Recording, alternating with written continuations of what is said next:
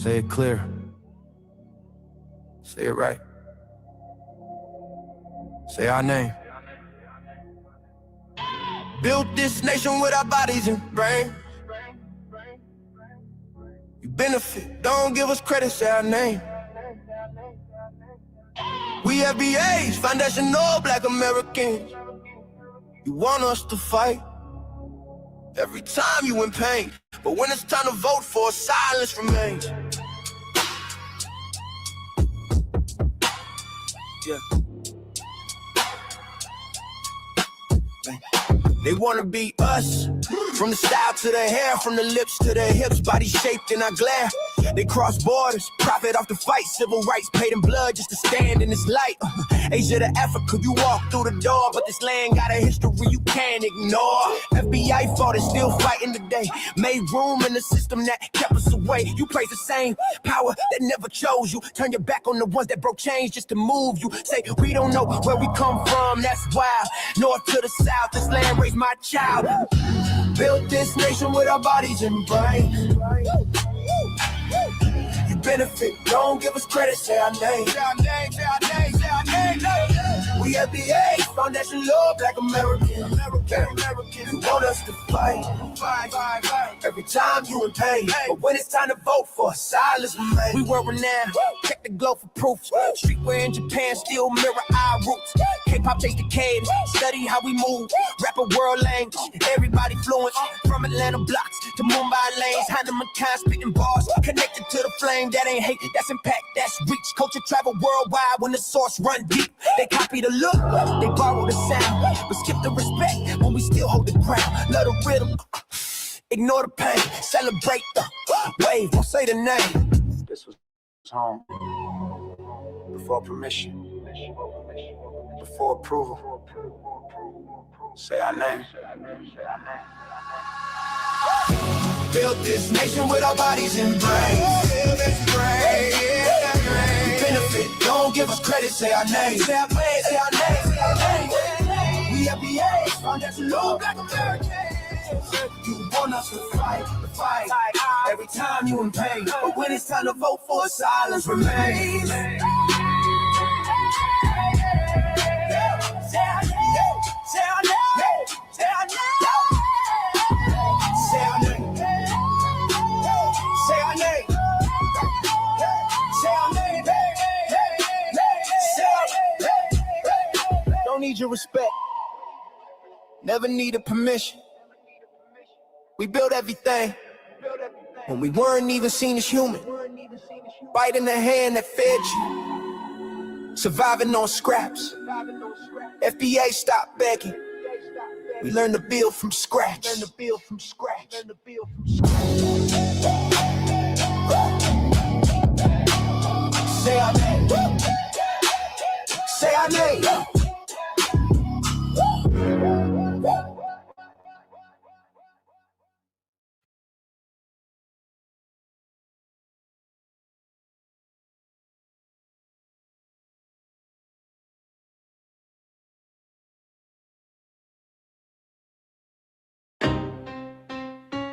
Y'all don't hear us. Pull up a seat and motherfucking listen.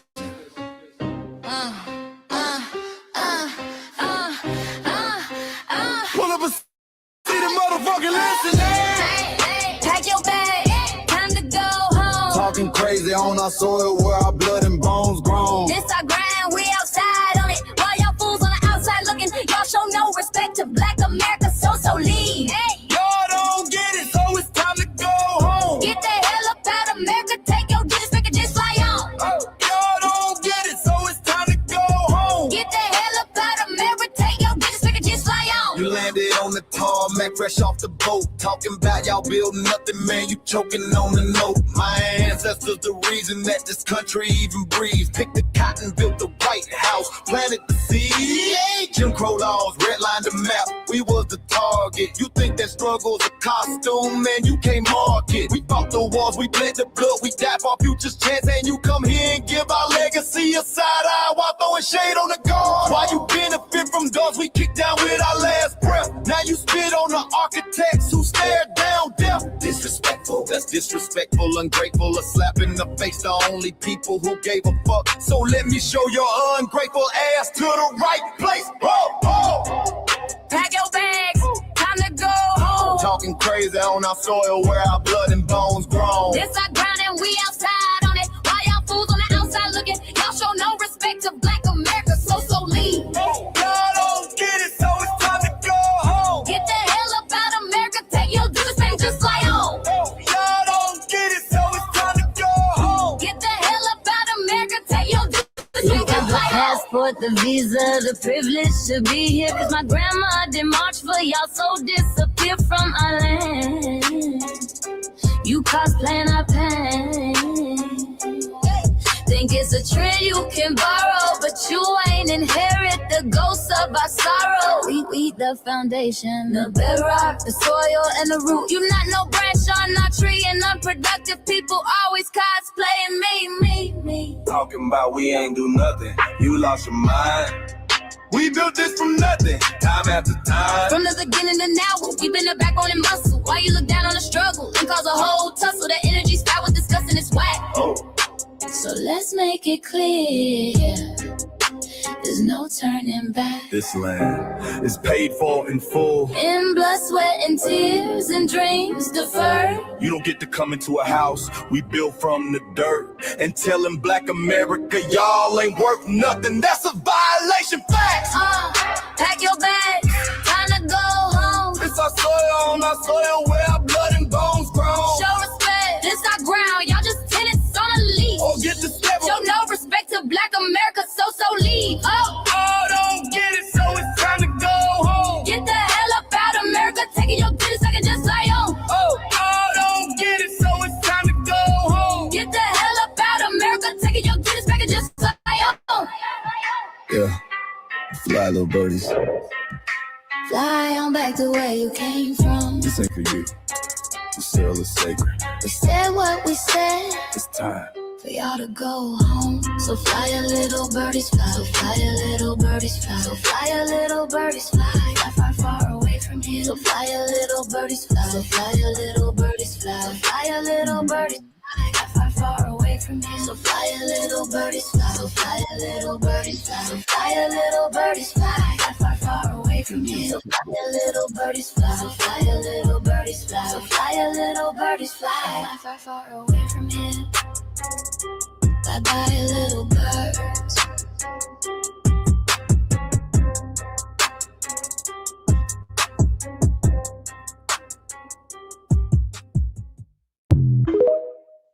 Greetings, Shabaka. I need to go on mute while we're playing the clips. It's like 4 more clips. Grand Rising. Hey, what's going on? I'm playing the clips, so I need to go on mute. Fresh always in the house. Okay, we got a fire weather warning here issued in Las Vegas, people. Okay, Shabaka, but I need to go on mute while we're playing the clips.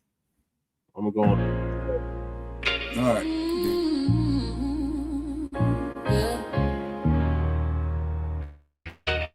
They thought we forgot, but we never forget. This one's for the roots. We built this land from dust and tears for 100 years, and we still here. They write new rules, but they don't see. Every freedom they got came off you and me. We planted seeds, they took the bloom. We lit the flame, they left the room. But we back now, no disguise. The spirits woke, we realize all we want is what we earn. That sweat and blood, yeah, that table turn. You can't buy culture, can't fake that fight. This is our day, this is our ride. We happy day. Say it loud, say it strong. We the heartbeat that's been there all along. Foundation of Black Americans, stand tall. We ain't begging for nothing, we built that all. Born from pain and grace, you can see the truth written in our face. We the soul, the sound, to fight the flame. Foundational Black Americans, say our name. They love our rhythm, but they dodge our blues. Use our voice when it fits their news. They take our sound but not our scars. We the backbone, we the stars. Now the veil is gone, the mask is clear. We see the game, we know it's here. No more silence, no more lies. We lift that flag and watch it rise. Rise up, rise up. We the ones that made this nation breathe. Our veins are power, our roots are trees. We know world is rhythm and grace, and now we're reclaiming our rightful place. Can't copy courage, can't steal pain. You can't inherit soul by changing names. Our story ain't done, it's the revival. We guard the gate, it's about survival. We FBA, say it proud, say it loud. The world dances on what we vow. Foundational Black Americans. Still we stand, still we fight, still we demand. Every block, every song, we've been right here all along. The soul of a people strong and free. Foundational Black Americans.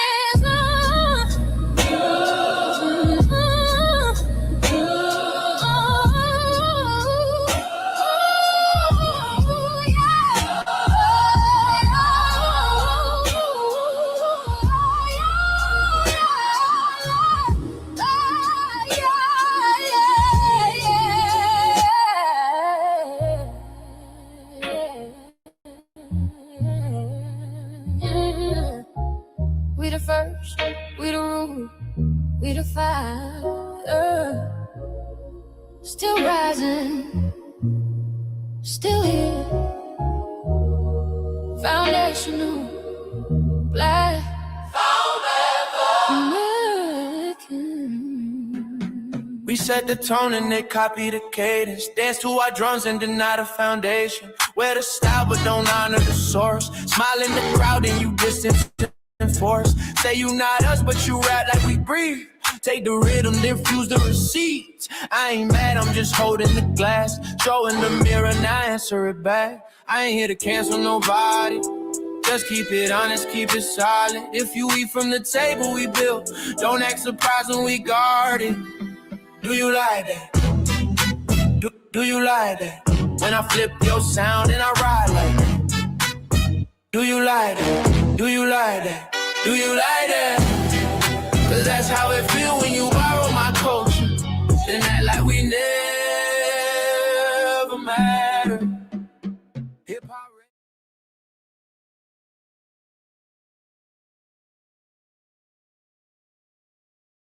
Mike Larry. Now this shit here, it's what I see it is. We're not fighting your battles. We're not carrying your fear. We're not lending our history to people who erased us while we were here. Just cause you're born here, don't make you FBA. That makes you a citizen, learn the difference today. This is lineage, not a look you can wear. Not a costume you borrow when it benefits you there. You used our culture like an access card, backstage pass, a straight facade, but now the mirror's in your face. No disguise, and you're uncomfortable looking truth in the eyes. We didn't leave our land to beg for a chance. We stayed, we fought, we took every advance. That's the separation, that's the line you cross. We paid the price, you learned the cost. You waving your flag on our soil, but fighting not to go back home.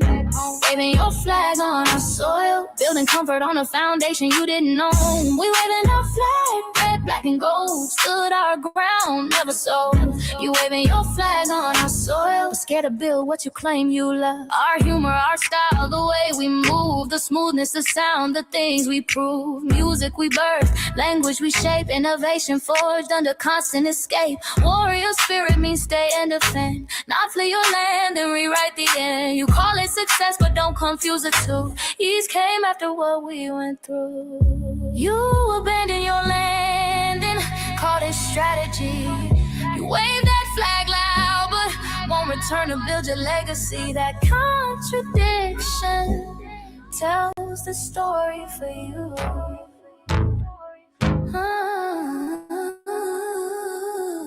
You waving your flag on our soil, or fighting not to go back home. We live in homes where we were forged, every inch earned, every brick known. We can't be deported, and that truth changes everything.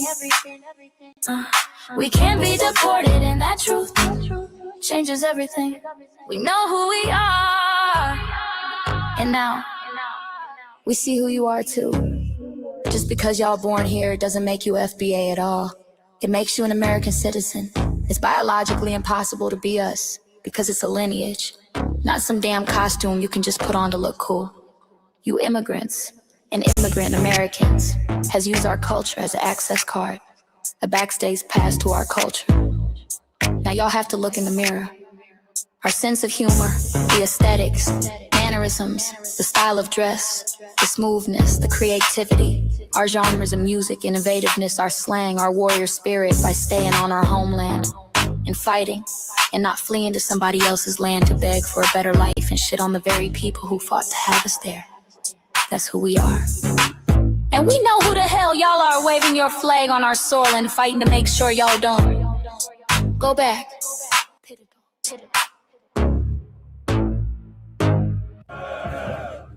You can't leech off our culture anymore. Beat it!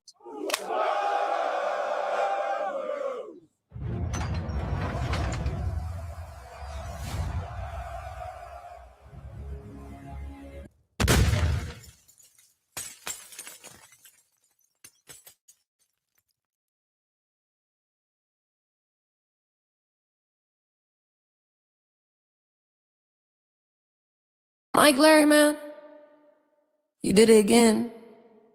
We really making history. Let's go. Do you like that? Do you like that? Flip your sound, how you like that? Do you like that? Do you like that? Say it loud, don't walk it back. Do you like that? Do you like that? You grew up mimicking us, now y'all switch it up. Turn the carbon copy, y'all ain't black, what the fuck? It's funny y'all connecting to our culture like it's Wi-Fi. Surfing on our waves of our culture, no more agua. Still in my culture for all these years. Look how time flies, all these colonizers in disguise. Y'all hate, y'all still hate us outside. Study dope, vampires, it's the blood of our guilt. They copy the flavor, sip the juice, love the results, hate the truth. Who? Do you like that? Do you like that? Do you like that? Flip your sound. How you like that? Do you like that? Democratic shields, talking points, the road they fill. Fish and chips, agent on the mic, judging FBA, but ain't you half white? Talking like you one of us, we need a proof face. The agent type with a prune face, like 50 and Jim, it's a cold game. Throwing stones cause we build our own lane. I'm joking, kinda, but I mean smile calm, pressure intact.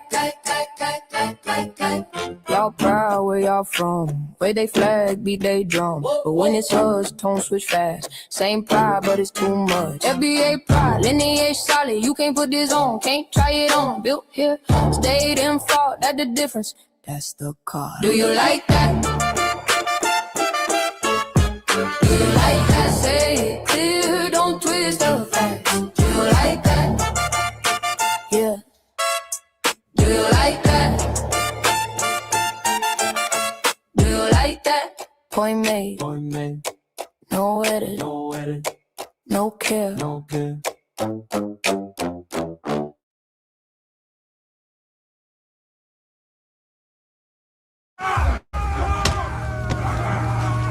You know, erasing history is something that you have to do when it comes to conquest, domination, and destroying a people. If people knew who they were, and what they were capable of in the past, they will understand what they have a possibility or a likelihood of doing in the future.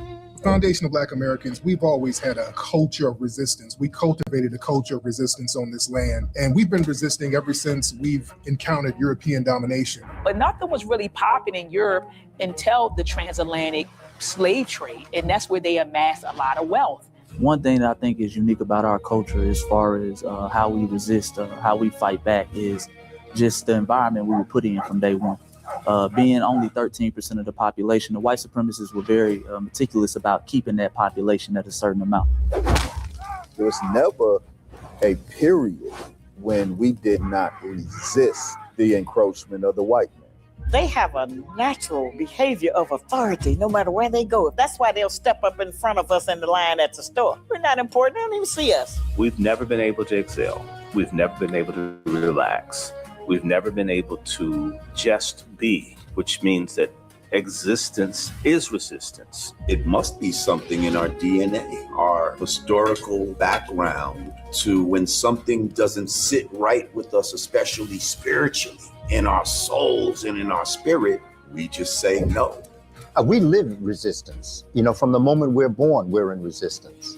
And it's handed down generation to generation.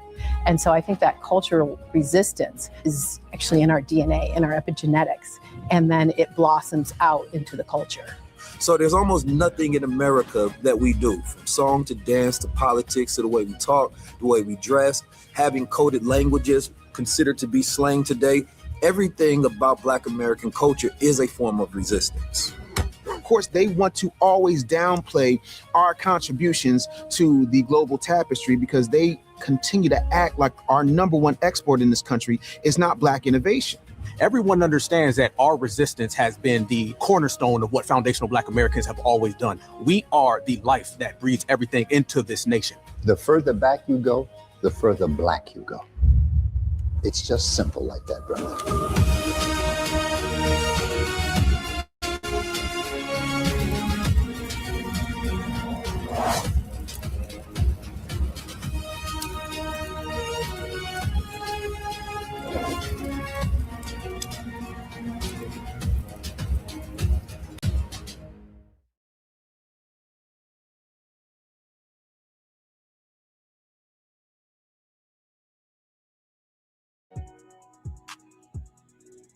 Introducing the B1 Rolodex, the easiest way to search for and support FBA and B1 businesses. Hundreds of entries from the Black grassroots for the Black grassroots. Free to use, free to download, constantly updated. Trouble navigating the document? Try using the map version. Notice a business missing? Use this simple Google form to submit an FBA or B1 business. Also submit anti-Black businesses, which are now being collected in that last tab. Find resources, contact numbers, and much more using the second tab. All the info you need to start practicing group economics today. Go to blacktruthunited.com. That's blacktruthunited.com. And check out the new FBA threat Rolodex as well. We'll be discussing that further on Frontline Black News. But greetings, Black family, greetings, grand risings to you. Grand risings with Shabaka and the Chase is underway. This is season 11, episode 51 of Grand Rising with Shabaka and the Chase in conjunction with the Frontline Black News. We're a little early, but we're going to get through it. And greetings, Shabaka, from the Mile High Income and Illegal Migrant Flooded City. Look what I have on my shirt, Shabaka. What's that? Hold on, let me see. Where you at? Las Vegas. Las Vegas, Sin City. Come on, 7-Eleven. Hey, good morning, fresh always. 2 times, yeah. Yeah, Las Vegas, Sin City. Yeah, a lot of fortunes made and a lot of fortunes lost. You know, I'm about to go out and come back in. It looks like it's acting up again. I'll be right back. Why are we surprised? They don't like this truth, man.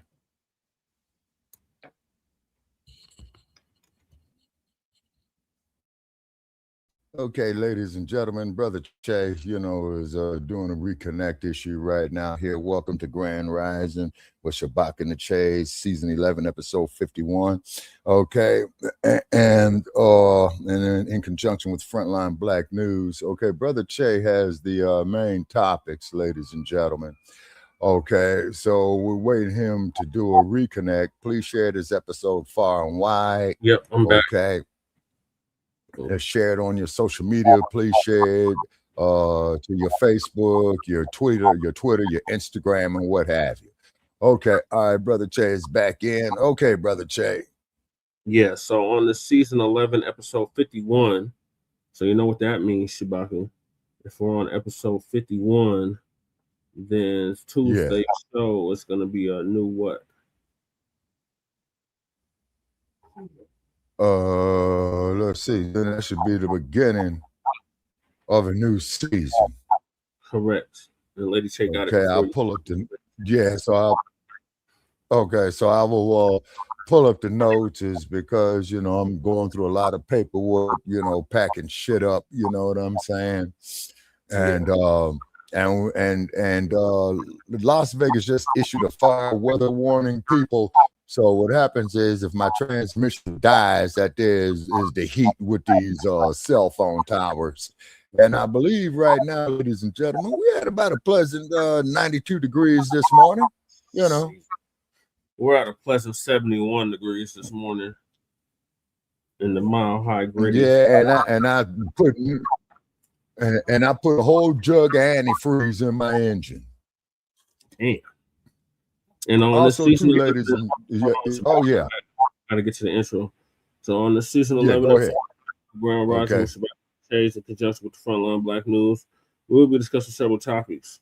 The first one is Americans listen to this message now before it's deleted. New Lego video from Iran. Then why FBA's Despise being called African American. Should the NAACP support for Karmelo be questioned? Yes, and yes. Did Jasmine Crocc-A-Chit realize the Democrats just wanted to use her for votes? Finally, the dump as a human shit, and we want to make that perfectly clear. Trump ends TPS, as our brother Fresh has already alluded to. And Haitian women are upset at FBAs. Then we got Ghana's Prime Minister of Tourism says Juneteenth is a Ghanaian story. L to the no. Then agreed. Fuck him. The day after Juneteenth, what really happened to the 250,000 freed slaves? Then 7.5 and a 7.7 earthquakes in 39 seconds. How Venezuela's worst disaster unfolded. Then we got Okay, hold on, Brother Che. Let me say something on that. Those were not two earthquakes. That there was one great big quake. The first one came and it shook it, then it subsided, then it came back again. It's not two separate quakes. See, two separate quakes is one that happens this year, another earthquake happens 10 years from now. But when they come back to back like that with the aftershocks, sir, that's all the same shit. Ask me how I know. Well, they're saying different about it. They're saying it was two different earthquakes in the span of 39 seconds difference, but there are different magnitudes. That would make sense if they were the same magnitude, but these were different magnitudes. Yeah, no, Maxwell is right. It was an aftershock. The second one would be the aftershock. And as I said it before, you got the initial quake, but it's the aftershock. Was the initial quake, and then the 7.5 was the aftershock, is what you're saying? Yes, sir. And those are two major quakes. Remember, people, anything above 6, okay, is devastation. If that motherfucker would have hit an 8 or 9, that's total devastation. So all their water is fucked off. All their food chains is fucked off. All the refrigeration is gone. Every goddamn piece of food, man, that you come across, man, you're going to have to toss it. Also, too, do not bathe. Go get your water. Buy it. Barter for it. Steal it by any means necessary. You're going to need the water. And stay away from the gas lines, is because the gas lines, when they rupture, that they contributes to future explosions. And keep in mind, it's not over. I wish them well down there because I lived through these damn things here too. You see what I'm saying? But I'm just speaking from experience on that on the real.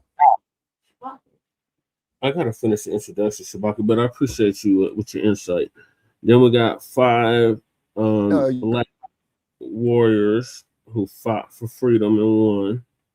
Then we got classic Pan-Africanist says Black Americans, our indigenous lineage is peasantry.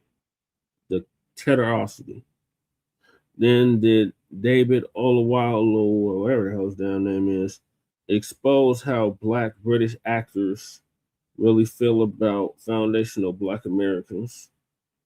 And if we have time, certainly not least, Black women put health at risk with Asian hair and beauty products.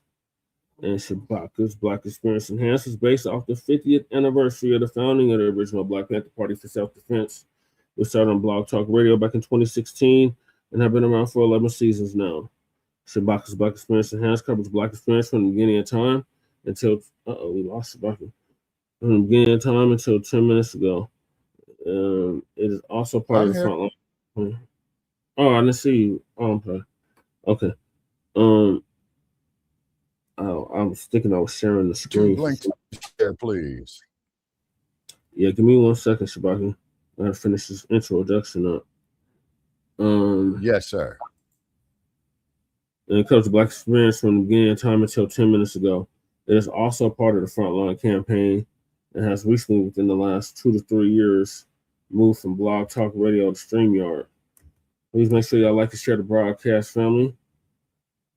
Please like, share, and subscribe to the Frontline Black News YouTube channel. And please join us on StreamYard, YouTube Frontline Black News. The links to all of our channels are in the description, including Frontline Black News. Frontline Black News 2, the backup channel. I seriously need y'all to sub up to that, just in case they try to take Frontline Black News down again. We have backup. We got to get that channel to 50 subscribers, so we'll have backup. And then we got Lady Chase, my personal page, Jesse Paris, aka Chan Chroma. Jesse Paris, 5280. Make sure y'all sub to that, so y'all be abreast of what's happening here in Denver in regards to Denver politics, Denver and Aurora City Council. I've been attending this Denver City Council meeting for over 10 years now in Denver. And we also stream all the community events, all the Black events here in Denver and Aurora that we attend. And then the Sunday morning food bank, which I've been doing for over a decade now. We got Lady Chase YouTube channel, not Jeanette 1, that's Shabaka's channel. Lady Chase backup channel, Seduction Doll 5991. Make sure y'all sub up to that so Lady Chase can start going live on that YouTube channel. She needs about 6 more subscribers and she'll be able to go live on there. Then we got her main channel, The Revolutionary Agenda. The Revolutionary Agenda. Make sure y'all sub up to that so she has more support over there and more viewers, because she'll be covering topics that we normally don't get to on Frontline Black News and Shabaka's Black Experience Enhanced. So please show her channel some love. Then we got Shabaka's YouTube channel, Jeanette 1. Make sure y'all sub to that so Shabaka can start going live again on YouTube. The link to his channel is also in the description. He's got 42 subscribers. Let's get up to 50 today. We got enough viewers to do it. So just hit that link for Jeanette 1 and subscribe to Jeanette 1, which is Shabaka's YouTube channel. Then we got our cousin, our Lokester, Jay Militant. And she also to his channel as well, was Crocc-A-Chit with Jay Militant, our cousin, our Lokester out the Bay Area. Then we got our brother Kukizi, who's out the Mile High, Gritty. And he's from the Bell side, the Montbello area. Make sure y'all sub to his channel as well. Kukizi 5100. He's a dope MC / rap artist. He used to do the intro track for the Frontline Black News until, he has some issues. Then we got Breeze Omega, our brother Breeze, my brother from another mother, who's in Hempstead, Long Island, but is now in, it's originally from Hempstead, Long Island, and is now in Leesburg, Virginia. Make sure y'all sub to his channel as well, Breeze Omega. He usually covers topics that we get to over here, or similar topics to what we cover over here. And then we got our brother, the Church of Black Power, our brother out of Watts, California. He keeps saying he called me, but I don't have no record of it. But we appreciate our brother nonetheless. And y'all sub to his channel as well, the Church of Black Power. He just surpassed 3,000 subscribers. He's fast approaching 4,000. So let's help blow him up, because he be covering topics that usually don't get heard or seen. So subscribe to his channel. Then we got our brother Torian Rain Reloaded, who's been around for a decade plus, and actually put Lisa Cabrera on. I just found out recently. So make sure y'all sub to his channel as well, Torian Rain Reloaded, and he be covering topics that most in the New Black media don't even be covering. So salute to Torian.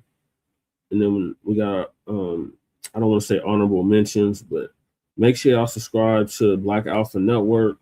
Make sure y'all subscribe to Afro Elite. And last but certainly not least, make sure y'all subscribe to Black Truth United, our young brother who put together the B1 Rolodex, which is a modern day green book for FBA and B1 businesses. And the links to submit your business is in the description. The link to the Rolodex is in the description. And now we have the FBA hate crime threat business database as well. We'll be touching on that further on Frontline Black News tomorrow. Then we got the FBA, or not FBA, the Freedmen Reparations Party, which I have as my avatar. The merch for that is out, and the link to the description, or the link to the website is in the description. So make sure y'all check that out. Then we got Council the Congressional Black Caucus and create a foundational Black American Caucus. The link to that is also in the description. Then we got Sister Brooks' Call to Action. Actually, that second video that we play, that came directly from over there, the U.S. Freedmen Project. Shout out to them. The one was to go home, go home. All the tethers go home. That one. Shout out to Sister Brooke. Call to Action. The link to her call to action is also in the description. The link to her products is in the description. Then we got the RDAS Act, the Reparations for the Descendants of American Slaves Act. The link to that change.org petition is in the description. Then we got Support Lady Chase GoFundMe if you haven't already. Donate if you haven't already. The link is also in the description. Then we got Standing with Joshua Fox. I was previously saying Hart, but it's Fox. Shout out to our brother for putting hands and feet all over that white supremacist Nabisco, Chad the Bussy, Chad the Builder. Right. So He did right. Is in the description. Then we got Stop Netflix from releasing the damaging docuseries about Michael Jackson. The link to that is also in the description. Right. And shout out to Dr. Randy Short for putting that together. Then we got myself, who was a candidate on the ballot in the office in the state of Colorado for House of Representatives, for House District 8, a historically Black district up until recently. So it's time now we reclaim it and make it Black again. Black first again. And then we got the copyright disclaimer under Section 107 of the Copyright Act of 1976. Allowances made for fair use for purposes such as criticism, comment, news reporting, teaching, scholarship, education, and research. And I do not own the rights to the music. And if you don't understand racism, white supremacy, what it is and how it works, everything else that you think you understand will only confuse you. In all 9 or 10 areas of human and people activity, and that is economics, that is education, that is entertainment, that is labor, that is law, that is politics, that is religion, that is sex, and that is war. And some say health and nutrition. In all 9 or 10 areas of human and people activity, and that was by Mr. Nellie Fuller Jr., who transitioned exactly a year ago at the age of 95, ProduceJustice.com. And when you are a Black person, we see Ghost Watchers too, are captured by any race soldier, you must never fuss, fight, or flee. Comply and defend yourself in court, also by Nellie Fuller Jr. The link to his Produce Justice is in the description. And last but certainly not least, we got racism, white supremacy is conscious and subconscious behavior to maintain white genetic survival, to prevent white genetic annihilation. And just to be clear, that is the only racism that exists on this planet and in this realm. So shout out to Dr. Francis Cress Wilson, our master teacher, warrior scholar, put that together. And the link to her ISIS papers is in the description. So those are the topics. We got Cow Dog in the building. Shabaka, salute, Cow Dog. Hey, salute, Cow Dog. Salute. We got Lady Tay. She is sleeping or pretending to sleep, but she's here as well. So those are the topics. Like and subscribe button. Think before acting, but keep your power tools. Exactly, fresh. Oh, absolutely. And you never want to be the aggressor when you have to use the power tools. Yeah. Because that there's some shit that they'll twist up in these goddamn kangaroo courts. Even when you're not the aggressor. I've seen that. Yeah. But either way, keep your power tools. Best to have them than not. Oh, yeah. All right. So I'm gonna go to the first topic, and that's a new Lego video. New Lego video says, we got a message for you, and that message is as follows.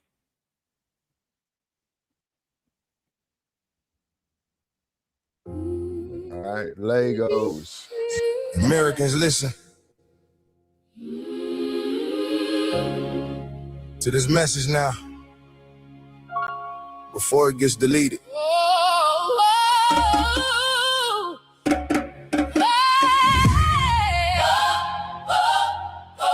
Yeah.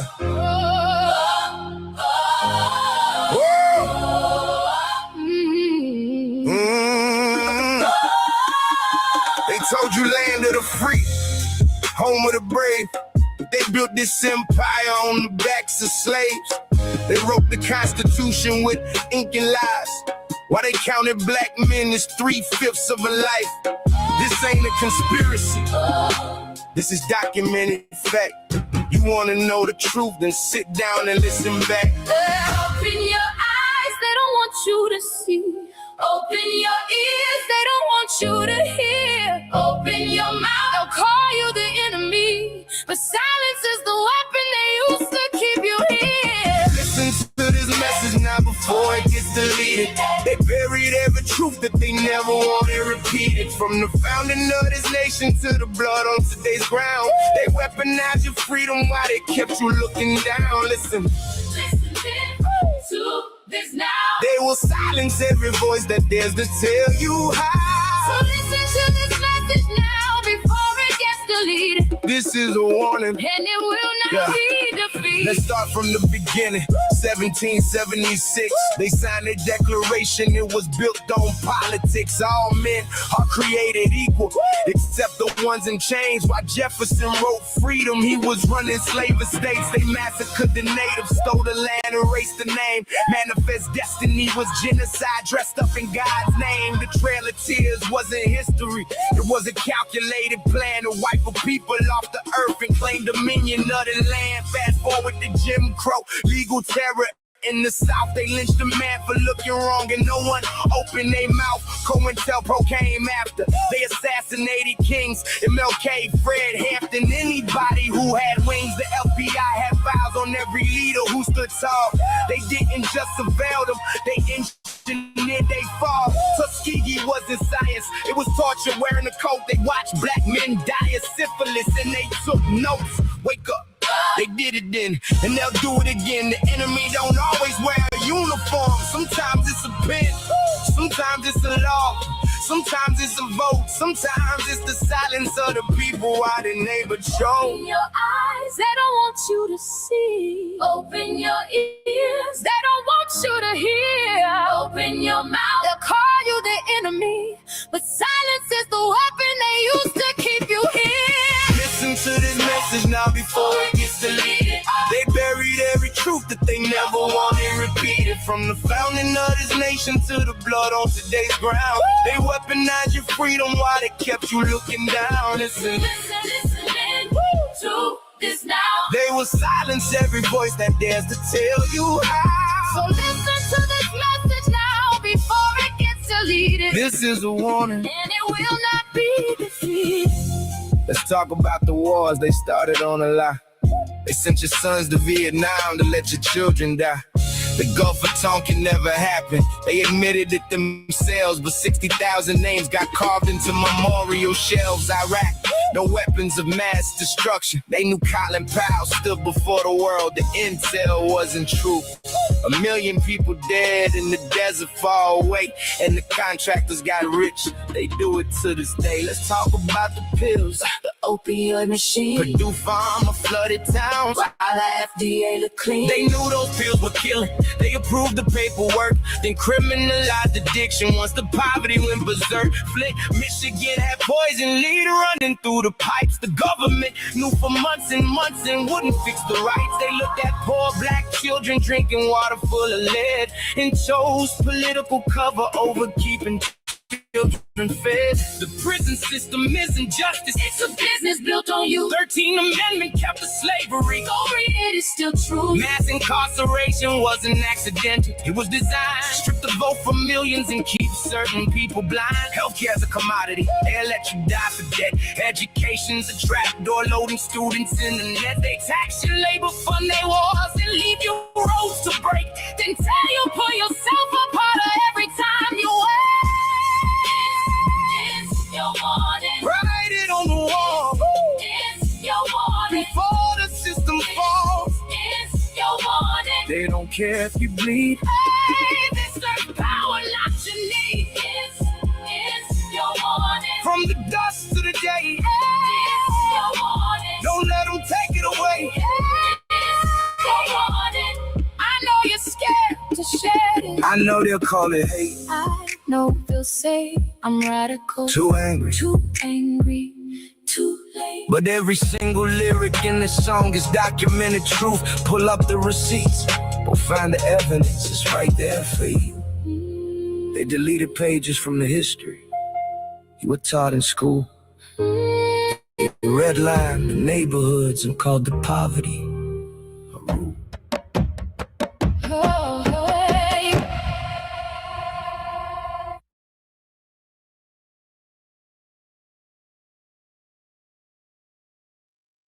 All right, so that was a new Lego video. That was quite the message. What are your thoughts, Shabaka? All right. Okay, from what I understand about the Gulf of Tonkin episode, man, that happened August 1964, which was the precursor to the war in Vietnam. Okay. And then, of course, as you know, LBJ, he was the president at that time. Also, too, from what I understand, LBJ's in-laws or direct family had an interest in Bell helicopters, and war is big business for those war contracts. Okay. So then what had happened was LBJ in 1965 deployed 500,000 troops. Okay. The draft was still going on. Then, of course, people talk about that Muhammad Ali was a coward when he refused to be inducted. All you goddamn Nabiscos out there, be sure to talk that same bullshit to you white boys who was going over there up to Canada to avoid it. And Ali said he wasn't going nowhere, and he didn't. And from what I understand about this miseducational system, that only Congress can declare war. And from what I understand, based on my research, the U.S. Congress never declared war on North Vietnam. Just like they never declared war on Iran. Yeah, so it's what they would call a police action, a policy enforcement. And I want to make that perfectly clear. Once again, a policy enforcement. Okay. So then, of course, as we do know, what old Lyndon Baines Johnson said, you know, prior to the 1968 election, I will not seek, nor will I accept the nomination of my party for president of the United States. Now, LBJ, how the fuck is the president who you were the vice president under gonna get killed in Texas? Yeah. Dallas. Ask yourself that. Yeah, exactly. Dallas. So ask yourself that. Okay. Maxwell says he's at work, so he's listening. I believe Cow Dog said that he is at work, that he's listening. Okay. Salute. Yeah. Okay. Early with us. Yes, sir. And please share the YouTube link to Gen 1 so we can start going live. And then also, Brother Che, please hit me with the YouTube link of today's episode. Okay. And here it is, right? In a private chat. Yes, sir. Okay. Now, also, too, keep in mind, people, is that they are limiting, repeat, they are limiting for up and coming podcasters, content creators. Okay. And this is why on my like page of Shabaka's Blacc Expansion Enhanced, unless I know you personally or have any type of interaction with you, every goddamn content creator is being blocked off that page. Repeat. Okay. You got to share our links on your pages. Number one. Two is I got to yeah, Cal Dog. Yeah. Well, Kennedy got unalived. Yeah. Okay. And then I only been through Dallas once, and I saw the book depository where allegedly Oswald made his shot. They always keep the window open for some odd reason. I don't know the way it was explained to me.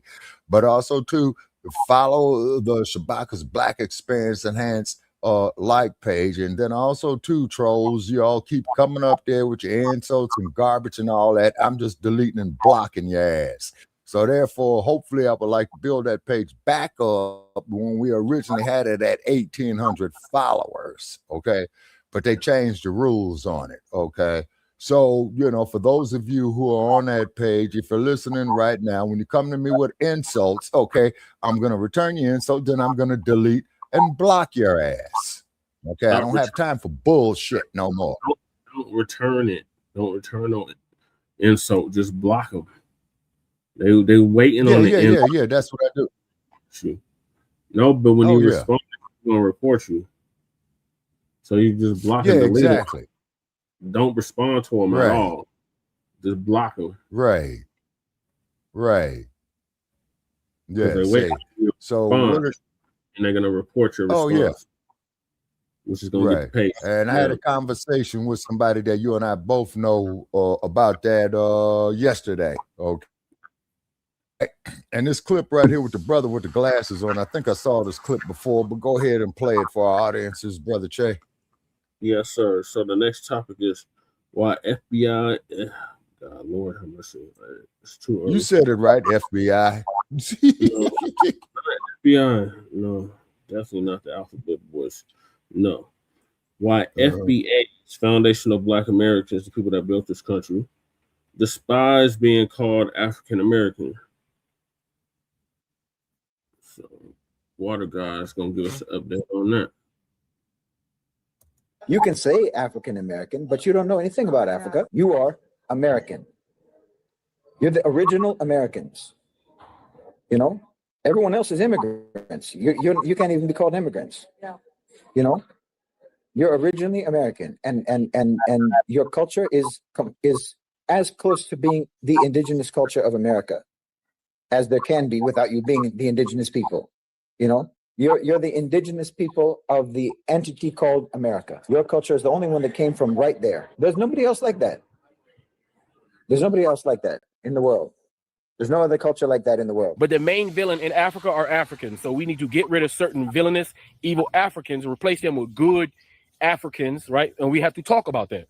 Therefore, y'all need to be putting these people on blast with the people who have a big enough voice to also help you push your agendas. If you talk about the things that's important in your communities, that's detrimental to your communities, and you can say it in a way that resonate with African Americans, then we will also take up those charges and we'll also highlight the plight of your country and push your agenda as well. That's how it works. That's Pan-Africanism. Y'all can't just keep focusing on African Americans. Might have to drop a dime on them. For sure. You know what I'm saying? Stop. I don't like that shit. For sure, bro. I don't like that shit.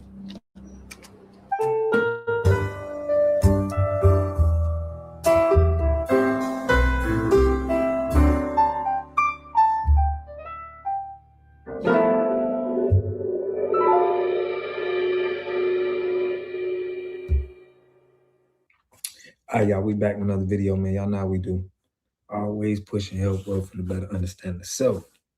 So this video, y'all, we going over that African American term. So check it. I said before in the video that it's disrespectful to call a foundational Black American African American. You can't do that. Okay, Elon Musk is he's an African American. People that's from Africa and they got African like God. Elon Musk is a goddamn whore. African He's American. Dutch. He's really African. So to be calling foundational Tell African that is motherfucker to bring his disrespectful. white ass out Okay, here. this is a PSA announcement. Somebody may really get offended and may want to, get physical. And I'm taking personal It's responsibility disrespectful for that to our comment. ancestors. So just make sure you giving the right respect and don't call nobody African American unless they're from the continent of Africa and they got ties to America. That's it right now. We're not doing nothing else. We foundationals. Just keep the African American term, because to me it's showing that our ancestors have no lineage here. And that's really what we care about. We got a lineage that dates back to this country. No one should even be considering saying this. Make sure y'all subscribe to the channel, hit that like button, push me on the algorithm. I greatly appreciate that. I'll give y'all some more commentary. Subscribe to Frontline This message Black is for News. those who have the ears to hear and the mind to understand right now. And if you do not, I completely understand. There is no diasporatic connection between the Black American Indigenous person and Africa. There is no African diaspora when it comes to our people. We are a separate entity. We have a separate culture. We have separate understandings. We have separate ways of moving about with one another. We have a century long history in America. We are from here. Our people rose from the soil here. See the Aboriginals of Australia, if that is hard to understand. In tandem with that, when you see the behavior of immigrants who come here, like the Nigerian woman who started the Shade Room, when you look at that behavior and you see that they have no problem disparaging the Black American community and refusing to highlight our leaders in finance and law, aside from talking about their physical appearances, that should let you know these people are agents of white supremacy. They don't look to our community in a fashion that is anything other than a dollar sign, which is why we must remove ourselves, our dollar, and delineation. These individuals are not a part of us, and we are not a part of them. In fact, on the continent of Africa, many of them within the same nation state like Nigeria are tribally disseminated. They're not the same people. So it's easy for us to understand that when we look into the truth. We don't have to believe the out of Africa theory, because it's just that, a theory. Love you. Now, as y'all seen, I played a clip in the beginning of this of Afro Think Tank. And Afro Think Tank was talking about trying to get the Africans on the continent to talk about their country and the fights that they're going through on their country, right? And we talked about this on my live. They're always talking about us. They're always talking about Black Americans. Now, we understand they're getting money, right? But we can have our own people talking about us. It's a problem. We can have our own content creators that's going through what we're going through on this land, which we have. They can talk about what we're going through.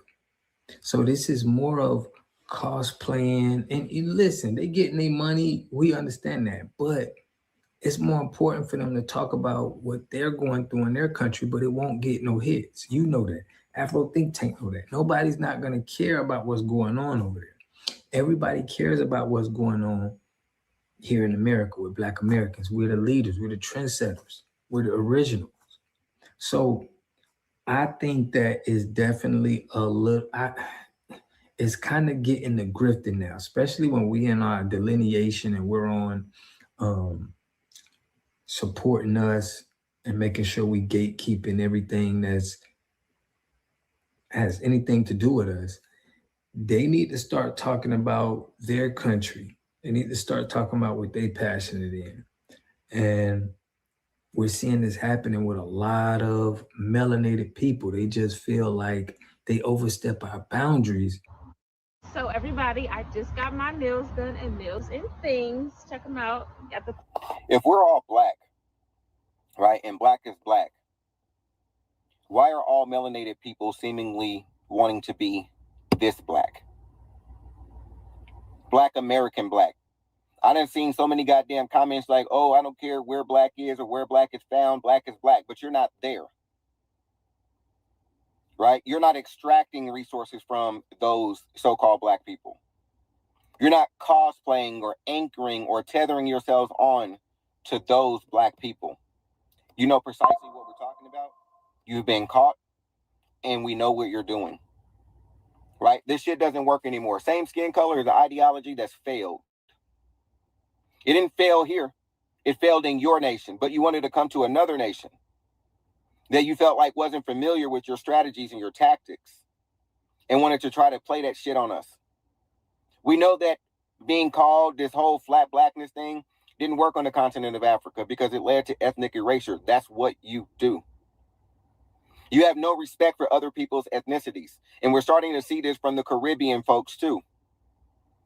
Things like Juneteenth, Black History Month, Essence, and being a black-owned business harkens back to a legacy that Black Americans can attest to and tie themselves to by lineage. Right? Black-owned businesses started back when we had black towns after the Great Emancipation, before the Great Emancipation era.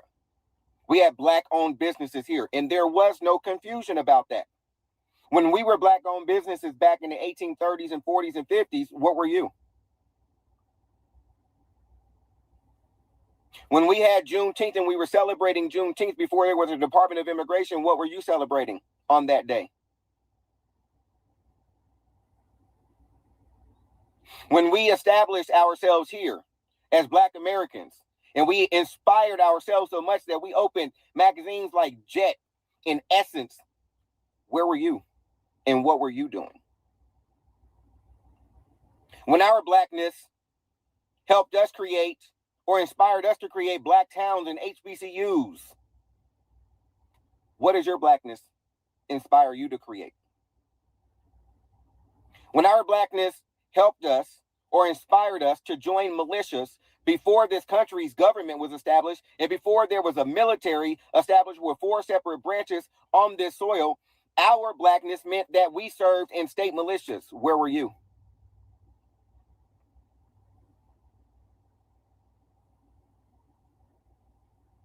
Where were you? See, group economics is practiced within a person's ethnic group. It's not practiced among a race, especially when we have found through our due diligence over the past 60 plus years that these people are not just immigrants. They're not just aliens, but they're colonizers. Colonizer, a person, a group, or nation that settles in a new territory, taking control of the land, the resources, and the indigenous population, taking foreign territories, often sending its own citizens to settle in the land. That is the definition of colonizer. My people, we are being colonized. We have no room. No room. And I don't give a fuck what your skin color is. That is an unforgivable act. You understand what I'm saying? An unforgivable, it is non-permissible. So we need to move quickly from boycott to fucking ban. We need a directory. We need a repository of Black American resources that cannot be hijacked. It cannot be code modified. It cannot be anchored on or tethered onto. These people have got to stand on their own. So y'all see how Pan-Africanism makes our lineage, our culture, things that we do so vulnerable, because everybody try to tag on to what we're doing, and we don't tag on. We can't get no resources from nobody else. As y'all see, the Africans is over there doing content on us every day. If we do content on them, it wouldn't get no hits. So it's like we have to sit back and watch people use us, use our image, name, and likeness to get clout and to get them in position and to get resources. And we're starting to gatekeep that. We're starting to gatekeep that because it's just, it's time for us to start focusing on us. And it's going to get a lot of people mad. They're upset at this, but we don't see the same energy when it comes to the other melanated people across the land. That Africans and African Americans are two distinct people. Now, I'm going to say some because some are actually descendants from Africa and they come here, and so they're called African Americans. And there are some that are called African Americans here that are actually native to the Americas. Many quote unquote Black or African Americans are actually native to the land here in the United States. While some were shipped over here during the slave trade, there were already quote unquote Black people here. They were already here in the Americas. According to the National Museum of the American Indian, Black natives exist. We are indigenous people of the Americas and the Caribbean. You know that guy that claimed he discovered America? Yeah, he did not discover anything because there were already people here. Black people were present in the Americas prior to Christopher Columbus and prior to the transatlantic slave trade. We've been told at least my whole life, that Christopher Columbus actually discovered America. However, over the last 2.5 decades, since the 500-year anniversary of Christopher Columbus' first voyage across the Atlantic, there has been a significant shift in how Columbus is viewed, with historians now describing him as a brutal conqueror. This article goes on to say, over the past decades, scholars have also argued that a number of early voyages to the Americas preceded Columbus's first voyage. In his book, They Came Before Columbus, published in 1976, Ivan argued that quote-unquote Africans had come to the Americas long before Columbus, and that Western scholars had hidden or suppressed evidence of this fact. Why would Western scholars hide this from us? Do you guys think there's something a lot deeper here? Again, this is just me thinking out loud. They clearly wanted us to know that Africans were shipped from Africa to the Americas, but they left out that little detail that there were actually some quote-unquote Black people already here, native to the land. And what is it with Black people? It's as if somebody is trying to erase your past, your true history. They're trying to suppress it. Why? To be clear, I know 100% it is not due to your skin color. Scientists are now asking the questions. Did Negroes precede Columbus as discoverers of America? Dr. Roland B. Dixon was on faculty at Harvard for over 37 years. He was born in 1875 in Worcester, Massachusetts. He was a U.S. cultural anthropologist who organized one of the world's most comprehensive and functional anthropological libraries, known as the Peabody Museum of Harvard University. He also developed Harvard into a leading center for the training of anthropologists, which demonstrates the credibility of his findings. His initial field of research focused on the American Indians of California. In 1923, he published The Racial History of Man, where he studied ancient skulls from Massachusetts and Rhode Island. Now, before I cover the subject, I want to address the Pan-Africans and the fraudulent indigenous claimers, better known as Native Americans, who often claim that there is no anthropological evidence of Black Americans being in America pre-Columbus. Well, Roland B. Dixon dispels that claim. In his 1923 study, Roland found that most skulls excavated from dig sites in central and eastern Massachusetts, as well as Rhode Island, show an analysis that the dominant race found in this area was what he called the Proto-Negroid. In plain language, Roland discovered that the earliest populations of New England were actually Black Negroid people, not Mongoloid or European. Mind you, this conclusion came from a white Harvard scientist during Jim Crow America, a man who had everything to lose with this information, yet still challenged the racial hierarchy and the story of who first populated the land. He was quoted saying, "There were dark-skinned, broad-nosed people in early Massachusetts and Rhode Island before European contact." Again, for a Harvard anthropologist to say that in 1923 was revolutionary and dangerous. But 2 years after Dixon's death, the language of his findings began to vanish from official discourse. Summaries in American Anthropologists of 1925 described his New England skulls as early Mongoloid. University bibliographies dropped the word Negroid entirely. Even the Peabody Museum's inventory cards, where Dixon's data had been recorded, were later edited to classify the same skulls as Algonquian or Mongoloid.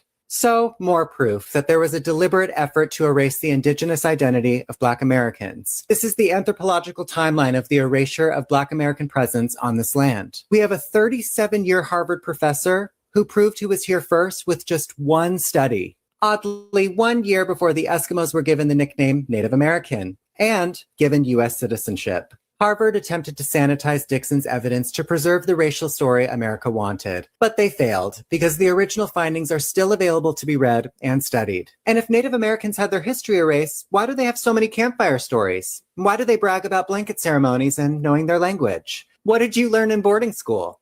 Was it maybe the place you were told not to speak Eskimo? If you were the true indigenous people and your history was supposedly erased, then what did you lose besides your minds? Oh, I know what it is. You lost your Asiatic Eskimo origins. But luckily, us true indigenous Americans, we found it for you. A community must have three things to have a community in it. You must have a wholly independent economic structure that can provide goods, service, products, and things for your own people, and jobs and tax spaces for your own people. You should at least control 4 basic things. You should be trying to control water, food, medicine, and energy to be able to survive and compete. Here we got Mr. Pollock. He had a cornfield. He took advantage of a free water test from us, and this is what we found in this water. We found sulfur, we found hardness, and we solved these problems with an easy fix of 2 tanks. So get your free water test today. Stay blessed. Click the link below. All right. So this is why we despise being called African American. I never resonated with that term. Every document I've ever had said I was Black. Not no African American, not no people of color, but Black. I know when I fill out paperwork, I fill out boxes. I like for something. I always remember it saying African American, Native American, white, right? Or some shit. I always remember checking the African American and the Native American and the white, and then skipping over the non-Hispanic and all the extra shit. Because I would always say, if you ask me my race, or you ask me what my race was, I would say Black, Indian, and French, because it's all I've ever known it to be. You know what I mean? Once I went into the system.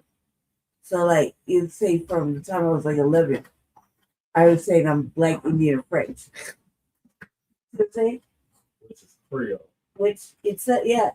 And it was just kind of crazy because the way they define Creole, the way we define Creole, like, I'm from California, born in California, right? I live in Denver, Colorado. I live in Aurora, Colorado.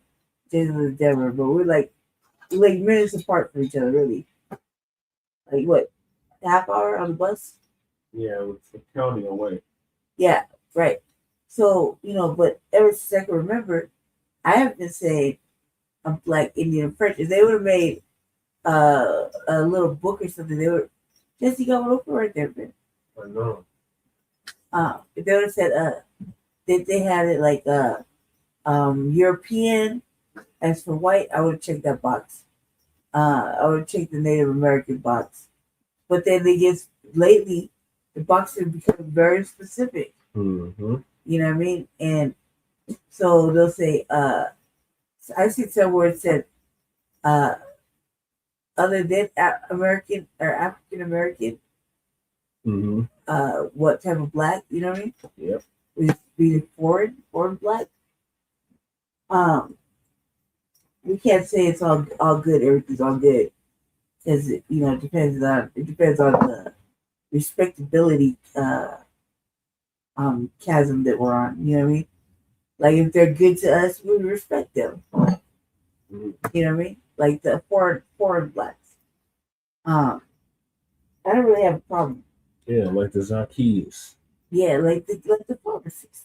Yeah, like the pharmacist, like the pharmacist. A pharmacist is from Ghana, right? And he was married to an FDA. Yeah, that part. But the reason the pharmacist is a decent man. Mm-hmm. He comes from like literally my pharmacy is like maybe a block away. Mm-hmm. He drops off my medicine, at the crib. He's very nice. Yeah, he like. I mean, he's been to the house a couple times, so he's been with my brother, and he talks to my brother. You know what I mean? Like, it's very welcoming. Like, you always been like kind of welcoming. He hasn't disrespected yet. And the fact that he's married to the FBA sister is like extra pointed. Right. My best friend is from South Africa. Oh, never disrespected. She's married to the FBA brothers. Her children are half a South African, half FBA. And they know both levels. What else? I think it just depends. And that's all. I only have two foreign black people in my friendship circle. Yep. Yeah. They're not very nice, but aside from that, I would just remember that if they would just have a box set, American black, and then in parentheses put American, I'd check that box. Would that be more nationality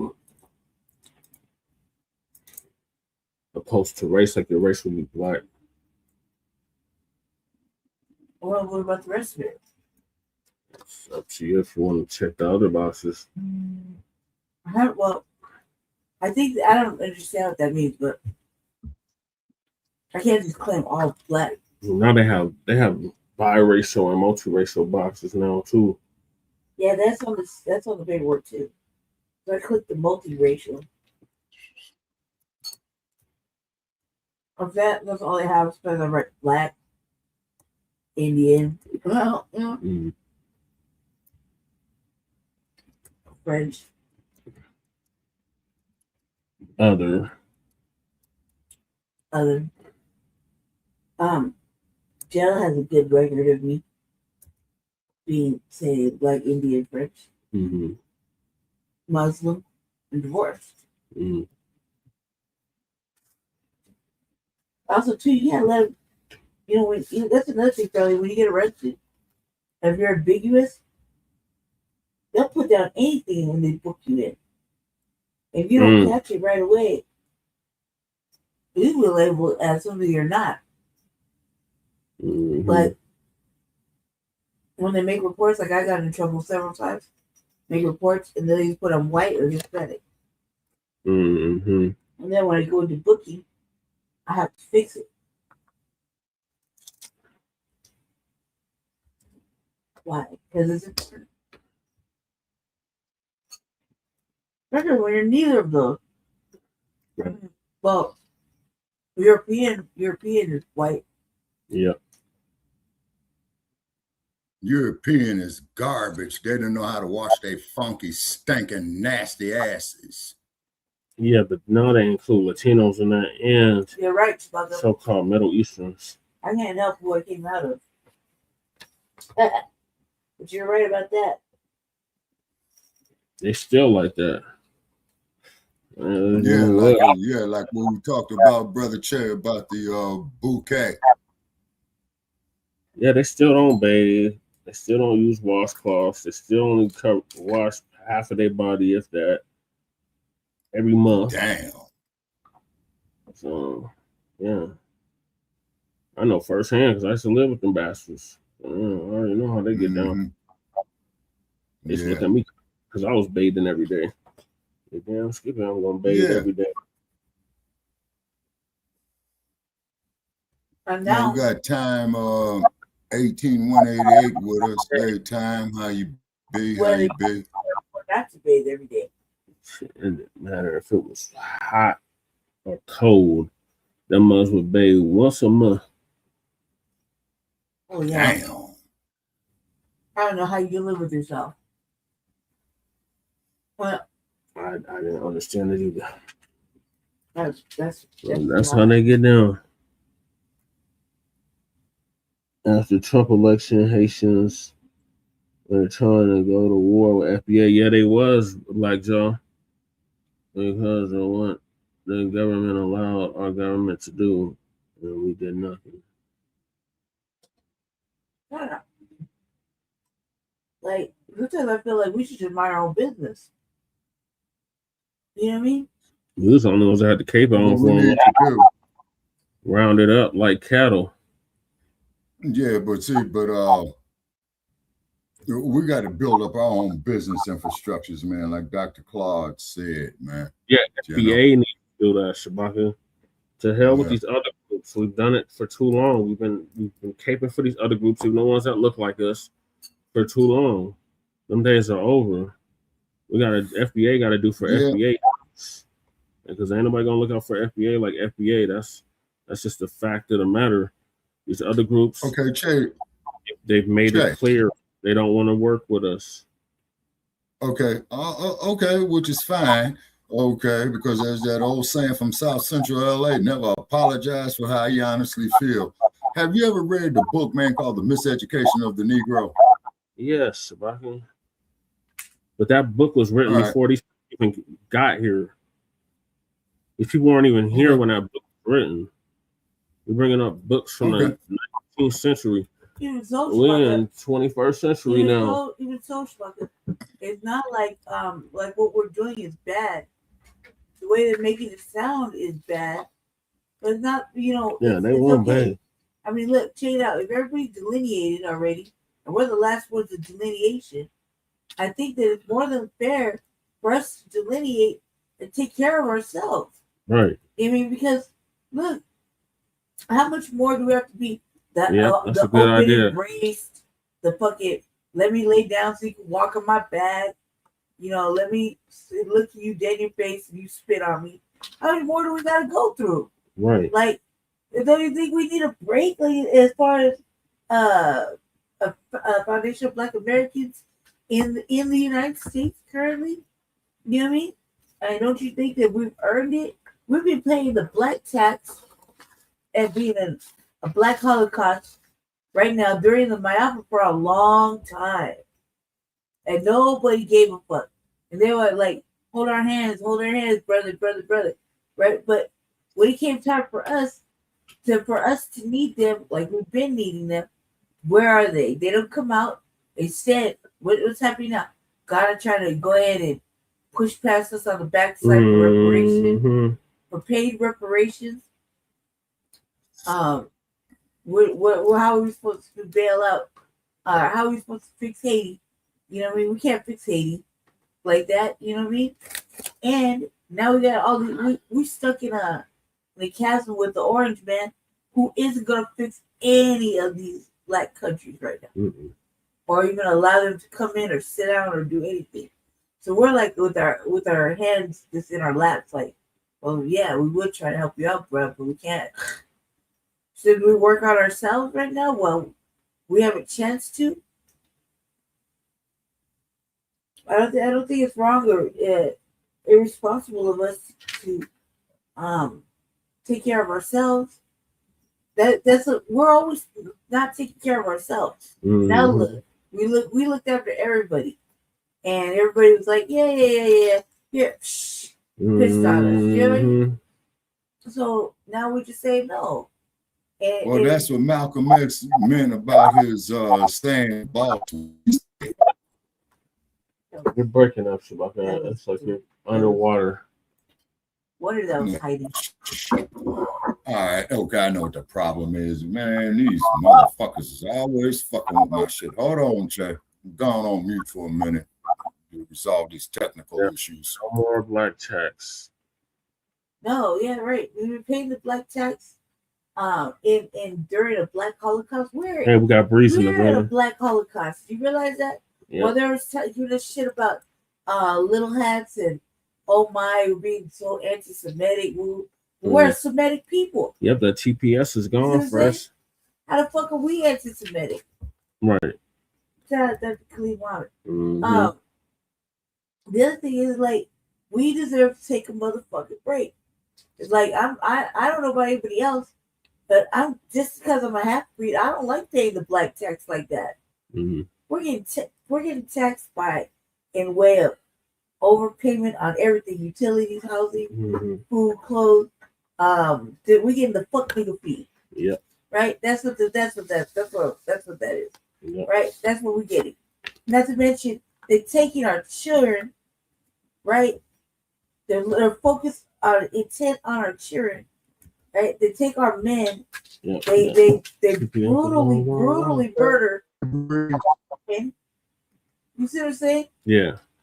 And then not only are they brutally murdered, they can't brutally murder a woman. Then they'll take her through her womb. You know what I mean? Yep.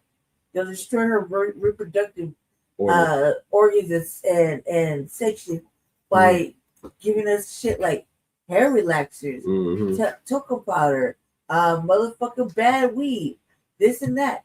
They'll get to the baby one way or the other. But at the end of the day, it's the baby they really want. Remember, genetic and not survival. Right? At the end of the day, it's the baby she carries in her womb. Is the fucking danger that they fear. An innocent little baby. They have so much fear in it. They will do anything and everything they can't brutally harm a woman. Right? Because they're afraid of what the baby will grow into. Yeah, they'll affect the chamber that it grows in. Yep. Right? If they can't harm the men, then they'll figure out a way to emasculate the men. And then, or if they can't even emasculate him, then through food, fucking whatever, stressors make his seed invaluable. So that they don't grow. So we don't have babies. So we're just like this. You see what I'm saying? And it's like it's all kind of warfare. We're at war, family. It just didn't start yesterday. Yeah, they're having the babies wait today. I love babies. Okay, Shabaka's back. You got the brick wall up. You know what that means. He's mad. Yeah, they fucking with my goddamn transmissions, man. Punk ass bastards. He got the brick wall up. You know what that means, though. Yeah, and I'm not saying anything wrong with it. I'm saying it's absolutely factual. I feel very attacked. I mean, like, can you imagine? Yep, chemical biological warfare. We're in utter war, and they now, dude. That they want to ship the inmates now. I was meant to cover that last week. Like, you can't leave our brothers and sisters. Yeah, they've been doing that. They're openly coming out with it. Shabaka, like, we're gonna start microchipping you. Yeah, what? They've been doing that. Yeah, they've been injecting inmates with microchips. And from what I understand, too, Brother Che, they're doing the same thing with the parolees as well. Yep.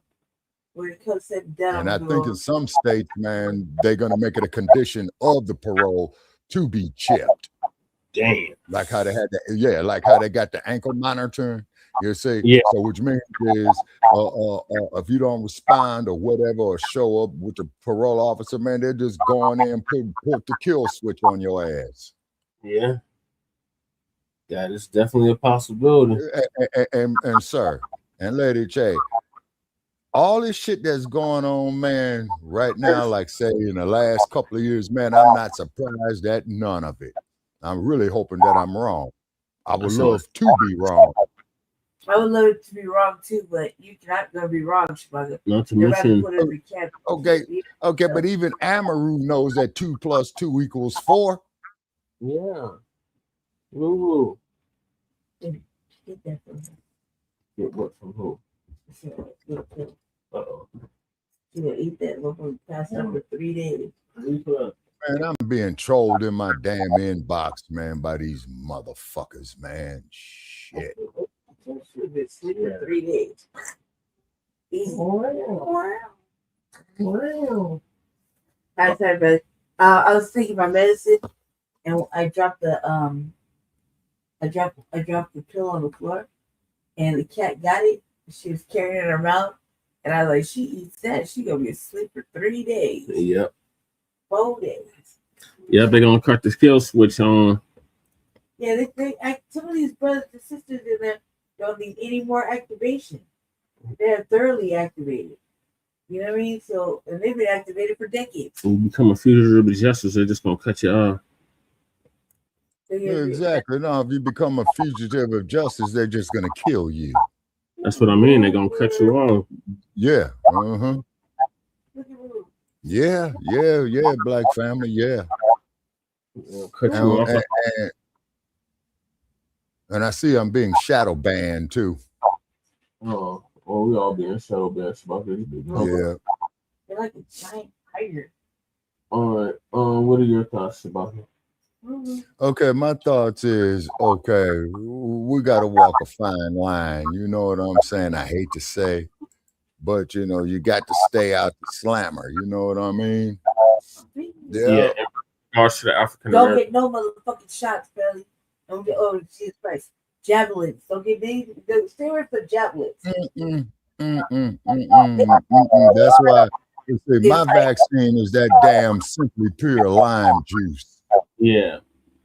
Yeah. Because now they want you, like, Mine's it's a not Simply just Orange. for the flu no more, brothers. This is like motherfucking, they, like, I showed out the RP. They made a DNA one, right? But they won't tell you whose DNA they use. So me and Jesse was We over got Sister Val in the building. Salute, I Sister was like, Val. Jesse, I bet there's some African DNA in here. Like, Yeah. Oh, and by the way, you do know, man, there's an Ebola case in the United States now, right? No, I didn't know that. Yes, sir.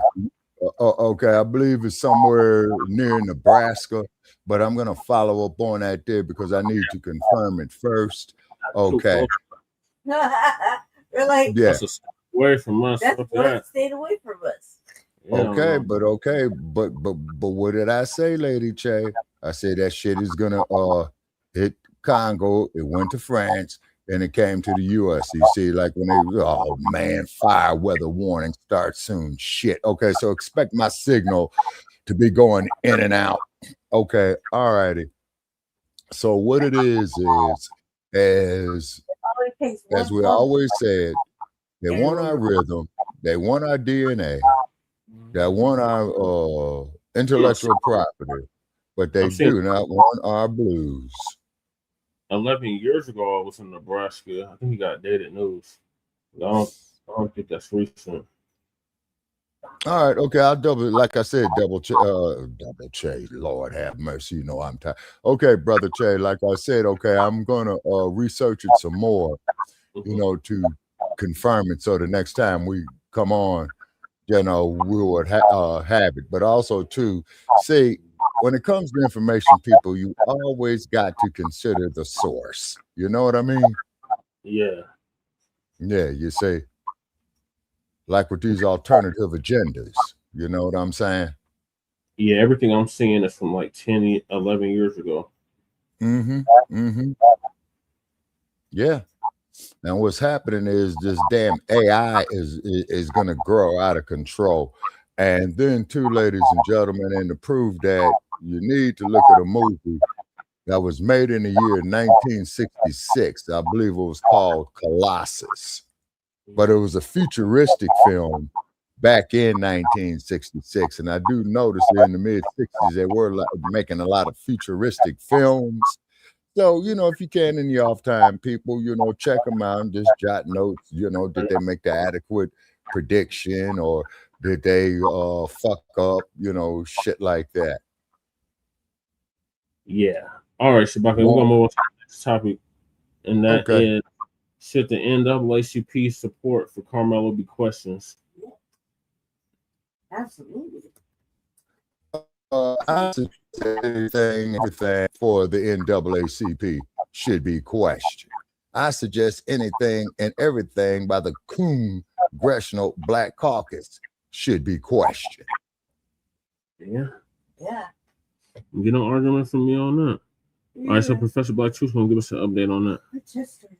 Family and fellow soldiers, I'm the professor, and this is the moment of truth. The illegal and unconstitutional railroading of Karmelo Anthony may be a done deal, but the family is fighting regardless, as they should. There's been news, of course, that there's a brand new legal team being brought in for his appeals, and apparently there's some black folks on it this time around. I guess after the family went public saying that all of these black lawyers were passing on the case, there were a few of them who wanted to try to rescue some of their credibility. What needs to be said is that everybody realizes that this is not actually about the law. The law is on Karmelo's side.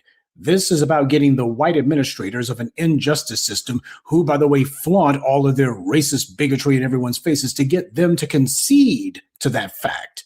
There was no actual proof that there was any intent to kill, and all the laws that had been broken were broken by the alleged victim.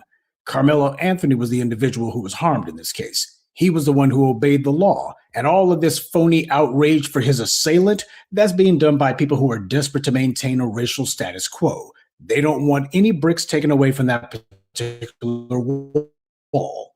And while the shills, plants, and ops will keep on repeating, man, this all just a waste of time, ain't no appeals gonna change nothing, these are the individuals, the exact same people who said that fighting to get the thugs in blue consistently held accountable for their crimes wouldn't happen either. These individuals, with their constant defeatism and their demands that we stop taking on this unjust racist society, what they're doing is they're actually trying to cover their own fear. There's a lot of sorry Negroes out there who are desperate not to have to fight white supremacy because of what it would require from them. No comfortable place under white daddy. And one of the worst offenders in this regard is the NAACP. These individuals who have been MIA on civil rights since forever. These guys, they're talking all big and bad now. They're just like these scumbag DNC influencers online. They have no influence, but they're name dropping Karmelo Anthony because they know the black grassroots are talking about it, and they too are desperate to be relevant. Oh, they're just so glad to hear that he's got a new legal team. You know, if it hadn't been for the NAACP, if these guys were actually doing what they claim to be their job, he wouldn't need a new legal team at all. These people have been out here since forever, and what have they done to prevent these travesties from even happening? They endorse political candidates, they do TV appearances, and for the longest time, they've been promoting literally everyone and everything except black people.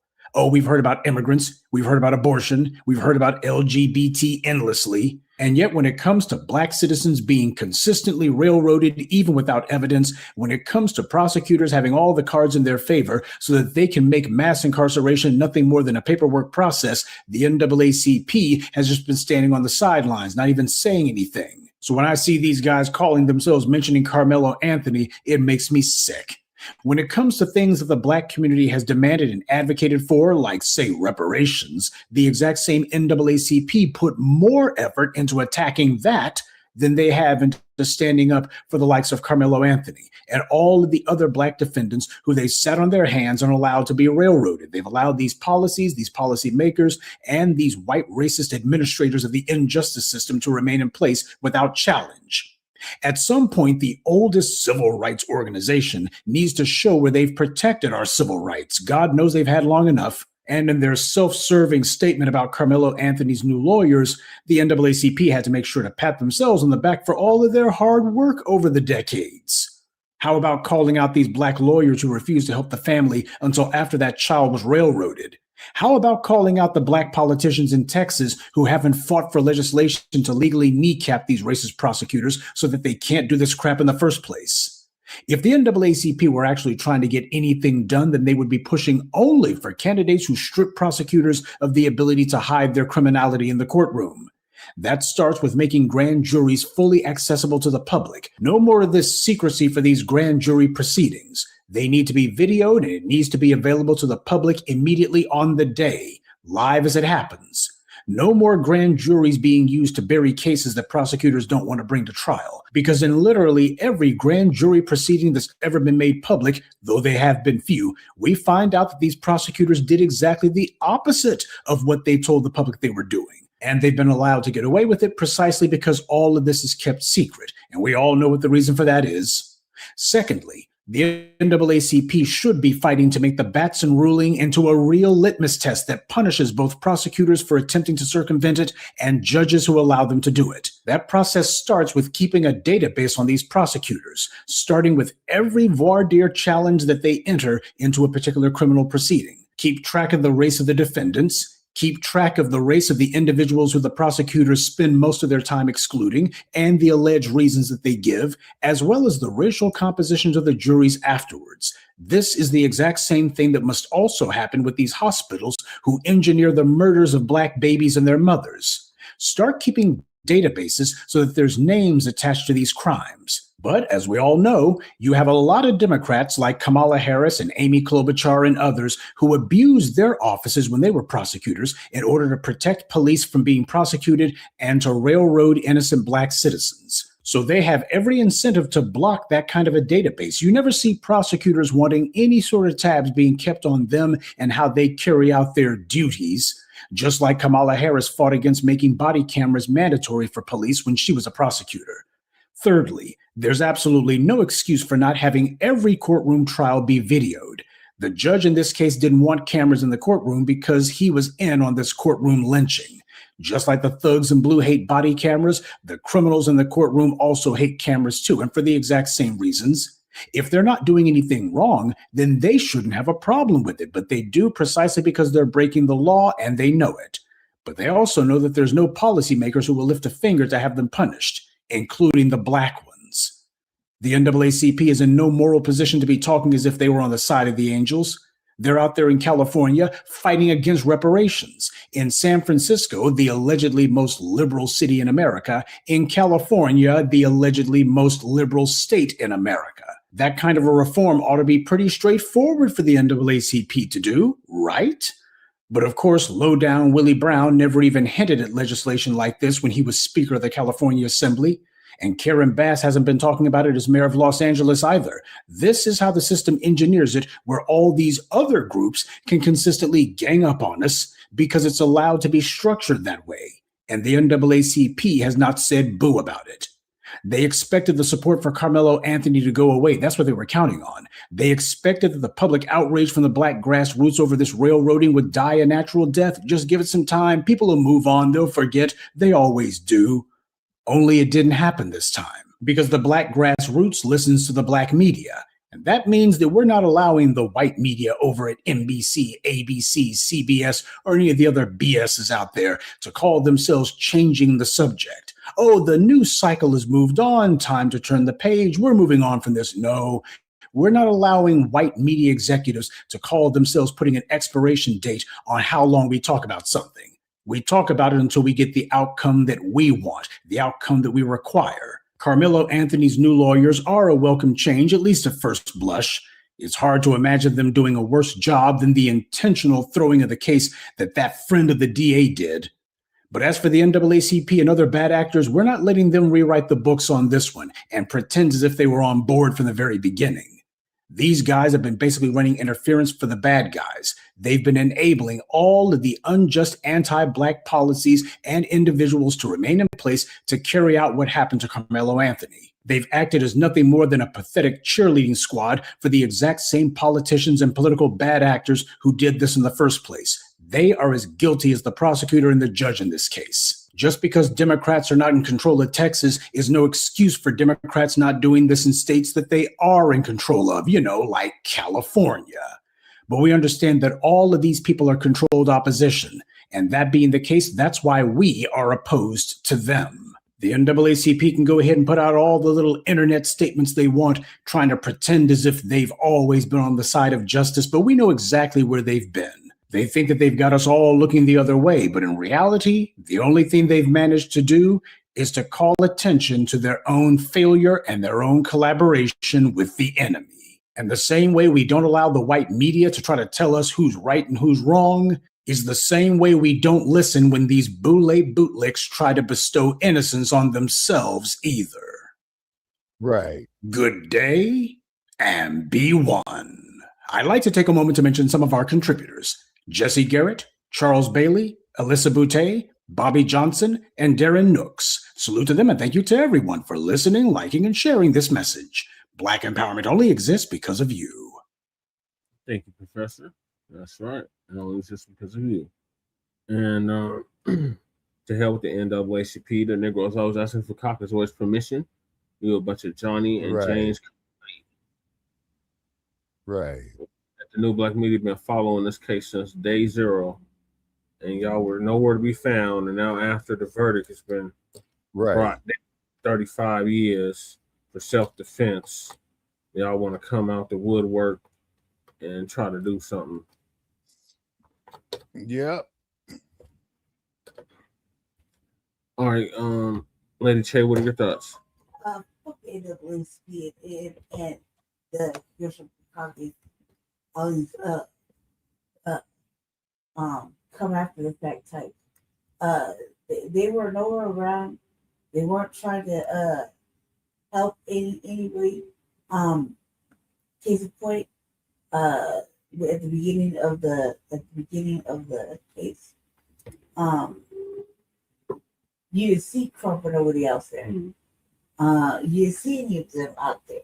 So they weren't really, those are ambulance chasers. When it comes to NAACP and everybody else, they're just right. Ambulance chasers.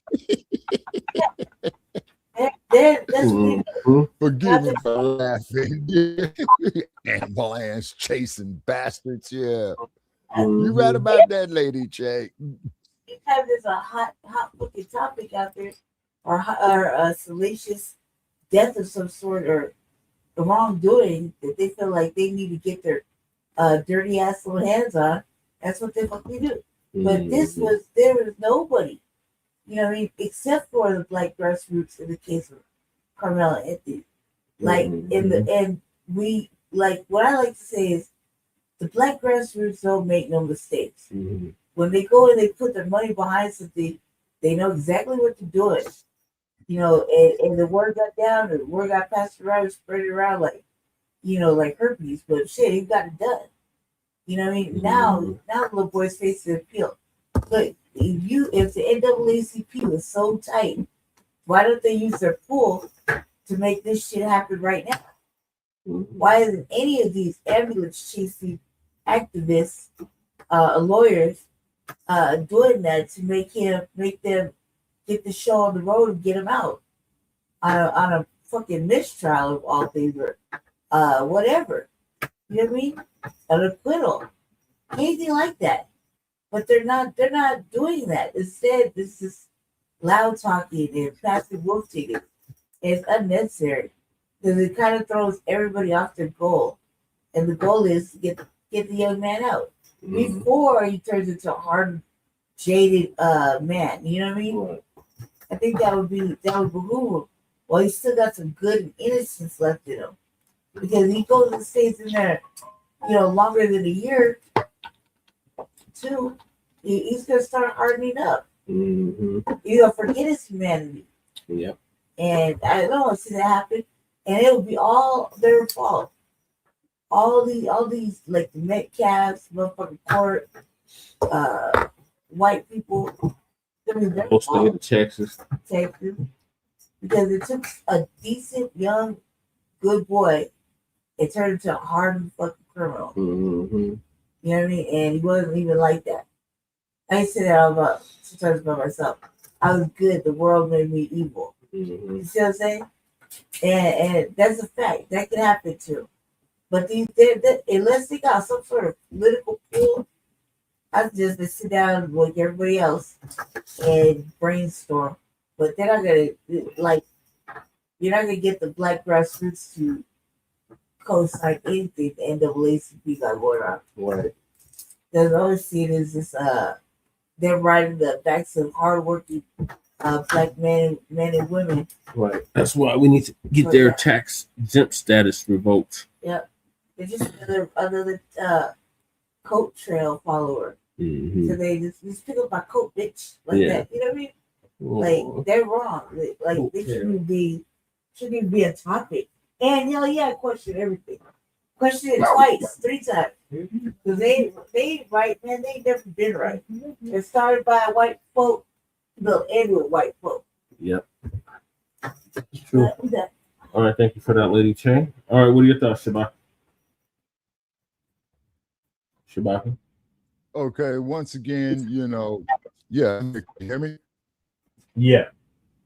Can you hear me? Yes. Okay, yeah, my check. Hold on, wait a minute. At the air conditioning on. Okay, so what it is people, is that they don't want us controlling shit. They want all these other damn groups want to control us. You know what I'm saying? But they don't want us controlling shit. Now, the reason why they don't want us controlling shit is that they are in fear of retribution. But you know what the sad part about it is, Brother Jay? Mm-hmm. They don't have a damn thing to worry about. That's the sad part. Yeah, we've been saying up until recently. They definitely got something to worry about. They giant. Yeah, money, right. They definitely got something to worry about. Well, while they're worrying about that, we need to be worrying about infrastructures to safeguard against. Yeah, exactly. Yeah, exactly. You know, infrastructures and politics. What are your thoughts about the NAACP and them all of a sudden want to come to Karmelo's rescue? Okay, the NAACP, and I want to make this perfectly clear, by the way, they may go fuck themselves. And I hate to put it like that, but that's how I honestly feel. The NAACP, once again, needs to go fuck themselves. Okay, Shabaka. And I want to make that perfectly clear, by the way. Hey, and you motherfuckers at the NAACP, I'm Shabaka saying Corey up on this right here, inbox me and let's fucking argue. You know what I'm saying? You know? Because you all are part of the Boule structure. You know what I'm saying? You all are part of the Boule structure. You know, it was in NAACP, man, when they was doing that damn Tuskegee experiment. No word. You know, and man, and motherfuckers like that is dangerous, man. Yeah. Yeah, they dangerous. And Joe says the NAACP backed a white woman over a black woman because the black woman was Republican as well. That track star, they shit on because her people wasn't Boule. Okay, Joe. That holds a lot of water. I think that holds a lot of water. And and then NAACP come up to the like page of Shabaka's Black Experience Enhanced on Facebook. And put it up there. You know what I'm saying? Put down your phone number as well, too. That they've been invited. Come on our show. They've been invited to Frontline Black News. Yes. We know who they is. Yeah, and they avoid us like Ebola, don't they? Yeah. And they avoid us like Ebola. You see, people, boy, if we're going to have some type of progress, okay, we got to discuss this clear and present danger. You see? Okay, like the concept of Gia, where the earth is a living being. Okay. You saw that in Venezuela. Okay, people, you want to bomb my goddamn shit with nuclear bombs? Okay. You want to pollute my motherfucking water? Okay. Just the reason, breeze is the season. Certified salute. Yeah. What it do, family? What it do? Yeah. So the concept of Gia is saying is, okay, check this out. You motherfuckers need a wake-up call. So let me hit you with a couple of quakes. And it will get your mind right. You know what I'm saying? You pollute the goddamn ocean. From under the what rock. does it kick back? Cancer. Yeah. Y'all fuck with the weather. What does it kick back? Hurricanes, typhoons, tropical storms. Tornadoes. You know what I'm saying? Tornadoes, yeah. Hey, it's not wise to fool Mother Nature, but you damn sure ain't gonna avoid Father Time. Right. What are your thoughts, Breeze, on the NAACP? The Negroes always asking for Caucus Voice permission. Coming to hella late. Now that's a good one, Brother Chad. Now I got to remember that one. You know already they are consistent with being sellouts. They've even said, hey, even in our thing it says the colored people, meaning that they ain't just for black people. So right now they trying to use this for themselves to get some air. They're trying to catch some oxygen because they've been drowning. And so they're going to try to come out and act like, oh, well, look, we stood behind Karmelo after they didn't stand behind him. When Right. we've been saying the video and all the shit was corrupt from the beginning, they wanted to wait to the video. And now they're getting what we already knew. We already knew because we heard from the word on the street. And people on the streets was always saying, like, hey, man, yeah, that kid was defending himself. And we had already heard from many brothers and sisters, well, prior to the video being released, that who were witnesses who said they were there. And the young kid did never get up. He was sitting there and they were pushing him. And they were ganging up on him. We went from being 2 people to now we know that there were definitely 5 to 6 people involved in this situation. So fuck the NAACP. Them niggas can't never catch no motion for me. So, you know, like I said, they said they've been for other people. Yeah, Let they them be for worn other out people. tires That's on why your I car. don't trust them. I don't trust them at all. Just said they ain't advanced this one iota. At all. Exactly. And I pray that these people that they not tooting their horn because they hooked up with these niggas and they know, oh, these niggas gonna just grand stand for us and he's still gonna be in jail. I'm hoping that's not the case. Right. All right, so moving right along. Go ahead. We got Jasmine Crocc-A-Chit. Yeah, she done drug herself out again. She done realized. And what's up with Governor Rolaids? She killed me with that line, Governor Rolaids. But like, hey, Michael, okay, but I will say this here, Breeze. Okay, turn back the hands of time, man, about 8 years. You remember when Ted Cruz got up there, man, the senator from Texas was drinking that Corona and told everybody to kiss his ass? Yeah. Yeah. A man after my own heart. That motherfucker took a swig of his beer and said, you all can kiss my ass. Yeah. I remember when Ted Cruz did that. Yeah, at least he's honest, you know what I'm saying, you know. And then these brain dead motherfuckers out here, like when Obama went over there to Kenya talking about an alphabetized Virginia, and President Kenyatta said, hey, man, you got to shake the spot. Just like President Museveni told Biden's representative that you got to have this gay shit.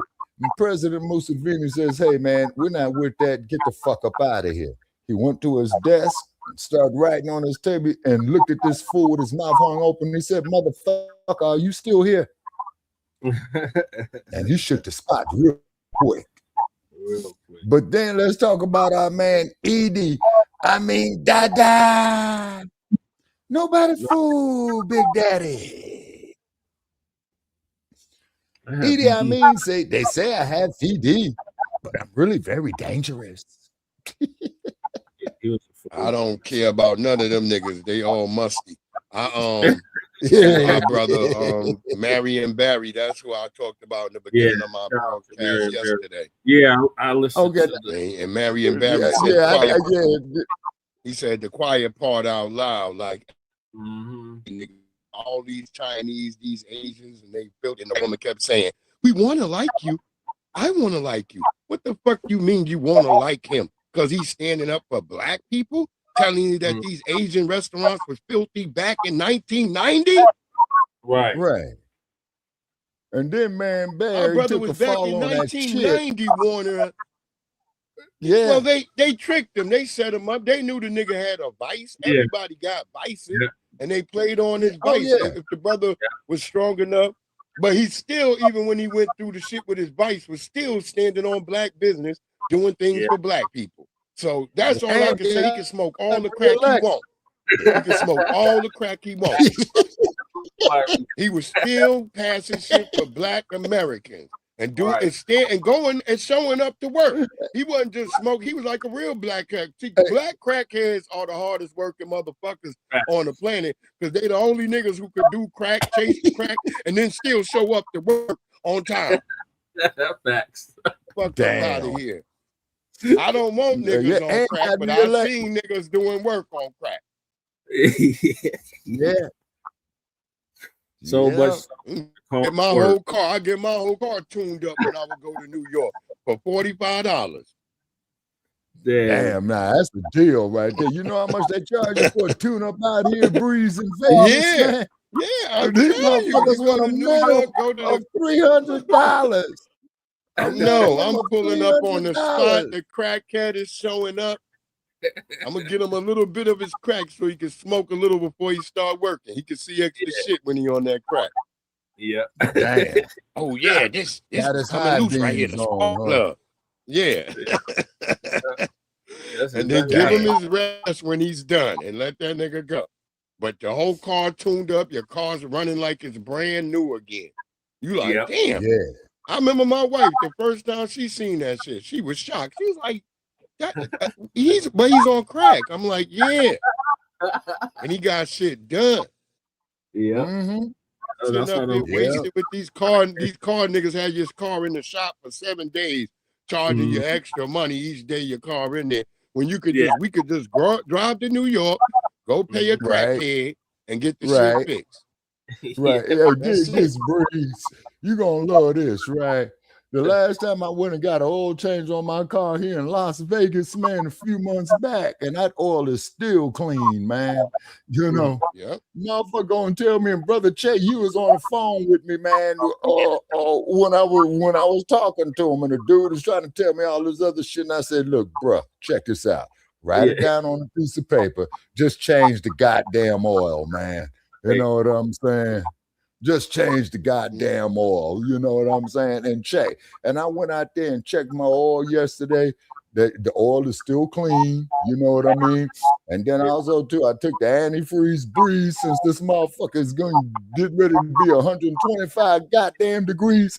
I took the antifreeze, dog, and filled that goddamn antifreeze reserve up past the line where it says.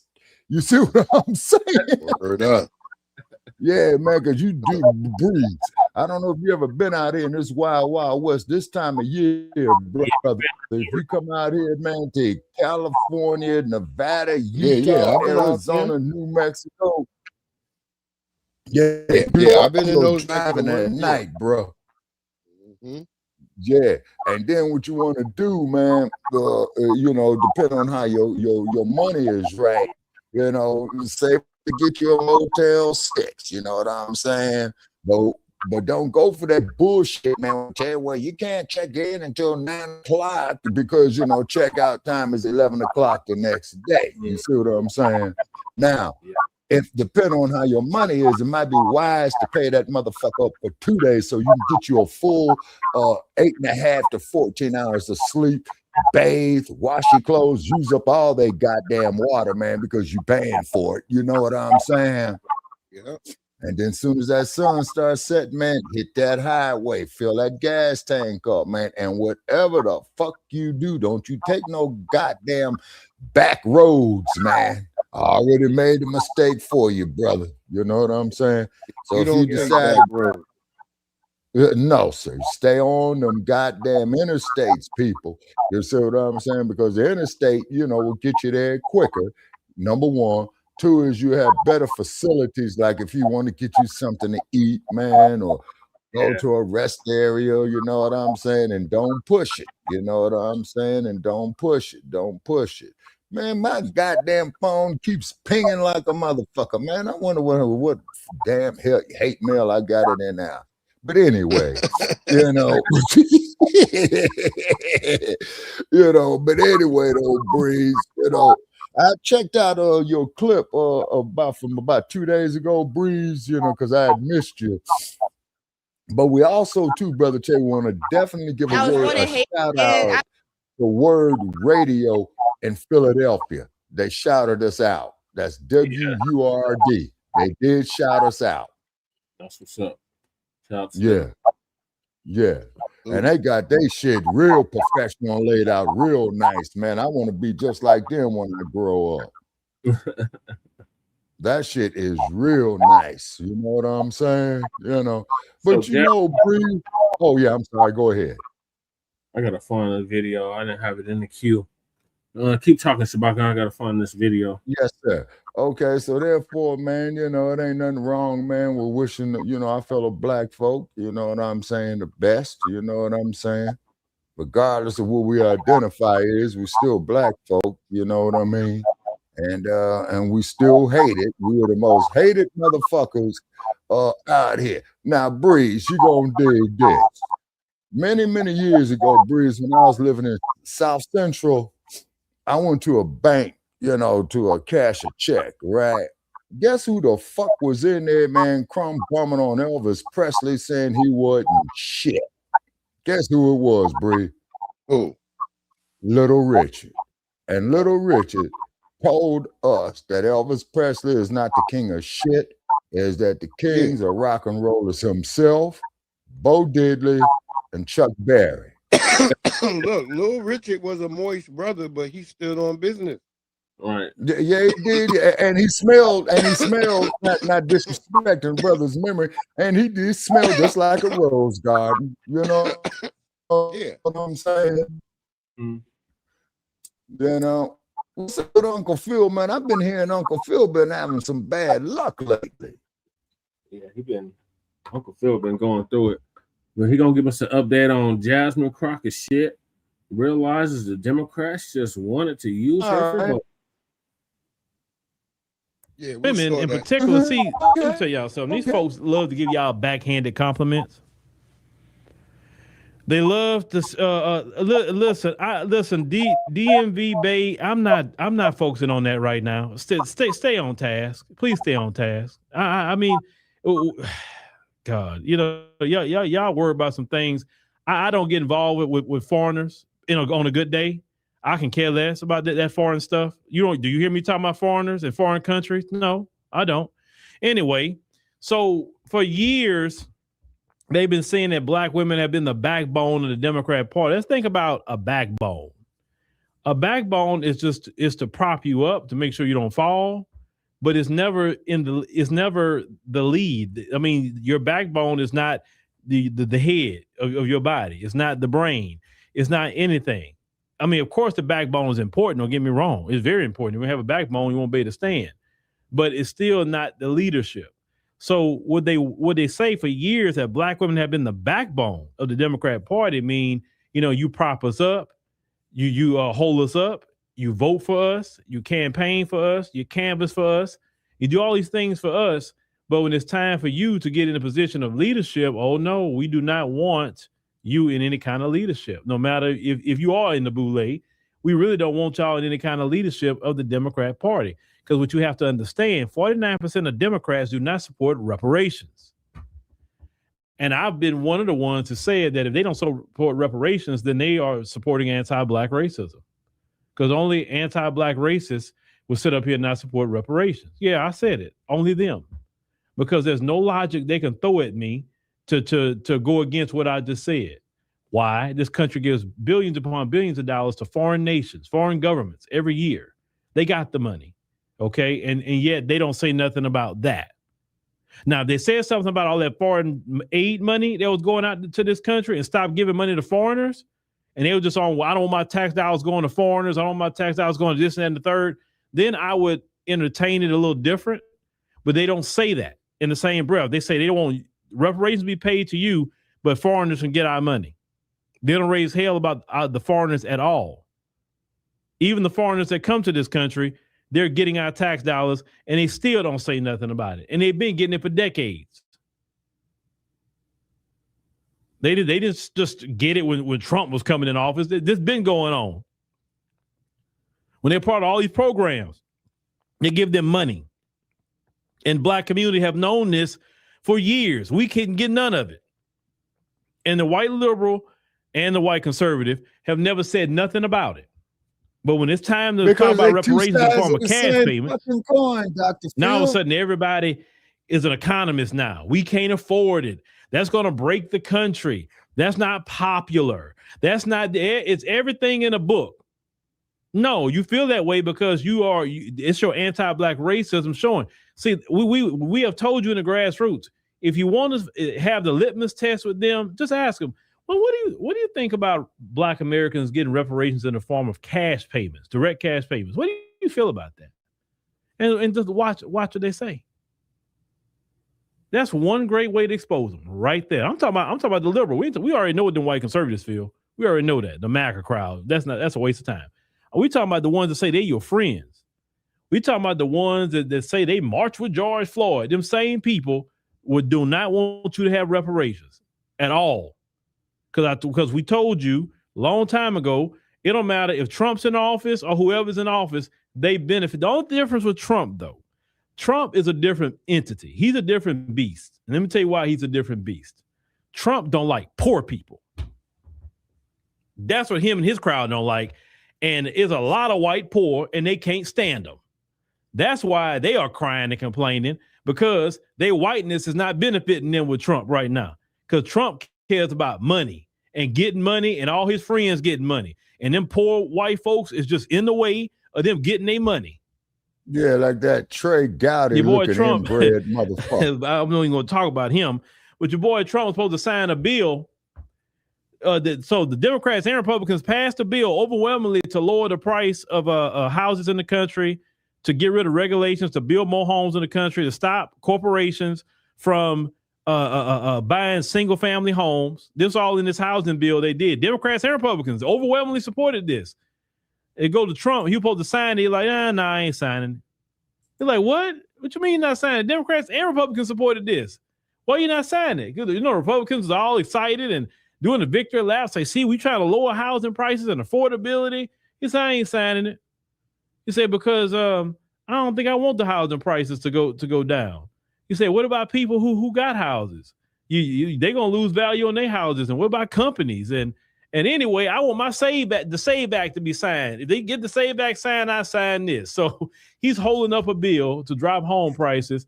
You know, like I said, just and all them folks are mad about that. But you know what? That's what y'all get. Maybe you shouldn't vote for somebody that never been poor. I think that's a good lesson learned for you folks. Never vote for people who never been poor. If a person has been rich all their life, if they always had money, they don't know how it feels to be poor, maybe you shouldn't really put them in a position like that, because when you can't relate to poor people when you've never been poor. Just saying. Now let's get to what you say about Trump. Yeah, Trump is wild. He is wild. But look at his hair. I mean, what else could you explain? I mean, the hair is wild. I mean, he is a wild man.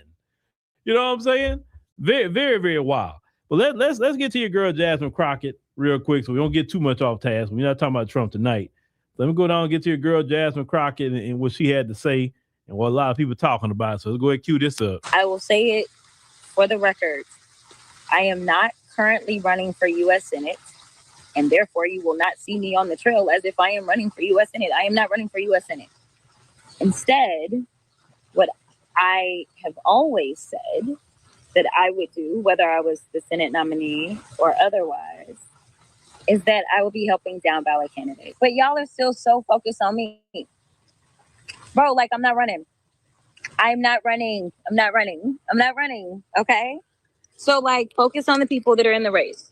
So if you have this urge to be like, oh, Jasmine this, Jasmine that, maybe use that energy towards Kim Paxton this, Kim Paxton that. Because last time I checked, no matter how much I end up being a part of the conversation, there is one person that is guaranteed not to become the next senator in the state of Texas, and that's Jasmine Felicia Crockett. All right, and Jasmine, I'm glad to see you back to who you really are, Jasmine. That's the Jasmine Crockett we knew before the sister girl version came up. And I'm glad you saw the light, Jasmine. I'm so glad. Let me give you a hand clap for that, Jasmine. I'm glad to see that version of Jasmine Crockett back. Yeah. There you go. You know, that version of Jasmine Crockett came back when she realized, wait a minute, I'm doing all this performative crap, and these Democrats are just screwing me over. See, that race in Texas showed Jasmine Crockett what them white liberals really thought about her. Yeah. And, you know, it's a hard lesson learned when you think them folks is on your side, and then they really show you they not. And really show you that good old racism. I'm talking about even from the liberals. Mm-hmm. Oh yeah, they kept throwing the little jabs. Oh, she's not electable. Oh, I love her, but she's just not electable. No, just say I like her mouth, but she's too black. Her mouth too big. Whatever the case may be, just say that. I would respect it a lot more, right? So the white liberals right now has been on Facebook and all these different places trying to shame black voters, right? Oh, you want Ken Paxton? oh, you're going to let him go this and that and the third. Now, Ken Paxton, you know, this guy cheated on his wife. And listen, any man is out here cheating on the woman that you laying next to is not anybody you want to trust doing business with. Sorry. Because if he would betray his own wife, why he would not betray you and betray the American people? He came to honor the vows he made with his wife. He was cheating with some other girl, little young girl. He's corrupt.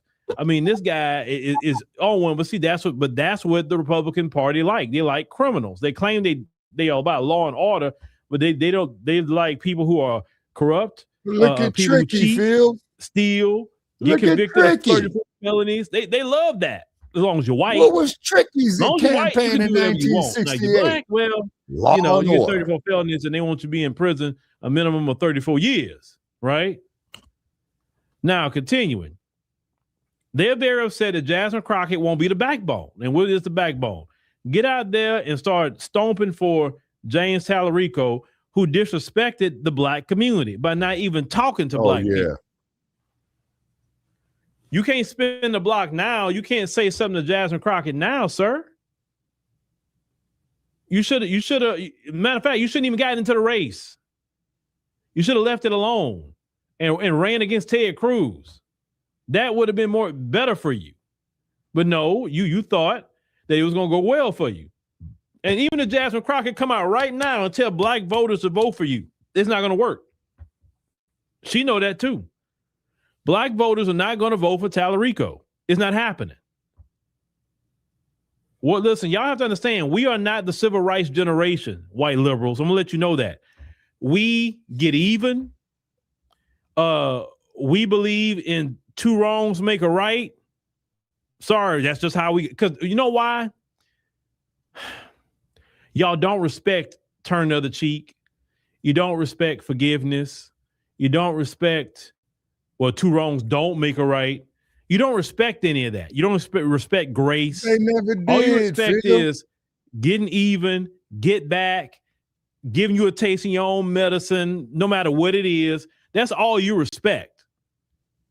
Because it comes from that Neanderthal gene. That's what it is. That's where it comes from. When you was over there in the Caucasus Mountains, that's what y'all were doing to each other. Just some Neanderthal things.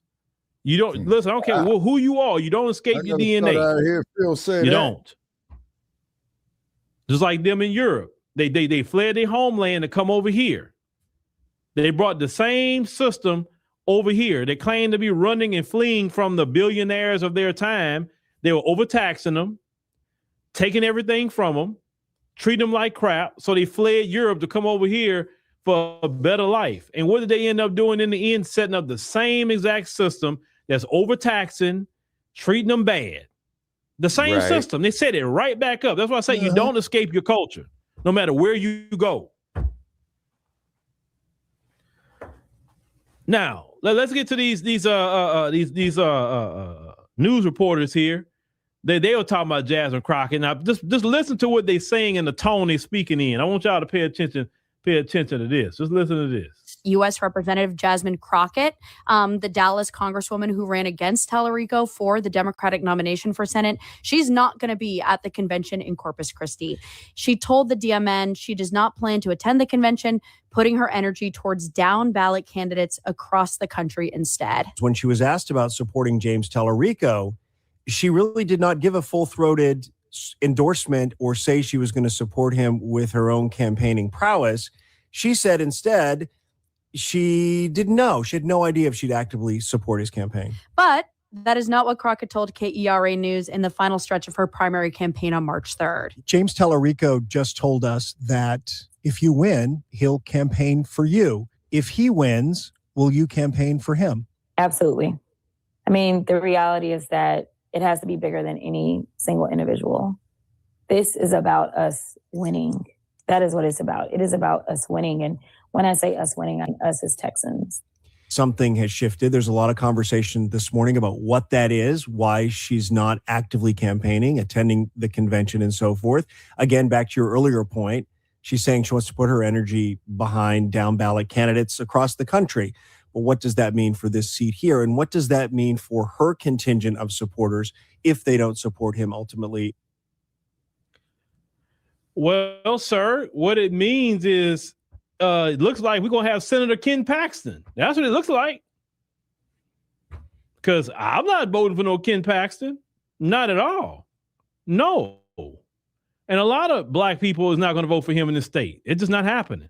So how Tallarico going to win in the general election? I mean, I guess if all the whites and the Latinos show up for him, you know, it'd be y'all. I don't know. It got nothing to do with us.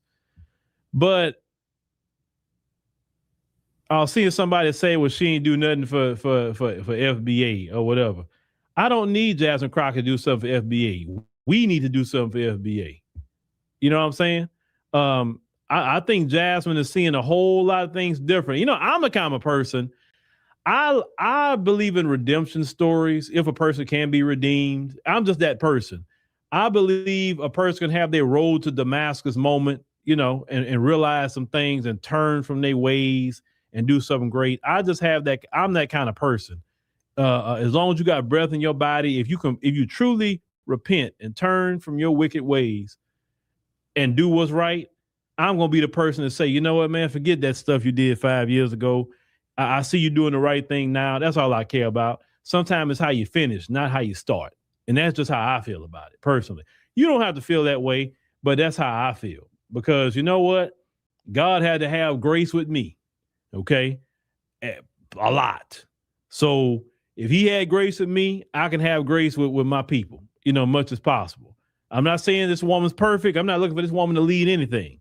But for me doing this stream, I'm talking about the white liberal. That's most of what I'm talking about. Now, the gentleman who's reporting on this, it's not her job to go campaign for Tallarico. Is he paying her? And even if he was paying her, one of y'all said sore loser. If Donald Trump would lost in the primary, do you think he would go campaign for other Republicans? Hell no. He'd be calling them all kind of dirty names. He'd be saying he got cheated. It was rigged. Trump would be talking all kind of crap if he lost the primary. So I mean, to me, I think she handled it way better than Trump would have handled it. Trump would have acted straight savage about it. Every day he'd have been calling Tallarico some sort of name. But the white liberal think that they own the black vote. And you don't own the black vote, white liberals. Let me repeat this again. You don't own the black vote. You got to give us something. You don't get free campaigning. And there's some black people that don't agree about your affiliation with foreign governments either. You tying at the hip with a foreign government and not tying at the hip with the community here in America. You more worried about a foreign government and what they got going on and taking trips to a particular country instead of taking trips into the communities that you're supposed to represent. You need to bring billions of dollars to your local communities that you represent, and you don't do that. So I can care. I don't want to hear nothing about no foreign government.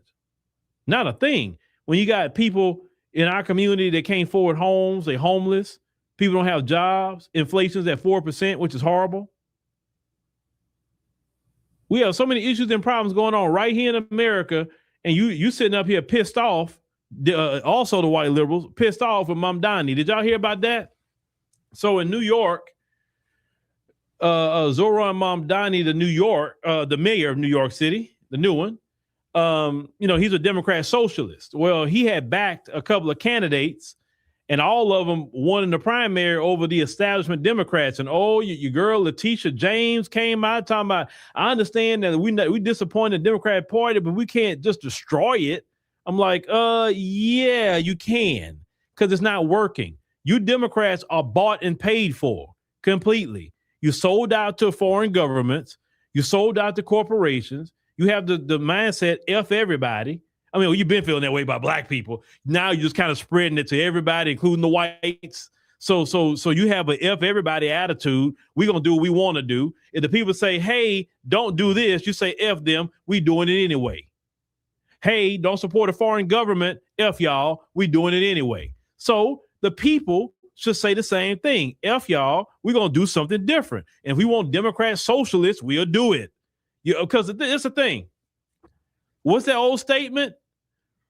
The definition of insanity is keep doing the same thing, expecting a different result. If y'all keep doing the same old Democrat Republican crap, that's why you what you in. And the boomers is the one that got this whole thing set up. And you see that boomer system is not working. They the one that's holding all the wealth. They holding all the homes. They got it wrapped up and sold up. And the rest of us, whether it's my generation, Gen X, whether it's millennials, Gen Z, they left us stuck. Bottom line. If people talk about like my generation, we haven't even had a chance to lead. The boomers are still holding on. My generation, Gen X, we in our 40s, a lot of us, maybe early 50s. We haven't had a chance to lead the country. These people are literally staying in these positions till they pass on. They like 90s and 80s, and they won't get out the way. They won't. So we haven't even had a chance to lead the country. And millennials haven't even had a chance. Maybe a few of them showing up here and there, but we haven't had it. I promise you, America would change if people my generation get in charge, and millennials and Gen Z. This country would completely change. And them boomer, that Trump crowd, the boomers and all of them, silent generation, them two, boy, they are trying to torch this country down, and they say to hell with all the rest of y'all. I mean, look at Trump. All the money that he's trying to get, he can't, dude, what, didn't he just turn, 80? You can't take none of that with you, bro. Your kids are good. They got money. Why are you trying to make more? That's I'll never understand that. Why to make more? You can only buy so many clothes. You can only take so many vacations, right? You can only buy so many houses, so many cars. I guess you're a guy, you can only do so much tricking with women. You know, Trump like tricking, even though he got a wife. You can only do so much of that. And you still won't be able to spend all that money. So why you keep trying to get more and more and more and more? Because it's greed. And the Bible teaches the love of money is what? The root of all evil. That's why when some of y'all say, oh, he's a billionaire. That'd be great to have billionaires, because they were saying at one point in time, well, you didn't realize a lot of these billionaires love money. And the scriptures teach that's the root of all evil. Uncle Phil. And you see how these billionaires don't like poor people at all. You're just in the way. But now you finally get to see how we've been treated. That's why I keep telling these folks, oh, now you the N-word now. You the N-word. you got the bad food now, like we've been had it. You getting water in your gas now. You getting prices jacked up on you like our price was always jacked up on black people in the black area. They want to put AI data centers in your community, but they've been releasing harmful chemicals and all that in our soil and in our air for years. But now it's a national emergency about AI data center. I don't care about the AI data center. Put them wherever you want to put them. Because black people have been suffering with these petrochemical plants and everything else in our communities for years. And none of you white liberals or anybody else was complaining about the toxicity, environment, and all that other stuff when it was happening to black people. That's why I don't want to hear those black people don't come to me and tell me about no AI. They don't feel the AI data center or whatever. It's only a problem until they affect it.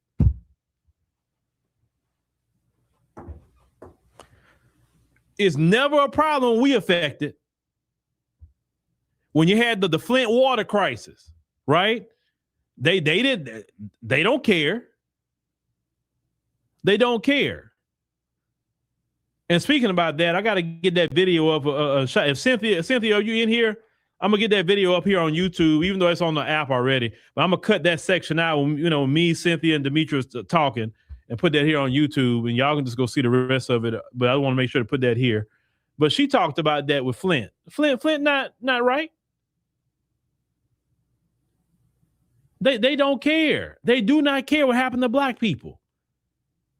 When they had issues in Jackson, Mississippi, and all the different places where black people at, they don't care. But all of a sudden, now the billionaires say, well, shoot, man, we messed up the environment over there with the black folk. Oh, these white people got some good places to put some of these AI data centers.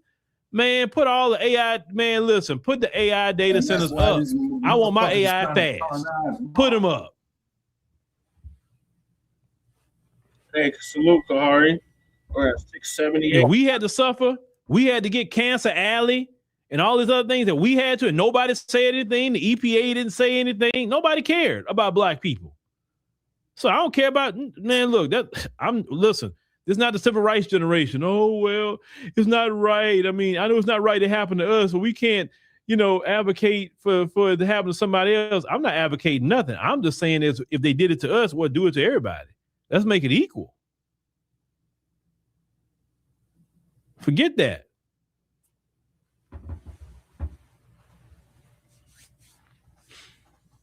Hold on. You say that it's somewhat a blessing Obama didn't endorse Crockett. He have a terrible endorsement record, and the Tallarico endorsement is going to backfire on the Dems. It's already backfiring. It's already backfiring. Black people here don't support no Tallarico. No, like he don't even have a personality. I mean, he has the personality of water. Water, I mean, at least depends what type of water you buy. But average water, it's no flavor. There's nothing to it. I mean, he got a haircut like he come from the 1950s.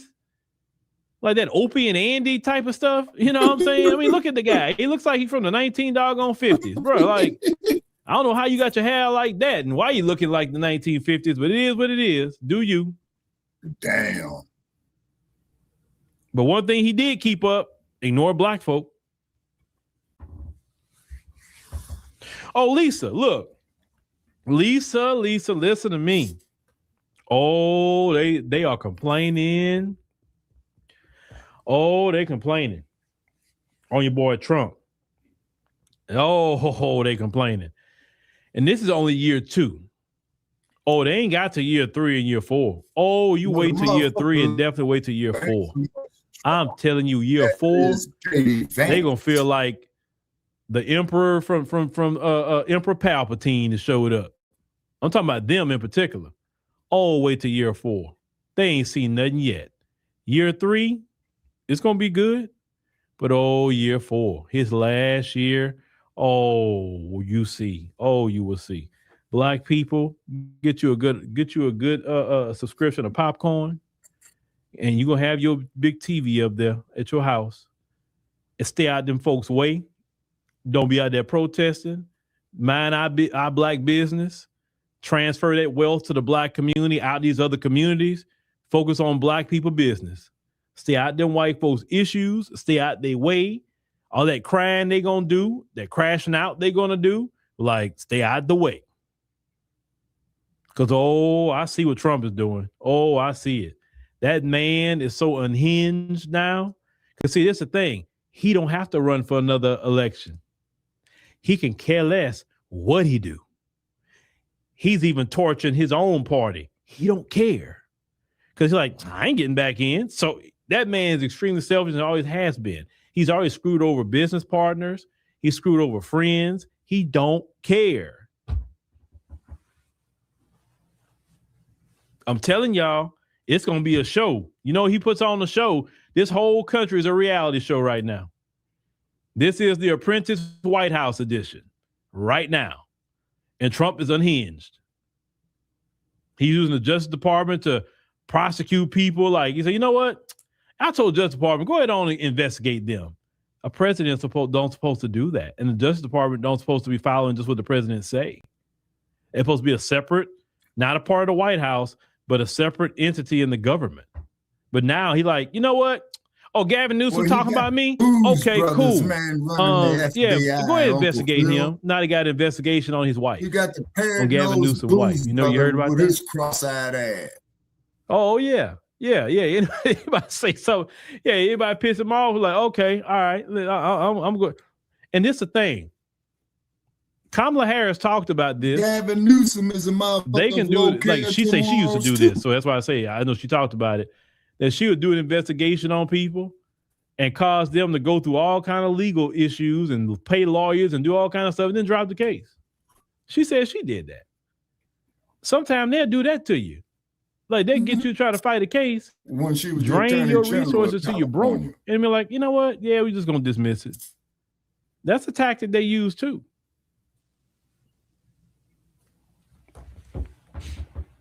Welcome back, Bree. Oh, you say you like watching them crash out? Yeah, they crashing out for real, boy. I mean, they are crashing out. They are saying he don't care about us. I mean, it was so funny the video he made talking about, well, I don't, he said I don't care about that. Like about the people suffering, I don't care. I was like, no, he didn't say that. I'm laughing because it's just unreal. But as a black person, I mean, yeah, what is it about them, y'all? They really get to see who they really are and what they really been to black people in human form. Trump is them. Yep. And they hate to see it. And he's treating them no different than they treated us. Yep. They're getting a taste of their own medicine with that man. And I'm so glad it's coming from him. Because, see, it's easy for them to blame us when the uprising and, the blacks this and the black. No. The blacks are in our houses. The blacks are transferring our wealth to our black community. The blacks have delineated from everybody. The blacks not fooling with the Democrats like we used to. Oh, no, the blacks are just fine. You can't blame the blacks. I've seen some of them try. Oh, Juneteenth, man. Juneteenth is the last thing you need to be saying about. You better hope you got some groceries next week. Go ahead, better hope the gas price don't go up to $9 on you next week. Now, I was just going to say that I feel like it's not really a transfer of wealth. We're just not spending our money where we're not wanted anymore. That's all that I would like to say, because it's not really a transfer of wealth.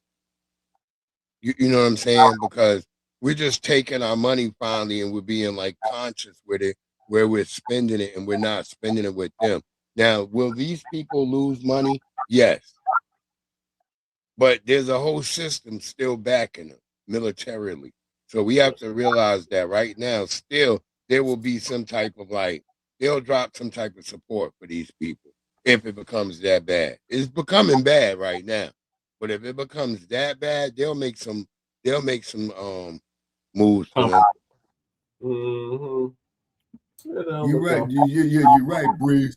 So this is why I've always advocated, Breeze, is that the buying power that we have, man, this is why we should be building up our own infrastructures. But like Uncle Phil say, you got these boule motherfuckers, is more, how should I say, concerned about boss we sick as opposed to saving their own asses. You see what I'm saying? Exactly. Because yeah, they could rig this economy. See, they could rig this economy, man, to shatter and tear down black business. They could damn near do it overnight. Pretty much. I hate to say. That's what I'm saying. Yeah. That's what I'm trying to say to black people. Like, let's not be so like how Diddy and start like wealth transfer. No, we just starting to realize and spend our own. That's all. Let's be not so noisy what we're doing. You know what I mean? Like, remember, you're supposed to move quietly around strong enemies. So right. I don't like when people like Uncle Phil that's in the art of war, Breeze. Thank you for reminding me of that.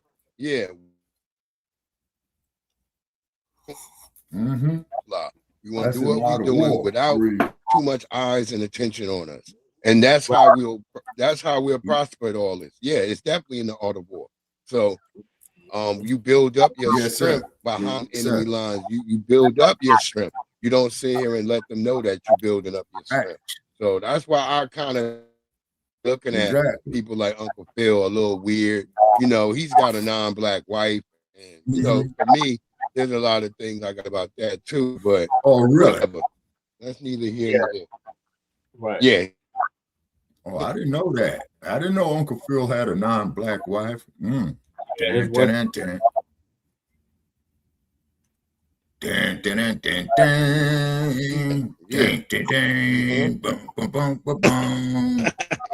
got an African wife. My God. Is she Mexican? But I want to tell you gentlemen something one time, man, about 15, 20 years ago, Breeze. I met this sister from Tanzania, man, and she was downright gorgeous. You're breaking up, Shabaka. I don't know if it's the headset or what. No, man, these motherfuckers and they bullshit. Hold on, man. Let me check acoustics. All right, go ahead, Breeze. What's your thoughts on Jasmine Crocc-A-Chit?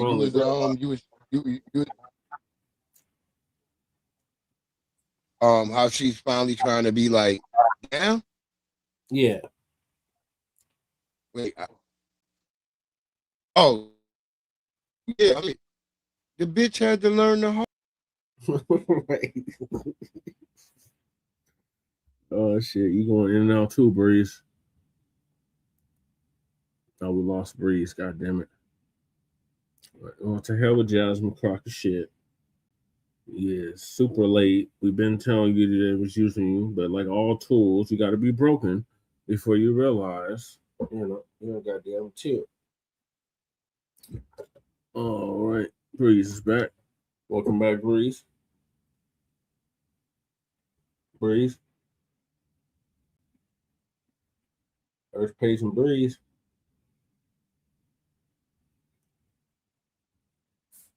Breeze, Breeze, Breeze. Damn, we can't hear him now. Damn, StreamYard. Here you go to bullshit again. Okay, Breeze. Where you at? Earth calling Breeze. Yes, StreamYard's acting up All again. right, this is what I mean, people. Yeah, that's what I'm saying. They kicked me out twice. And you know where they headquartered at, Brother Che? Yeah. Okay, Kahari wants to know, how is it known, how you know he has a non-black wife? That's Kahari.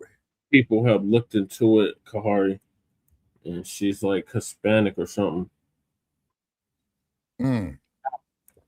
All right. Breeze.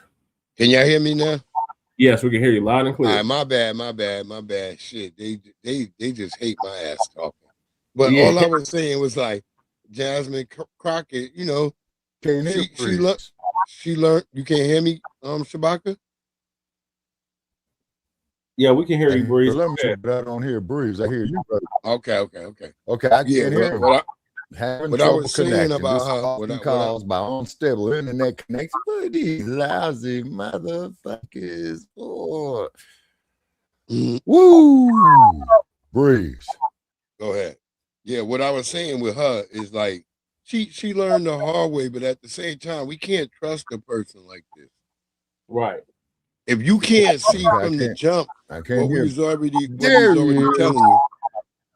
already telling you, there's a problem there. You can't come back after like, hey, big head. Bitch, I told you not to go over there. Right. Right. When are we gonna get that part right in our head? Be like, nah, bitch, you can't come back and be like, hey, big head. Bitch, big head told you not to go over there. Right. Big head was like, look, bitch, they ain't about shit. Leave them alone. And you still went over there. And now I'm supposed to be like, okay, cool, you back. No, we can't do that no more. That took a lot of slowing us down in the 90s and 2000s. Yep. Motherfucker, what you say and do what you do, nigga, you mean it. Stand on that bitch. It's called integrity. Yeah, we supposed to have some type of damn integrity. You ain't supposed to be like, oh, I'm a shoo away my integrity. No, if a nigga ain't shit, I'm not fucking with you. Right. Exactly. You can't get me over there. I don't give a fuck how much dollars you got, nigga. There's no way you could get me to be over there with an ain't shit nigga if he ain't shit. Right. That's just it. We can't. All money ain't good money. We can't rock with each other, nigga. Right. We is not people. That whole shit where I see black people just running back to somebody, well, they black. I don't give a fuck if you black. You wasn't black 20 minutes ago, nigga. Right. I've been doing this shit the entire time.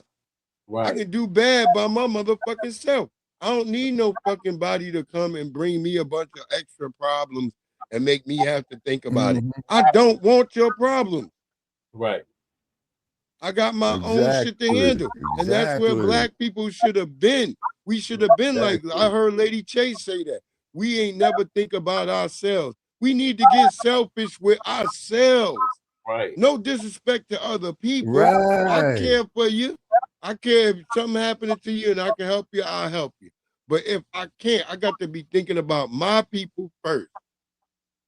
Like they say on the plane. And that's the part that what they tell you on the plane, what Yeah. you're supposed to do.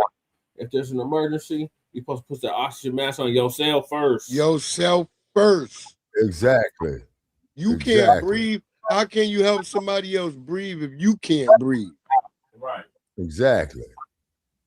Say, and then another thing too. This is what I call Breeze the house nigga syndrome. Like Malcolm X said, boss, we sick and all that old type of shit. Like Uncle Tim Scott with his beaver looking ass telling Trump how much he loved him. And what did Trump do? He stepped right over that trick, man, like he was a piece of shit on the sidewalk. He sure did. Look at Ben Carson. Played all these niggas. Look at Ben But Carson. that's happens to all the niggas, even the niggas on the Democrat side. Mm-hmm. You seen Corey Bussey get snubbed of handshake. Yeah, you seen Hakeem Jeffries, which Yeah. I hear Hakeem Jeffries might be a tether, but you know, we'll see, because I've heard that nigga peoples might be from Cape Verde. So Oh, we okay, but gotta get this here always, though.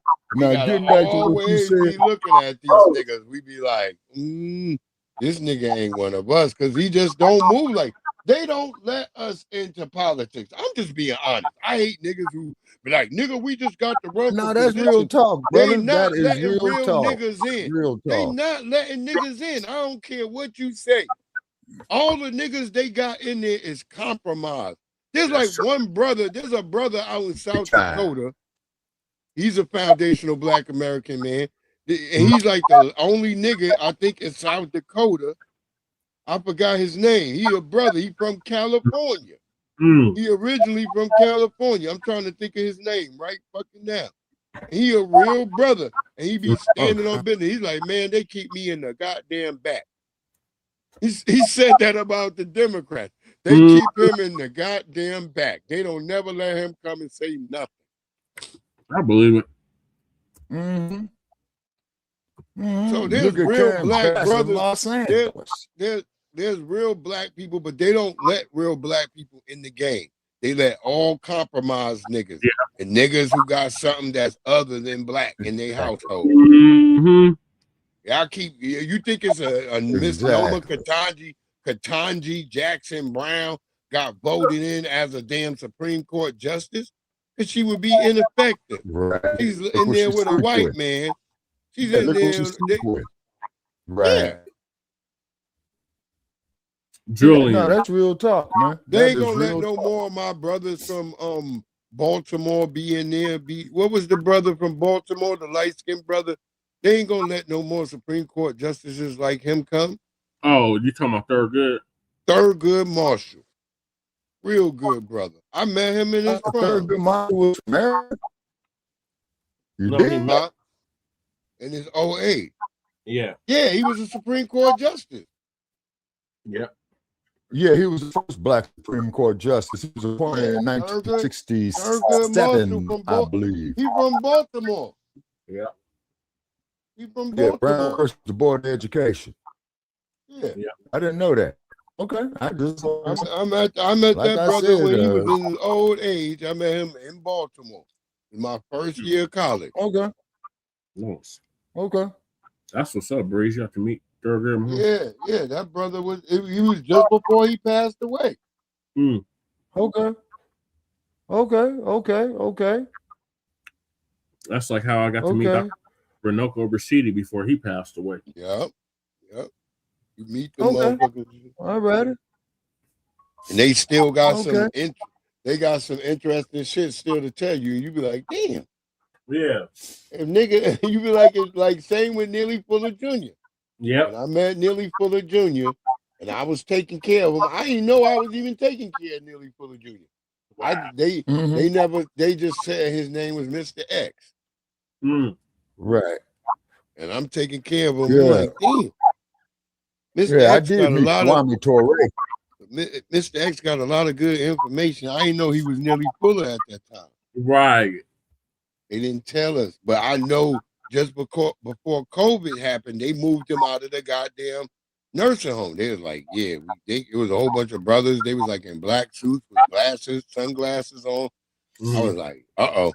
I was like, what is going on here? I said, oh, Mr. X, you finally leaving? He's like, young brother, I love you so much. I appreciate you for, being my caretaker and all that. And, he let me know because I looked out for him. Yeah. I was there. I used to sit and talk with him for hours. Yeah, that's when he got sick. Yeah. Yep. When he came to the nursing home. Mm-hmm. He had to get rehabilitated. Yep. Right. Yeah. Because they make you come in there. You gotta walk and shit and all that stuff. Now, he was in a good section. I promise y'all, he was in a real good section that I know is like one of the top sections in the spot. And they take care of you in there. Because I know I worked in there. I worked in that section. Okay. It ain't nothing like we take, but there wasn't no Okay. tethers yet. There wasn't no tethers. Everybody who worked in there was either white or black. Yeah. Tethers. That shit, man. There wasn't no tethers. Funny as hell to me, tethers. Everybody who worked in there, it's full of tethers now. When you go there now, it's full of tethers, and the treatment is terrible to the people there. Yeah. Because it's now full of tethers. When all of us in there was white or black, it was wonderful in there. It was just black people and white people. That was it.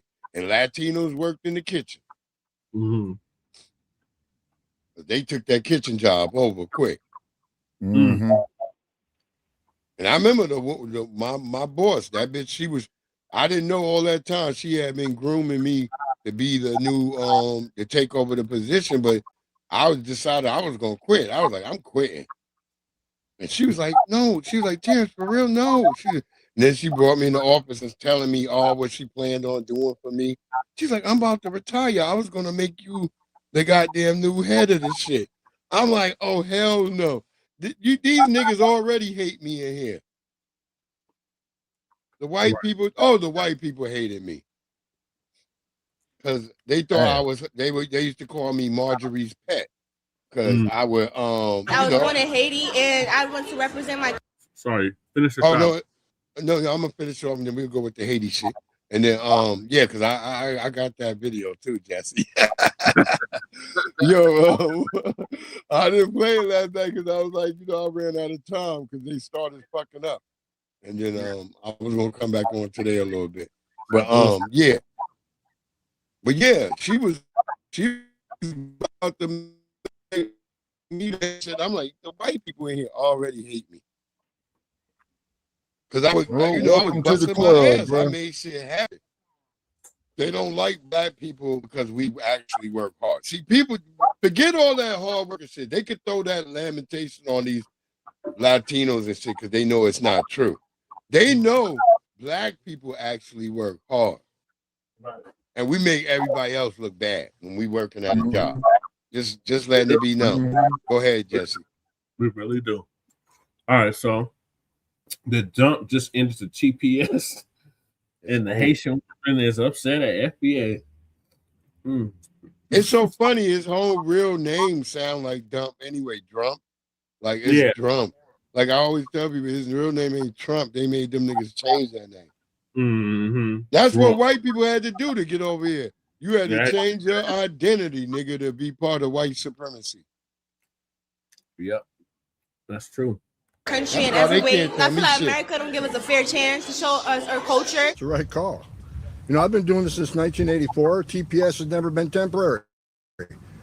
That's why the whole statute exists.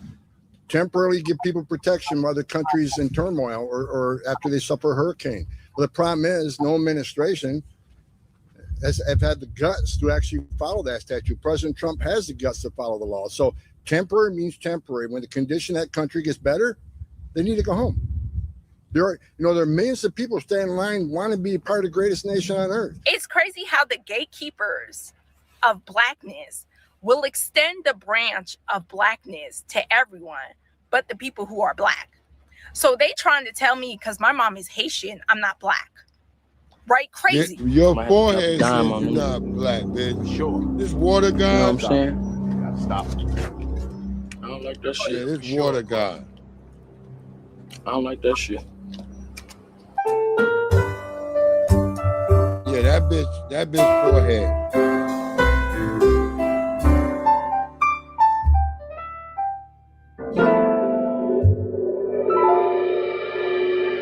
You could get the videos without this. So Trump just ended the TPS for I don't like this nigga hat. Syrians. So basically, if Haitians and Syrians were over here on the TPS, which is about Yeah, it does look like he 250,000 stole people, that shit. Yeah. it has officially been That ended, hat and they don't have look to right. go back home. Right. They're not going to round them up. Yeah, If they yeah, catch yeah, them, No, or that's if just your anything breezy happens, look they're like going he to be stole the deported. motherfucker. You know what I'm saying? I understand why everybody That bullshit, man. I wouldn't be caught dead no shit like that. I don't like that I hat. mean, man, you get you a sky piece, man. That motherfucker's supposed to say something about your culture, about what you represent. Hold up now, and I'm not trying to be funny. I'm being so dead ass. That nigga look like a It's buffalo crazy soldier. how the gatekeepers Yeah. of blackness will extend the branch of blackness to Oh, by the everyone, way, too, but the Breeze, people who like are I black. told Jesse, So they trying to tell me be because check my out mom a is film Haitian, called I'm not Bucky black. Preacher from the early Right? 70s. Crazy. Yeah, I saw But that. they will I'm call gonna check that out. biracials. Oh, okay, yeah. They will Mhm. Bitch, Dominicans and Puerto if the Ricans, and they biracial is scream FBA, loud and that's proud a black person. But you're trying to tell Haitians. If Motherfucker you are qualified for the Caribbean, we auction call block. it Caribbean. These the same ones I was telling them, me no black. We no black. Yeah. Don't call me black. Look at a movie called The Imitation of Life. Look at Band Mind of you, Angels. Haiti was the first black nation. Pull it up. No, when they you get- wasn't. You're trying to tell Haitians, Nigerians, Jamaicans, etc. We're not black? Nope, you not, bitch. You not. Help me understand the logic, because I don't understand. You not, because last year But y'all now, were since we've been on our delineation and we've been on trying to, take care of us, a lot of people have been upset because we don't consider them black. So you have people out here that are only supporting Black American. Yeah, I don't believe businesses. Water God because that I just nigga, saw this girl promoting her nail shop, on his goddamn and she has an accent. Discord. She's African, I think from the Congolese I don't or believe whatever, that nigga. whatever the case is. If anybody Her can shop is post right on here, my Discord, legal I don't entity, care. doing things legally, right? She came here legally. She's opened her business, doing her thing.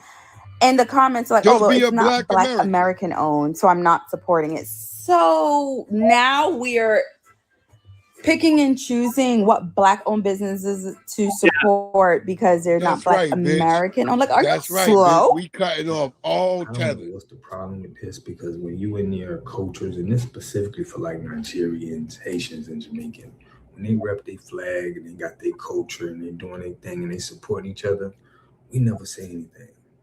Okay, we don't, we let everybody do them. They couldn't give us a fair chance. New York is home to the US's second largest Haitian community, but President Donald Trump's rhetoric has made life tough. They're eating the dogs. They're eating the cats. As Haitians, we've been through so much adversity politically, the agenda that was made against us when it came to eating I did animals, a broadcast all with the a false Haitian narratives that was saying painted upon us as people. I was born in Haiti, and I want to represent my country in every way. I feel like America don't give us a fair chance to show us our culture. At this Haitian restaurant, they're choosing to African celebrate. Americans don't give you Football a chance. brings us together. It's a sense of What? belonging. Being on the Did world y'all hear that? stage, put us on the world map. Haiti is back at the World Cup after 52 years away. To made it this far today and to see us united as one again, it's something to me. And I'm sure it's something to all my Haitian brothers and sisters too. Haiti got Back kicked home, out of Haitians the suffer cup. under gang violence and political instability. This World Cup is making everyone proud. Knowing everything They that's kicked out. happened They in our lost. country. It's Three nice times. to be able to see everybody supporting our country while they're I playing just at did the that World in my Cup. broadcast last night. But it's a problem when we say that you're only Black. Haiti's out the Nigga, World lose Cup. that hat, man. Yeah, that hat is bugging me. I don't like Yeah, that hat. man, that motherfucker's an eyesore for real. You don't like his I don't fedora? like. No, that ain't no I got it. fedora. That's just a. Jay, I got forgot a what it's goddamn called. fedora, but it ain't multicolored. That motherfucker's black with the band with a feather in it. Yeah, Man, I wish I the don't fuck I like- would I wear don't some like that shit like hat. that, man. That nigga hat look like a Look wizard like he hat. stole that shit, man. That motherfucker got that shit off the goddamn back alley, man, down there in downtown LA, man. On what is I that don't like motherfucker that hat. called? The Alley, yeah, Bree. They got this place called the Alley in Los Angeles, man, where motherfuckers go there buying all that wholesale hook ass shit. Yeah, You I know? don't like that hat. That hat. Yeah, that is shit hard. is probably a damn knockoff, is what it is, man. I wouldn't be called That shit Jay. bother me. Just from this land. Yeah. That's it, and it's not a skin color thing. It ain't just the glasses, it's You know, the hat. it's about the land, okay, where your ancestors are from. So in this video, we're gonna go over how everybody is upset about the disconnect that they're not black. Okay, well, we got things that we did on this land that separates us from everybody else. We're unique. And I don't we like wanna the So we talk do to shit that. all Why he around sound the like he world. whispering? even with the blackout with China, all of the nationalities, that's not us.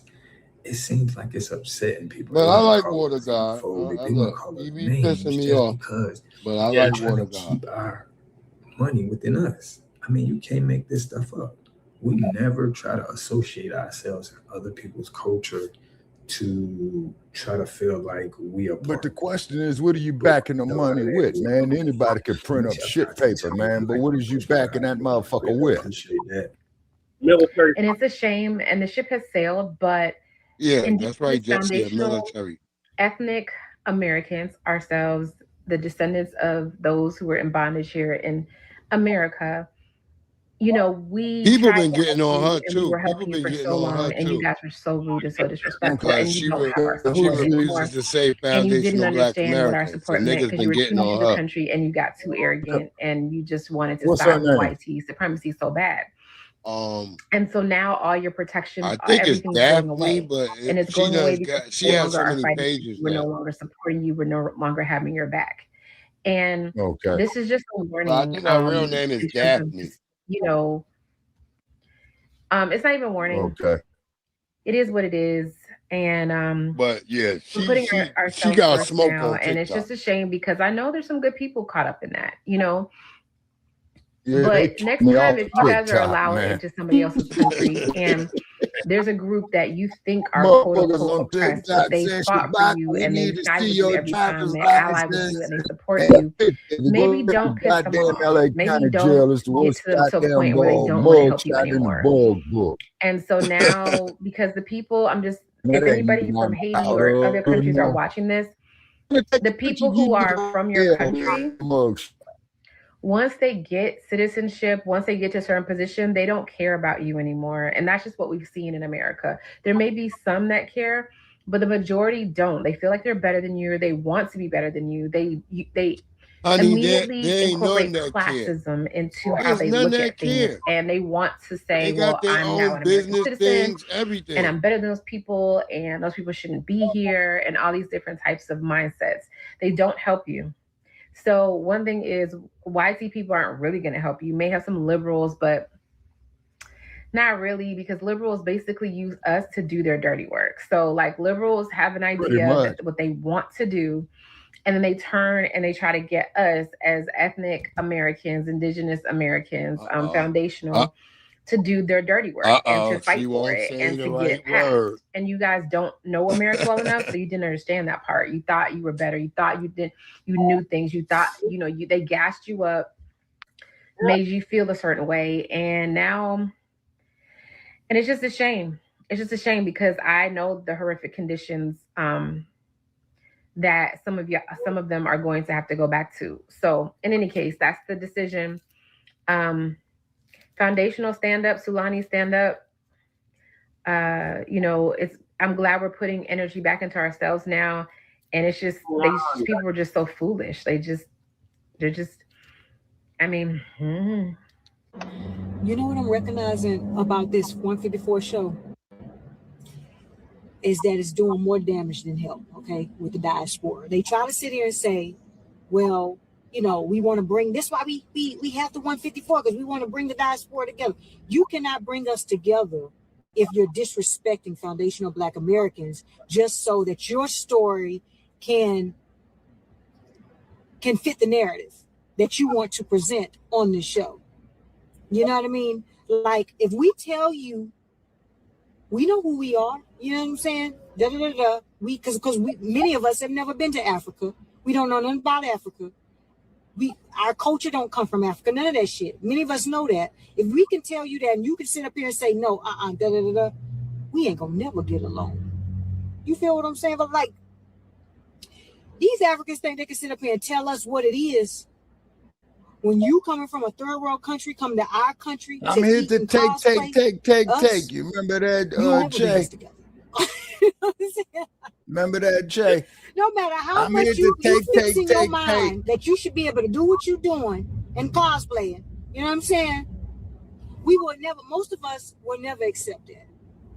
You know, because you're not only cosplaying, you're being malicious about it. You know what I'm saying? And so I'm just like, this show is causing problems. You feel what I'm saying? If y'all notice, this show is causing problems. About they can allow, so the president has the constitutional authority to make it temporary and not permanent. It's the right call. You know, I've been doing this since 1984. TPS has never been temporary. That's why the whole statute exists. Temporarily give people protection while the country's in turmoil or after they suffer a hurricane. But the problem is, no administration. Try some earthquakes, motherfuckers, and get back follow with that statute. President Trump has the guts to follow the law. So temporary means temporary. When the condition of that country gets better, they need to go home. There are millions of people staying in line, want to be a part of the greatest nation on earth. And that goes back to my early point. People say, why do you arrest them if they're not criminals under 10 years? You know, Bisco ass, because they cheated the system. Motherfucker, fuck you. They may have been in 10 years. So let's remember, when you enter the country legally, it's a crime. And they're doing that, putting themselves in front of the line while millions of people are taking their tests, doing their background investigation, paying their fees to be part of the greatest nation on earth. So temporary means temporary, and I'm grateful for that decision. Devin, what does this TPS ruling mean for the thousands of Syrians and Haitians living in the U.S. right now? Yeah, a second major decision today, Diane, just moments ago from the Supreme Court, also 6-3 with the 3 liberal justices dissenting, involved President Trump's attempt to cancel temporary protected status for hundreds of thousands of Haitian immigrants and 3,000 Syrian immigrants. Federal law allows the Secretary of Homeland Security some discretion to protect people, allow them to live here and work here if the conditions in their home country are deemed unsafe, from war, violence, a natural disaster like an earthquake and the like. For both of these countries, Haiti and Syria, those policies had been renewed multiple times. Thousands of these immigrants have become integrated into our society. Many Haitians, for example, working in the healthcare sector as healthcare aides for senior citizens. But when the Trump administration came in, the secretary abruptly canceled those designations, said all of those immigrants must now return home. That was challenged, and the Supreme Court today, in that conservative majority, said that the courts cannot review the secretary's discretionary determination. It's up to her. And she was able to do that. The plaintiffs here had also claimed racial animus on the part of the president, who, of course, has said things derogatory about those countries. And Justice Samuel Alito, in the majority opinion, said he did not see sufficient evidence of a racial animus in these decisions. Yeah, I mean, this is really a question of whether the judges, whether the Supreme Court has any role in these types of decisions that Congress gave to the executive branch, in this case, the Secretary of the Department of Homeland Security. The liberal justices arguing not that judges can review the discretion of the secretary to cancel this program, but that the law does allow them to review the process, that she can, turn it on or off, but she has to follow the correct process to do so. And that she didn't hear the conservative justices saying, she sent the email, they emailed back, this is a box checking exercise, and we're not going to get into the weeds in this. A community must have 3 things to have a community in it. You must have a wholly independent economic structure that can provide goods, service, products, and things for your own people, and jobs and tax spaces for your own people. You should at least control 4 basic things. You should be trying to control water, food, medicine, and energy to be able to survive and compete. Here we got Mr. Pollock. He had a cornfield. He took advantage of a free water test from us, and this is what we found in this water. We found sulfur, we found hardness, and we solved these problems with an easy fix of 2 tanks. So get your free water test today. Stay blessed. Click the link below. Alrighty, y'all. What are your thoughts on Trump ending TPS status for 100,000 Haitians and 3,000 Syrians? It had to happen. Well, only thing I can say about that is Trump, you know. So we're gonna die. Trump gonna do what he do, but it had to happen. Right. So we're gonna dive a little bit deeper into it. Did the Supreme Court just greenlight mass deportations of Haitians and Syrians? Yeah, they did. If you have not heard, ladies and gentlemen, if you have not heard, the Supreme Court made a landmark ruling today. Me, brother Che. Okay, Shabaka, thank you for saying. Appreciate y'all with us. Have a good rest of your day. Yeah. Okay, man. Okay, brother. I'll be in touch, man. Okay, Breeze, it's always a pleasure, brother. No, I'm done, man. Have a great one. You know what? Yeah. Okay, Breeze. Everybody done, man. Okay, brother Che. All right, okay. Yeah, no, Chase is good. Yeah, no, Chase keeping it going, man. But you know, I'm clicking off, man. You know what I'm saying? All right, Che. So get with me. Okay, Breeze, it's always a pleasure, man. You know what I'm saying? And by the way, Breeze, you know, I checked out your last podcast or your last couple of podcasts, but you got your damn graphics there in order, man. That shit is sharp as hell. Yeah. Appreciate you. Yes, sir. Okay, so you gentlemen have a great day, man, because we got wind and heat and all this bullshit getting ready to come out in this desert. So I got to batten down the hatches, you know what I'm saying? Yeah. And what have you. Yeah, so I'll probably wash my car in the next couple of days, man, because I tried to wash the motherfucker yesterday, but, oh, man, our car washers broke down. But I'm glad it was, man. So let this motherfucker get some few more layers of dirt on it, man. Hell, I go wash the motherfucker my damn self. You know what I'm saying? Shit. Okay. So y'all take care. I'm out. Shabaka. All right. Okay. Appreciate y'all. Okay. And in the 6-3 Supreme Court ruling, Mullen versus Doe, that ended temporary protected status for over 350,000 Haitians and 6,000 Syrians. Oh, it's double then. So that's a major shift in immigration enforcement. So this is a harsh lesson in political leverage. It's a harsh lesson in proximity and the consequences of alienating the only true grassroots vanguard in this country, ladies and gentlemen.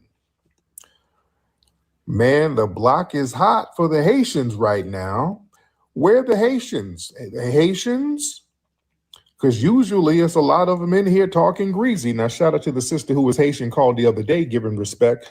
But usually the Haitians were coming in talking greasy. What's up, Samantha? How you doing, Samantha? Man, boy, the block is real hot. That's now you see why people were mad at us for delineating. You see the consequences of how things work. You see the effects of delineation. All right. Do you see the effects of it? The legal reality is that, listen, the Supreme Court ruled that the federal courts, they cannot second guess the Department of Homeland Security's decision to terminate a country's TPS designation. So this immediately strips work authorizations and protections and removals from hundreds of thousands of people. See, now that model immigrant delusion, no. See, a lot of these immigrants, they come to the U.S. under a flawed playbook. They think if you assimilate and basically try to throw us under the bus and distance yourself from us and criticize us, you're going to get some kind of permanent systemic protection. See, you bought into the illusion if you come over here and just throw foundational Black Americans under the bus or undermine foundational Black Americans and adopt the talking points of the dominant society, you're going to be safe. Boy, the Supreme Court shattered that illusion, didn't they? Man, boy, things went left. See, a lot of these people, oh, they were crying. Oh, yeah, the crying is real. Oh, yeah, they were crying in the whole shebang. Oh, yeah, this hit them hard. See, there was a grave miscalculation of proximity to whiteness. I love TikTok Shop, by the way. See, a lot of y'all wanted to cozy up to the dominant society. See, you assume that if you get some proximity to whiteness and you help the dominant society push anti-FBA narratives, that was going to be some kind of permanent shield against deportation. That was a fatal strategic error. The dominant society, they only use you to undermine us. That's really your only goal for them. They don't really give a damn about you. You thought these folks would come over here. It is the white man helped me. The white man brought me here, nigga. You did nothing. I must give props to the white man. Y'all on that vibe. Understand, your only reason for them to even give you props is to undermine us. Now that we've delineated, we've neutralized your ability to undermine us. Now that you are useless in undermining us, they look at you as useless for being here. Why are you even here now? If you can't undermine them FBAs, well, damn it, go on back home somewhere. Wow, that's why people don't like delineating. They know what it is. They know that you ain't a damn thing without us backing you up. And your job is to undermine us, and we're not letting that happen no more. And they are looking at you as useless now. Man.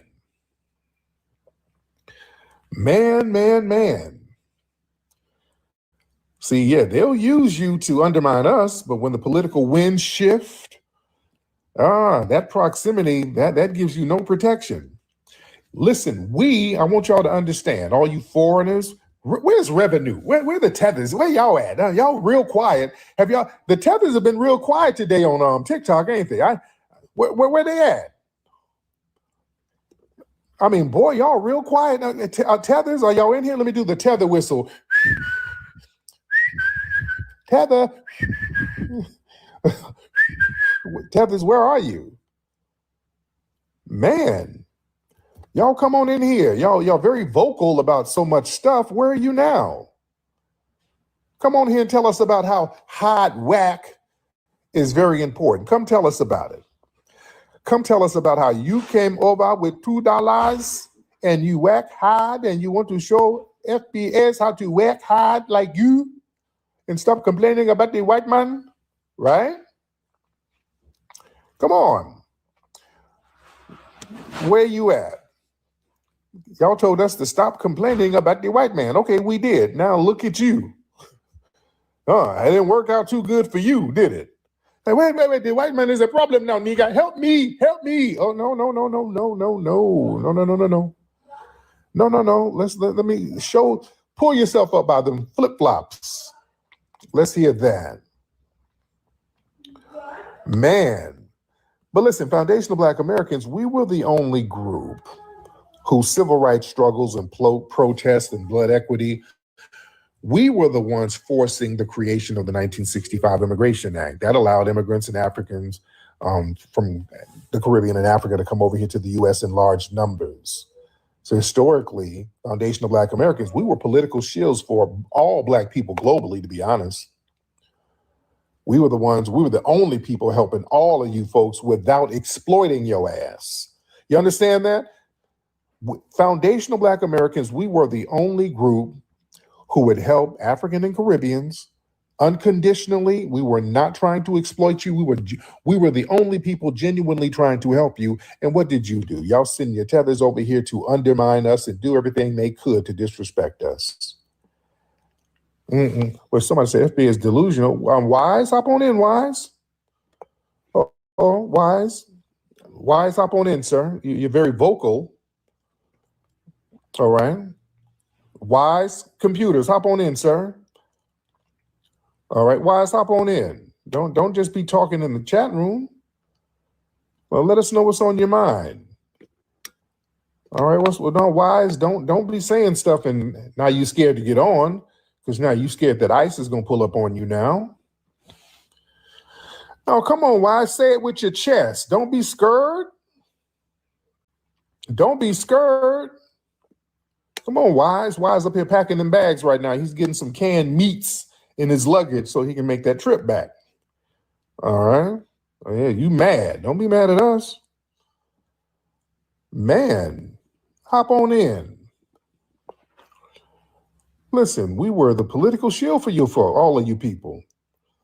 And you disrespected that specific lineage, and you alienated the historical architects of the American civil rights movement. That was a very bad tactical failure. So you thought, okay, you're going to get over here off of all of the laws that we pushed to help get you here, and then kick the ladder away and talk shit once you in. I'm in here now, nigga. I cannot leave. I hate you niggas. And then you wanted to show out once you got up in here. Oh, you thought it was sweet. It wasn't as sweet as you thought it was, huh? You see, for decades, foundational Black Americans, we marched, protested, we gave a lot of our political capital fighting for the global diaspora issues without demanding anything in return. And that era is over right now. It's over. We've shifted to strictly transactional political frameworks right now. So if anybody comes to the U.S. and you disrespect the foundation, you offer no mutual respect and no tangible deliverables, we ain't rocking with you. Just fight your own battle. Fight your own battle. And family, this goes to show, we've been telling you, there's going to be an immediate collapse without the foundational Black American vanguard. See how things go bad quickly when we ain't stomping for you? The moment foundational Black Americans decide not to stand on the front lines and organize grassroots resistance and act as a buffer against the system, boy, these people got stripped of everything with minimal political friction at all. See, now these immigrants, you're realizing what it means to face the full weight of the dominant society's legal apparatus by your damn self, without FBAs absorbing the blow for you. It don't feel too good, huh? Wait, nigga, wait. Racism is real, nigga. It is real. I understand now. No. Don't wait till the ICE truck is pulled up for you to understand. No. Man.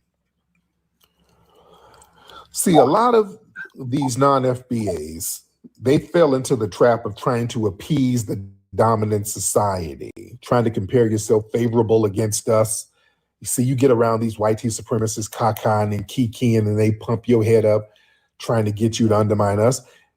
Hey, Mdugu, you work so hard, man. I really love your work ethic. I thank you so much, Brad. I'm not like these FBA niggas. I am not lazy. I'm not a lazy bum. I don't sit around with just one job. I have 4 jobs. I work hard. You sure do. You never ask for a raise or anything. That is right. Because racism don't exist.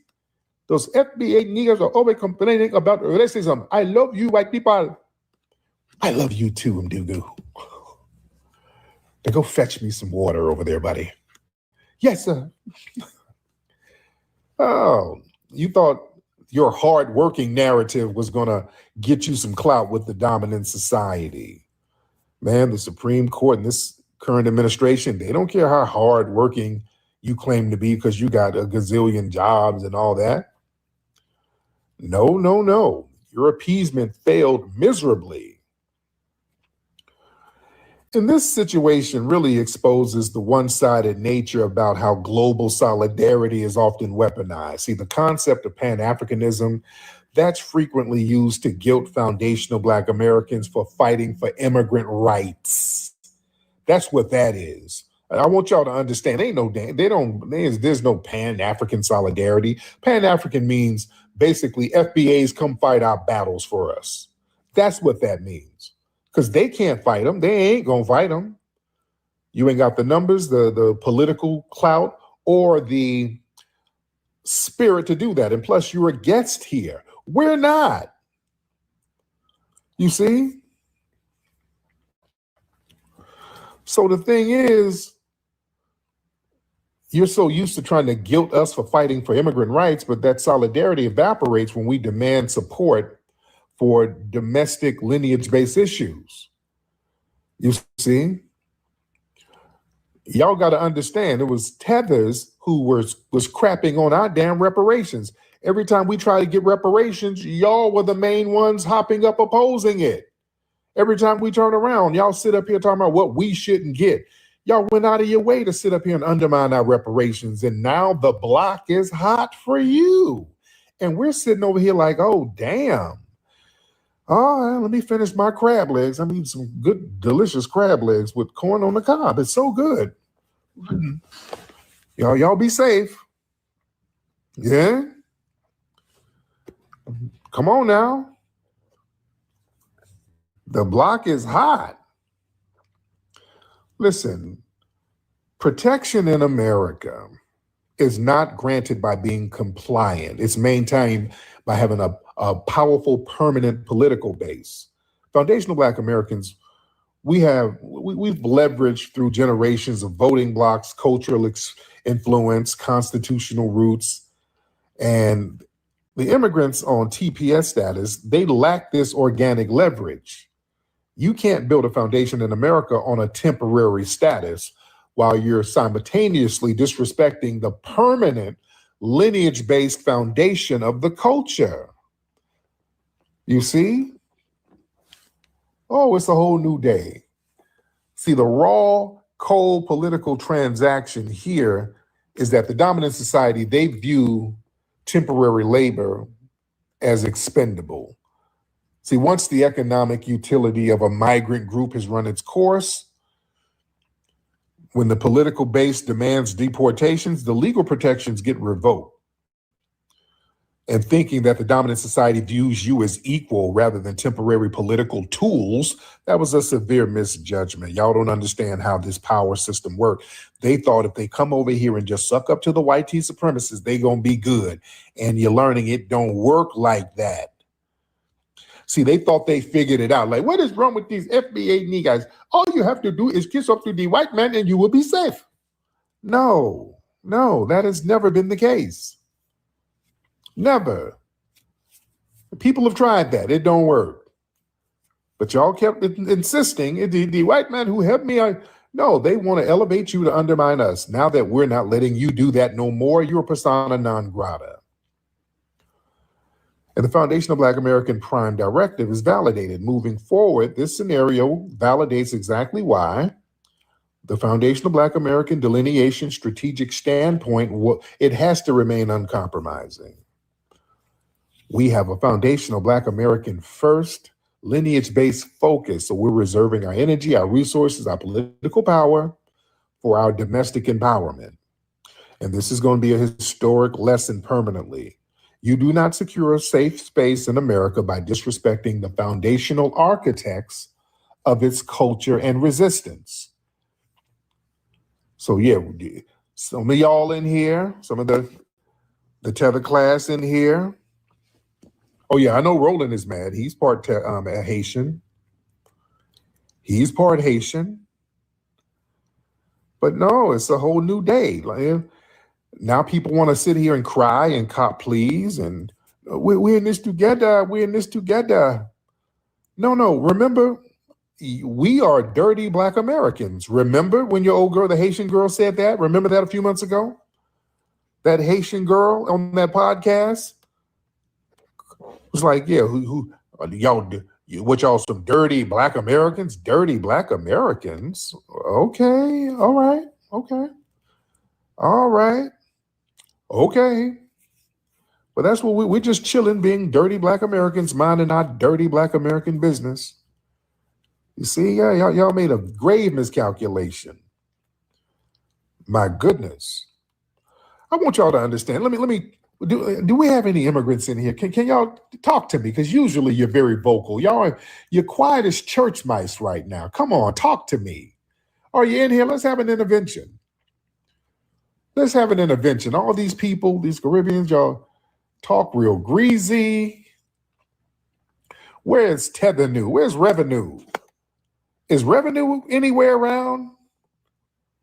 Come on in here and talk about it. Because they were telling us that the status wasn't going to get revoked. They were like, oh, we are good, nigga. They thought it was going to be good. They didn't think the Supreme Court was going to take it all the way. Oh, they thought they were good money. Like, we don't need you, FPS. We are going to be good. Where you at now? Come talk to me. Yeah, you don't make enemies with us. The only people who help you, you don't make enemies with us. You don't have power. Oh, yes, we do. Man, all we have to do is sit it out, and that's powerful enough. That's why these people are kicking and screaming. Family, y'all know the power we have. All we have to do is let you fight your own damn battles, which you're not equipped to do. And look how that turns out. All we have to do is just chill sometimes. That's power. Man, all we have to do is just sit back and do nothing, and then things crumble. You understand? See, y'all got that. Yeah, it's an illusion. Let me tell you foreigners something. People who are not from here. Let me let y'all understand something, because they love to spew this narrative. It is the white man's country. America is great because of the white man. I want y'all to understand, and this TPS thing is a lesson here. The dominant white tea society, they have never been the secret sauce. We have been the secret sauce of this country. Do y'all understand? Let's give a lesson here. We're going to do some tough love. I want y'all to understand something. The white tea supremacists, they have never been the secret sauce here. If it were up to them, this country would have been destroyed a long damn time ago. Do y'all understand that? Listen to me, foreigners. If it were up to just the dominant white tea society, this country would have crumbled a long time ago. I want y'all to soak that in. These folks don't believe in democracy or nothing. All of that is us, ladies and gentlemen. Foundational Black Americans, we are the civil rights movement. Who do you think got civil rights in this country? It wasn't the white tea supremacists. The dominant white tea society don't give a damn and never gave a damn about no civil rights. They wanted this to be a damn white tea ethno state.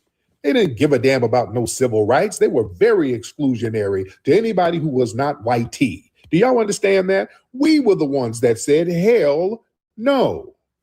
We said, hell no. All of the benefits and the laws that help you, foreigners, that comes from us. We were stomping on that. Just your citizenship here, being born here, that 14th, 13th Amendment, that was a Black grassroots movement. William Nesbitt and people like that out of Philadelphia. We've always been the secret sauce, ladies and gentlemen. I want y'all to get that through your heads. Foundational Black Americans, we prevented the white tea supremacist ethno state. Like I said, if it were up to the dominant society, they would have established themselves as an unsustainable white tea supremacist ethno state a long time ago. And that model is inherently self-destructive because it relies on a constant subjugation rather than innovation and a true democratic stability. So we, Foundational Black Americans, we literally forced the country to actually live up to the Constitution.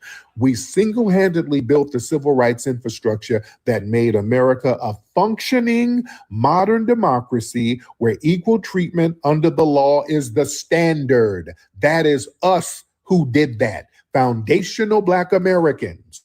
Do you understand? I'm going to talk slow so y'all can get the lesson here. Throughout American history, foundational Black Americans, we've never formed a confederacy to overthrow the government. We've never organized spy rings and sold nuclear codes to the Soviets. We don't funnel state secrets to hostile foreign adversaries. The white supremacists do that all the time. The white people don't give a shit about this country. Do y'all understand that? This is where y'all foreigners get it twisted. Y'all think the white supremacists care about this country. They only care about white supremacists. They'll burn this country down if they could. The most damaging traitors to this country have been the white supremacists, from Benedict Arnold to Aldrich Ames to Robert Hansen. All of these people, man.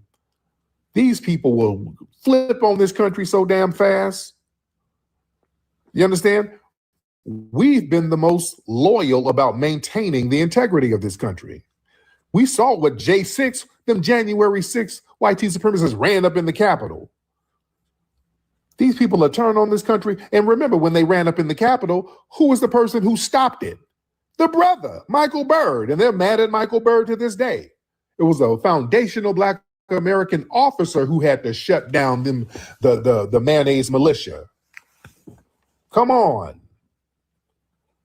Come on. Remember, the first person to take a bullet for this country was Crispus Attucks, foundational Black American man.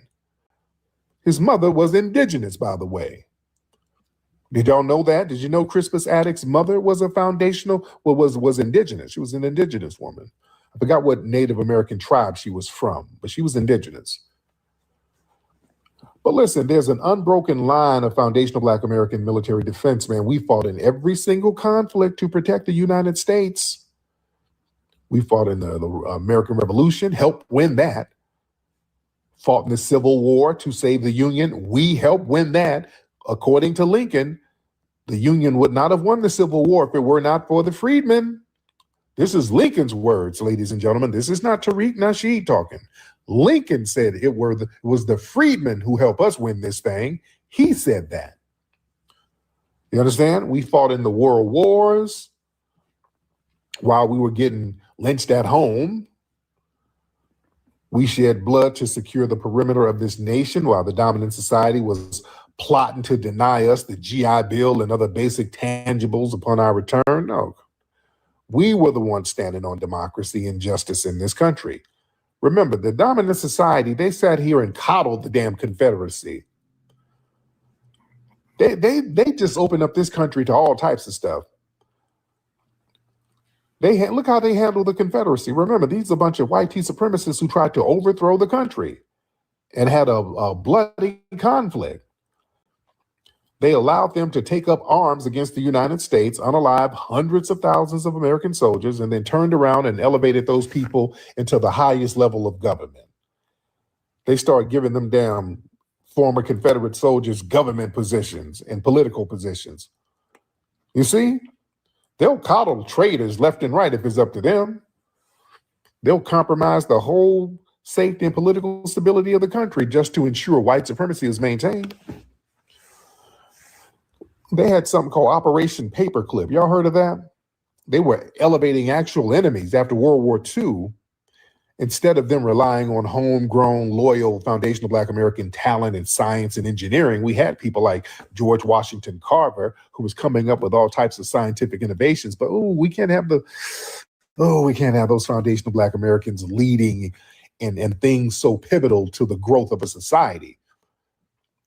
So after the 40s, they stopped us from getting those patents like that. Because by 1940, we had foundational Black Americans had over 50,000 patents. So after 1940, they started having corporations get those patents and certain institutions, and the process became a little more difficult to get those patents. You understand? And also what they did after World War II, remember, they were fighting the Nazis. And then after World War II, they brought over a bunch of former Nazi scientists who actually built weapons to destroy American troops. They coddled these people and they start giving them high-ranking jobs at NASA and the CIA. Did y'all know that? Then they integrated them into white society over here, completely ignoring the security risk because they shared the same racist phenotype. I'm out here in LA. They had a little Nazi settlement out here in Los Angeles, up there in the hills, up in the Santa Monica Hills. Y'all look that up. Google the secret Nazi settlement in the Santa Monica Hills of Los Angeles. Man, come on now. The dominant white society, they'll flop up when it comes to them maintaining white. They'll do anything to maintain white supremacy. Yeah.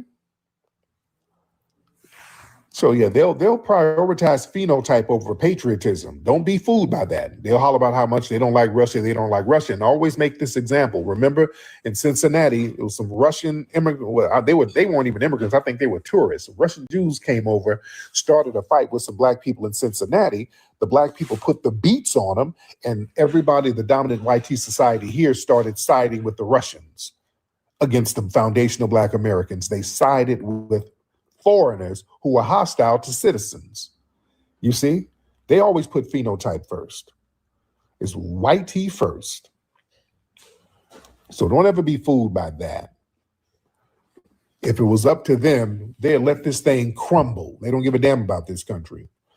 Yeah, when Floyd fought Conor McGregor, and I went up there to that fight up there in Vegas, never forget, there's pictures of me. I'm the only one walking around with an American flag. All those white people running around Vegas with Irish flags. Nobody was rocking an American flag. They turned Irish overnight. Everybody in Vegas, all the white people up in Vegas running around with Irish flags. And I proudly had my black American, well, the American flag, which is still us, because that was Grace Wisher who helped sew it. You understand? So they're loyal to white supremacy. Yeah? Do not get it twisted. Let me see. I'll speak for the 3%. Just vibing? What are you saying, just vibing? Just vibing. I don't know what you're talking about. You trying to cope. You just saying stuff to make yourself feel better. How's that working for your fellow immigrants, sir? See, all that coping and just saying bullshit. How's that working for you? How's that working? How is that working for you? Okay, y'all hop on in here. Let me talk to the family. Y'all get on in. There's a lot of people in here. Y'all tap the screen, ladies and gentlemen. How many, we only got, 63,000 hearts? No. We need 200,000 hearts. Y'all tap that. Y'all tap the screen, please. All right. Tap the screen and let's get 200,000 hearts in the next 5 minutes. We can do that. Okay, y'all raise your hand. Who is this? Young California? Young California, hop on, sir. Let me just try some people. Young California, hop on. Young? Young. All right, you didn't want to get on. It's all right. It's all right. All right. Y'all raise your hand in the chat room. All right. Raise your hand in the chat room and we'll do it like that. Let's run it up, ladies and gentlemen. Let's get okay, Meadow XL. I'm trying to get you in here, but some reason, let me see. I can't let you on from that angle. So let me see if you're in the request queue. Because some of y'all got these weird accounts. Let's get Meadows. Meadows, hop on in, brother. What's up, Reed? I'm good, man. How you doing, Meadows? Man, I'm chilling, man. They got a live right now going on, recording you, listening, talking about you spreading misinformation. But what's the misinformation? I don't know, man. They just out here just talking, bro, just to talk. But I've been listening to other people jumping on like I've been on lives earlier, and they was trying to backdoor their way into the lineage, talking about Haitians came over to help build back in and fight in the war of Savannah. Like that was like 1779, right? So yeah, that was part of the it wasn't a Haitian then. Right. And they're talking about there was some of the French came over here. Thank you, brother, for the call. And they brought a couple of the people from Saint-Domingue. It wasn't even Haiti yet. That's one. And number two, they fought over in Savannah and got their ass whooped. So that's not a flex. They actually went over there and lost. They went over there and got washed. That's not a flex. Look that up. Don't sit up here and brag about losing. You came over here and got your ass tore up. They lost the battle. So I don't know. They're reaching for anything. They think we don't know the history. Yeah, you came over to Savannah and got your ass washed. So yeah, you didn't help nothing. You couldn't even help yourself. You got washed. Like, damn, y'all bragging. You're proving our point. Huh? Oh Lord, man. Yeah, they just be saying stuff. They think if they just throw enough crap on the wall and if we don't wash it off, it'll stick. No. We're washing it off because we know the history. None of your crap is going to stick on the wall. We're washing it all off. And shout out to y'all who are recording me and having your live space right now. And what's that going to do? What misinformation am I spreading? I have not said anything that's not correct. Yeah, hop on, talk to me. Y'all let me know what's on your mind. Because y'all got so much greasy stuff to say. How's that working out for you? Because y'all sit here and denigrate foundational Black Americans all day, every day. You denigrate our lineage. We done told you. That's backfiring on everybody. It's a whole new day. It's a spiritual movement. All the people who sit here and crap on us, things go bad for them right now. We've been trying to tell you. Things go bad. Ask Charlie Kirk. When people start denigrating us, yeah, it's a whole new vibe right now. Yeah, they've been crashing out on us. Y'all, man, love. The ancestors ain't bullshitting around. Man, there's a spiritual awakening right now. There's a spiritual movement happening right now. Y'all think this is a game? Man, let me see. Just like when Ghana tried to pull that move, when they went to the UN trying to finesse, and they went back to Ghana and there was some flooding going on over there. Some massive flooding over there, majorly. Yeah? Come on, TC. What's up, TC? Let's get some folks in here. All right, now only talk to me. Talk to me, ladies and gentlemen. Talk to me. I've been on for a minute. Okay, hold on. I'm trying to get you on, TC. Okay, well, I don't know what's happening with your account, TC. All right, y'all raise your hands. Come on now. I'm not going to do the raise your hands shuffle. Y'all better get on in here so we can chop it up. All right, let me look in the request queue.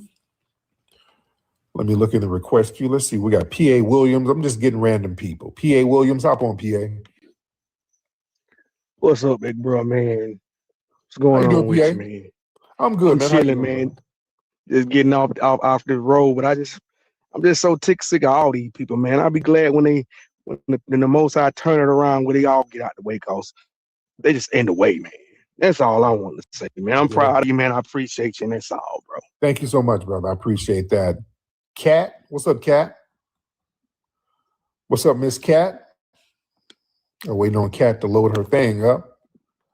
All right. Hey, oh my God, I didn't even realize I was on here. Wow, oh my goodness. How you doing, Kat? I'm good. I really like what you have to say and stuff. Yes, ma'am. I don't know how foundational I am. My grandmother was from Barbados, but everybody else is Black. What does that make me? Because I'm really aligned with what your message is, but I don't know if I fit the profile, if I can be or not. What do you think? Well, did some of the family, were they on plantations here in the United States? I don't think my grandmother was. No, then I'm not foundational. Okay, sorry. I'll just drop down. All right. Oh God, here we go. All right, sorry. Ma'am, when y'all ask that means you know your family is all foreign. Hey, ma'am, come on now. You know all of your family is foreign. All right. Yeah, you only got one grandmother. Yeah. Family, people are trying to play these word games. She knows all her family is immigrants pretty much. She knows that. Her family is immigrants. Yeah, that was a bad faith question. I want y'all to see how that worked. Because some of her people were born here probably a couple of generations. She's probably had a couple of generations here from the 60s. So a lot of them think, okay, we'll try to slip we'll backdoor our way and say we're FBA if our family's been here since the 60s. That's why you notice what I asked her? Were they on plantations? Oh, okay, I have to go. See? Just ask the right questions. All right? Just ask the right questions. See, a lot of people are trying to pull this thing. If their family has been here from another place for generations, since probably the 60s, they're going to try to say, well, can I be foundational too? No. Foundation means from the beginning. You have to go to the beginning of this country, like us.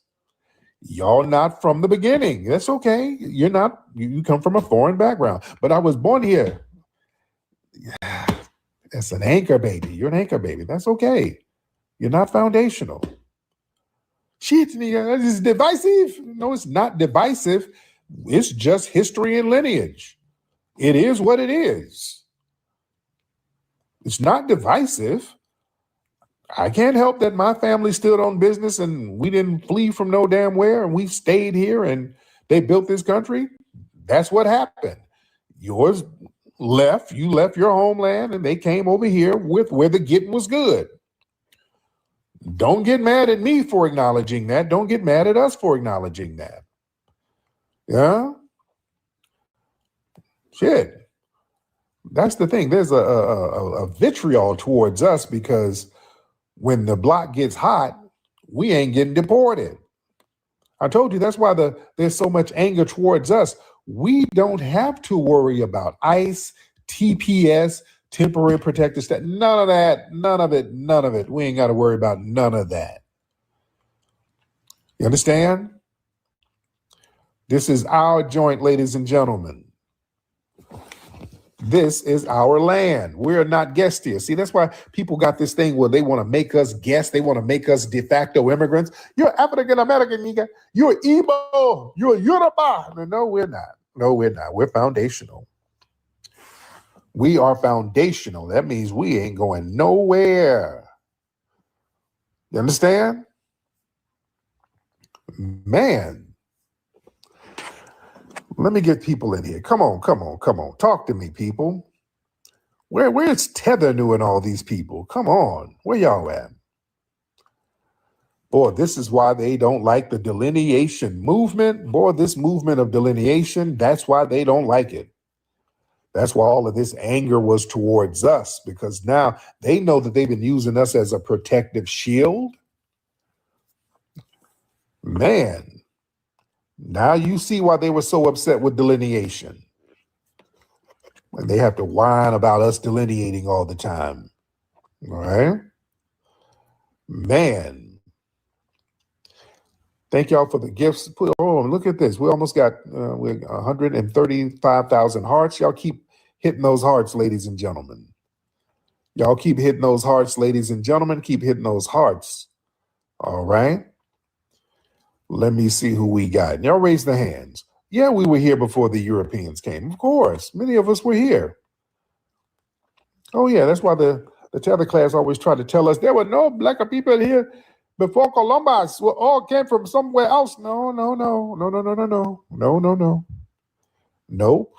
There were black people here. There's always been black people here.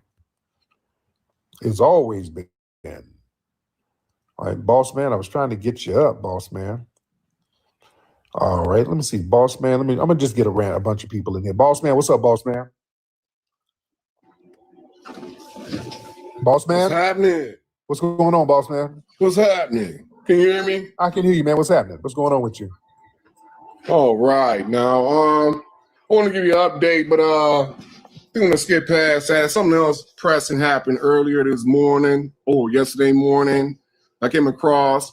I don't want to shout the guy out, give him no props or anything, but this group of people that's been pretty much adamant against us and reparations and against our lineage, even while being a part of our lineage, said something that's is pretty egregious.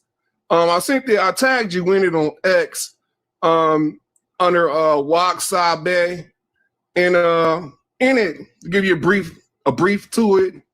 This dude was trying to reach out to our enemy here in the state and to get some kind of camaraderie. So to me, it struck me as, wow, man, these people has been against us for so long, and now they're starting to say the quiet part out loud. And I'm gonna leave it right there. I wish you check on that and put your take on it. You feel me? Okay. That's all I want to say. Okay, I'm completely confused. I don't know what he's talking about at all. I don't know what he's talking about, and I'm confused, and it's whatever it was, it sounds like just some troll shit. That's not anything that you really gotta, it sounds like some troll shit. I don't know. I don't know about it. I don't know what it is, and it hasn't affected me. So a lot of times, man, sometimes I guess y'all listen to some of these fools do little stuff and say shit online and think it's more impactful than what it is, and it's really not. These people ain't moving no needles. Just people just be saying shit and doing shit. It ain't even nothing to relay.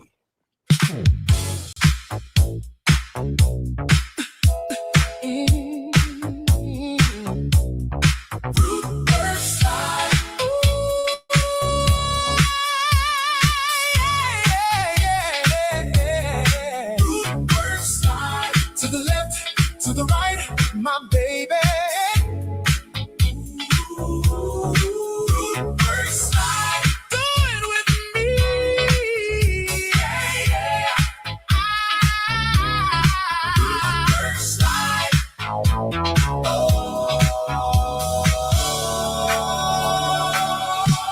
I woke up clean, put that root work on. Now I'm feeling fresh from dusk till dawn. Arms in the air, confidence wide. I hit the floor and do the root work slide. No funk on me, I'm smooth with pride. Fresh under pressure, fresh outside. Everywhere I go, they feel that vibe. They say, what you got? I say, root work slide. Root work slide. To the left, to the right.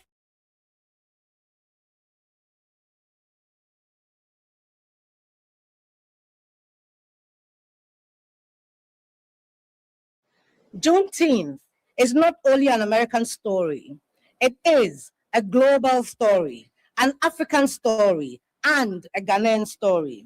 It reminds us that the struggle for freedom, dignity, and justice is universal and unending.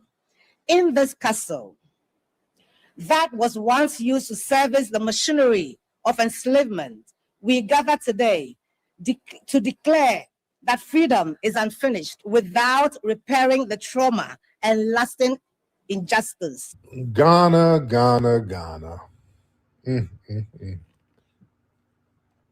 Gotta talk about Ghana. Ghana's up to the shenanigans, y'all. Ghana. Boy, their minister of tourism. Did y'all see the video I put on my social media? Did y'all see the video I put? Oh Lord. Oh, let me play it for you. How about that? Let me play the audio for you guys to let y'all hear it. I'll do that. I'll do you one better. I'll just let you hear it. Okay, family. This is Ghana, the Minister of Tourism. This lady, I can't think of her name. Hold on. Let me let you hear what she said about Juneteenth, ladies and gentlemen. All right, listen to this. This is her talking about Juneteenth. Y'all bear with me. Listen to this. Let me know if you can hear it. Hold on. This is universal and unending. Hold on. Juneteenth is not only an American story. It is a global story, an African story, and a Ghanaian story. It reminds us that the struggle for freedom, dignity, and justice is universal and unending. In this castle that was once used to service the machinery of enslavement, we gather today to declare that freedom is unfinished without repairing the trauma and lasting injustice. Okay. Did y'all hear her, family? Did y'all hear her? She said that Juneteenth is not just an American story. It's an African story and a Ghanaian story. How? How is Juneteenth a Ghanaian story? Ghana wasn't technically even a country when Juneteenth first came about. How the hell is it a Ghanaian story? Because these folks just be saying stuff and then don't elaborate on it. They do a Fat Joe did. Hip hop, blacks and Latinos 50-50, and then you won't elaborate and just put a lie out there and just let it linger, and hopefully you think nobody's gonna say nothing. See, that's why it's important to jump on these people's lies, family. That's what they do. The name of the game is just keep throwing lies out there, and if the lies don't get unchecked, they start to fester. Lies are like mold. You understand? If you don't take care of mold early on, that shit just grows and spreads and spreads and spreads. You got to knock that shit out early. You understand? Good Lord. We got to be very loud to shut that nonsense down, family. It is not xenophobic to say, hey, y'all people need to stop lying. Juneteenth is not a Ghanaian story. It is not an African story. That's a culmination of a uniquely American legal and constitutional crisis. That marks June 19th, 1865, when Major General Gordon Granger went down there to Galveston. He had to enforce the Emancipation Proclamation. That was a military order signed by the president to crush an American rebellion. The people liberated that day were freed under American law that we fought for on American soil that we built after enduring a uniquely American system of chattel slavery. This is not an African story unless you count the ones who were selling folks. Are you talking about that? What are they saying? Do I have any Ghanaians or Pan-Africans in here? Where the Pan-Africans when y'all always whining and y'all never around to explain this horse crap when these folks are talking crazy? Man, somebody said it's a Texas story. No, it's a foundational Black American story because the Emancipation Proclamation was issued for all of us who were enslaved over here. That includes Texas. So that's a part of it. You understand? And listen, we had a distinct ethnogenesis. Foundational Black Americans, we had an ethnogenesis. By 1865, the enslaved people in Texas were not African. You understand? They had an ethnogenesis like all of us had an ethnogenesis. They had a brand new identity and ethnic group in the American South. Juneteenth celebrates the survival of that ethnogenesis. It celebrates that distinct lineage. So calling it Ghanaian or saying that it's a Ghanaian story, that literally makes no damn sense. Juneteenth is our cultural milestone. It's not a monolithic global one. Notice how everybody feels entitled to our shit. Anything that's for us, everybody can just kind of nudge us out the way and just claim jump every damn thing we do. They don't do that with other people. You don't see them talking about St. Patrick's Day as a global story. You don't see that. Anything that's remotely carved out for us, you got people from the outside trying to elbow their way in as if they're entitled. See, we let people get away with way too much shit, man, for way too long. Way too long. Look, the blood was spilled by foundational Black American soldiers. Juneteenth was just not, it wasn't just freedom granted. No, that was a day that freedom was enforced by the Union Army. And again, we were fighting with the Union Army. They could not have won the Civil War without foundational Black Americans. That's what Lincoln said. Those United States colored troops, that was the damn secret sauce that won the war. You understand? Foundational Black American men took up arms on this soil, shedding blood in these American battles to violently dismantle that damn white supremacist Confederacy. So we were freeing ourselves. You understand? Nobody from Africa came to help us. We were helping ourselves. We had to be up in the swamp using that as a sanctuary base that a lot of folks don't talk about. We had to put in that work. We didn't get no work from no help or no assistance from Africa. We didn't. You understand? So trying to make it a generic African story, that's an attempt to erase the specific military sacrifice of foundational Black American ancestors who fought for their own liberation. I'm not giving nobody else credit for that. That's our family, y'all. You don't get credit for that. You know, damn Ghanaian story. Hell no. Y'all didn't stand on business like that. Y'all were making deals with the British and all that shit. No, no, no. We were putting belt to ass over here. You don't get credit for that. I'm sorry. Listen, that Minister of Tourism wanted to fold our foundational Black American holiday into their nation's narrative. See, that's commodification. That ain't solidarity. See, Juneteenth is a sacred day of remembrance for the descendants of freedmen. It's not a marketing tool to drive heritage tourism, because that's what they're trying to drive some tourism over there. You understand? Ghana, you got your history, Ghana. Shout out to Kwame Nkrumah and all that stuff. They had the Gold Coast independence back in 1957. They got their own thing. Now, hey, celebrate your stuff. You understand?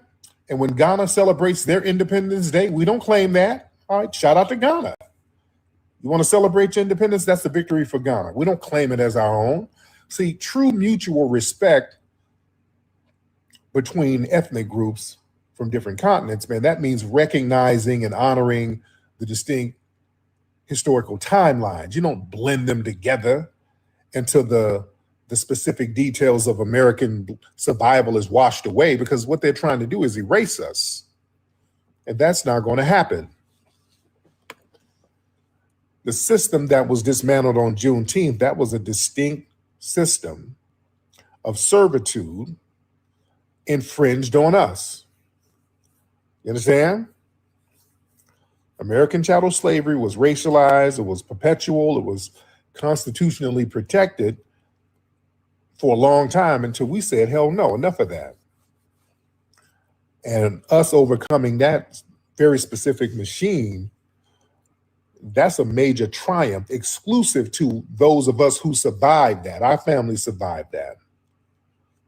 So trying to dilute that narrative, that minimizes the unique terror that we faced and we survived, that no other group have survived like that. So that's not going to be erased by trying to sit up here and say, oh, this is all of us survived it. No, you didn't. You didn't. No, no, no. No, you don't get to get stolen valor. See, people try to get our valor. They want to steal our valor. People talk about stolen valor. They love stealing our valor. No. See, we're exercising cultural sovereignty. Every distinct group, they have a right to cultural sovereignty. They have a right to their own traditions, their own holidays, their own history, without them being absorbed into a broader, vaguer category. You understand?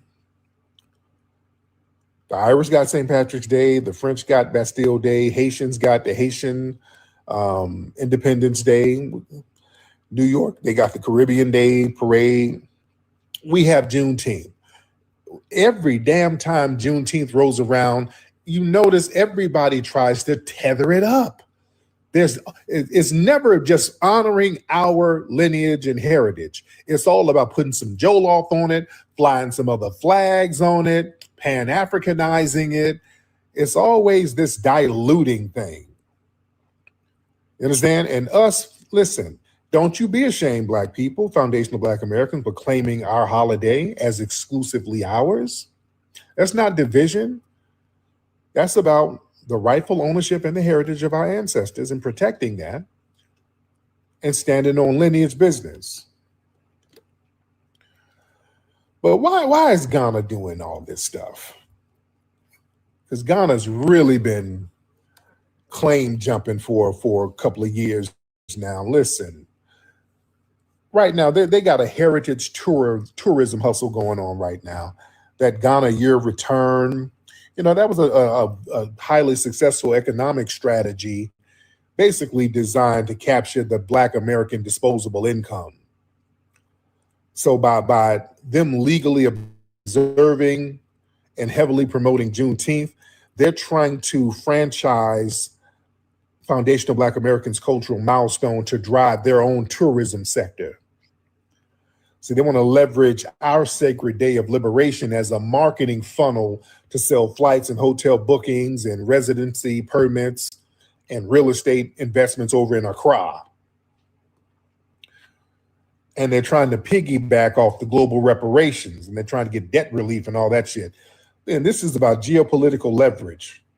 See, during the recent Juneteenth events in Ghana, they had some kind of global reparatory justice framework nonsense they were talking about. National debt relief for African nations. See, they're using us for a bag for themselves, man. I keep telling y'all this. That's why we cannot let them sit up here and get in the reparations conversation at all. If they get in it, we are done. We cannot let them touch the reparations conversation. If a dime goes to them, we would never, ever see it in life. Would never see a dime if it goes to them. These people are trying to double dip on the damn reparations. They already got paid because they had deals to have those castles up there. They already had deals going on. You understand? They know that the specific blood-soaked history of American chattel slavery, that carries massive, undeniable moral weight on the global stage. And by trying to wrap their little modern-day economic demands under the banner of Juneteenth, they're trying to use our specific trauma as a Trojan horse to get some international funding and debt forgiveness for their own countries. These folks are trying to use us, but we keep calling that ass out. We can't let these folks use us for their finesse. Them trying to frame Juneteenth as some shared African story, they're actively sanitizing the historic record. You adopt our holiday, that allows modern nations to position themselves alongside the victims that they help victimize. So that strategically blurs a very uncomfortable reality. Those people in those kingdoms, they were selling people to the damn European buyers in the first place and making deals, and they already got paid and they already made treaties with them and trying to co-opt our liberation narrative. That helps erase their historic role as the middlemen in the enslavement. They're not going to get away with that either. See, they think they're going to try to get away. My brothers, we got to get justice. My brothers, they stole my niggas from me. We need justice. And you got the blood money on your hands. No, you're not going to do that, Dudu Tunde. Hell no. You don't get to swing and spin the block. After you done did a dirty deal that went bad for your ass, now you want to spin the block. You done sold some of us out, because most of us, there was a lot of us already over here, but there were a few that were sent over here from there. But yeah, they want to spin the block after they got their little trinkets, their mirrors and beads and their little paper, tricked it off, and now you want to spin the block. That's like a crackhead stealing a VCR, and now y'all can't watch TV, and he's like, oh man, what we gonna do? We can't watch TV. You my brother, we watch TV together. What we gonna do? We gonna have to go to the pawn shop and demand some justice. Fool, you sold the damn VCR to the pawn shop and smoked up the money. You understand? Like, we both got to go yell at the pawn shop. You sold it to the pawn shop. The hell? Yeah, we're not equal victims here. I was victimized by both of y'all. You know? But listen, we as foundational Black Americans, we're the most visible and influential cultural superpower on the planet. These foreign entities, they treat our culture as an open source. See, by absorbing Juneteenth into a Pan-African narrative, Ghana, they want to position themselves as the political and spiritual headquarters of the global Black diaspora. That's what they're playing for, ladies and gentlemen. They're like, yes, yes, yes, slavery all over the world, Black Americans, those are brothers. And we are the leaders of all of the niggas who were enslaved. See, they're trying to act like they're the leaders of the descendants of the enslaved. That's the play they're doing, guys. That's the play Ghana is running. You understand? They're trying to set Ghana up as the headquarters for justice for global descendants of slaves. And I'm saying, hell no. No. That's again, you're letting the crackhead come in your house, the one who done sold all your equipment to the pawn shop. You letting him come up in the house acting like a landlord. And I got to come on in and help you. I got to manage everything because people be stealing around here. I heard, they be selling stuff to the pawn shop, so I got to come in and watch everything. Let me help you. You is my brother. No, we're not letting you watch nothing.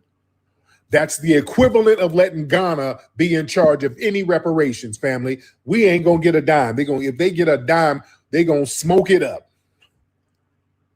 You understand? That is the last thing we need, Ghana touching anything to do with our reparations. Not one dime, nothing. We'll never see nothing. They've already finessed already. They've already run a finesse. They're running another con game. Good grief. Well, these people are bold with it, man.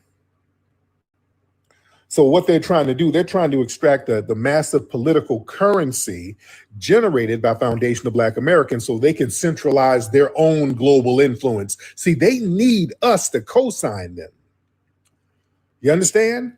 People know how janky those folks are over there in West Africa. But see, we as foundational Black Americans, because a lot of us have been going over there, we've given Ghana a lot of our legitimacy. You understand? W.B. Du Bois went over there and he lived over there. So we've been giving Ghana a lot of our legitimacy. Nah, that ain't it though. Oh, that ain't it. We got to cut that out. Because see, they reduce our lineage so they can extract resources. See, if Juneteenth is simply an African story, then foundational Black Americans would just reduce to a displaced subcategory of Africans rather than a distinct sovereign people who forged through an ethnogenesis in the Americas. So that narrative is collapsing a very highly embedded group here. So that makes it easier to demand our loyalty, our skills, our investment, our capital without having to respect the specific exclusive debt owed solely to the descendants of freedmen. See, they're trying to blend timelines so they can tap into our resources under the guise of this unified family reunion. Come home, brothers. We're all in this together. Come on home, my good brother. Brother, come home. No, we're home. This is our home here. This is our home here, and we're good. We're not letting the finesse go down. Man, let me get some of the family in here. Raise your hand, family. Yeah, where are the damn Pan-Africans? Where they at? All right, y'all raise your hand. Let me get the family in here. Yeah. While Ghana's talking all that shit, Ghana, any Ghanaians in here? Wait, let me say this. Any Ghanaians in here? Because listen, people see the momentum we got with reparations. We're standing on reparations heavy. We haven't let it go. We're going to keep stomping down on it. So it's going to come sooner or later. It's coming. And people see the writing on the wall. And Ghana's trying to get in front of it because they know if we get it from the U.S. government, we're going to go over there to Elmina. Oh.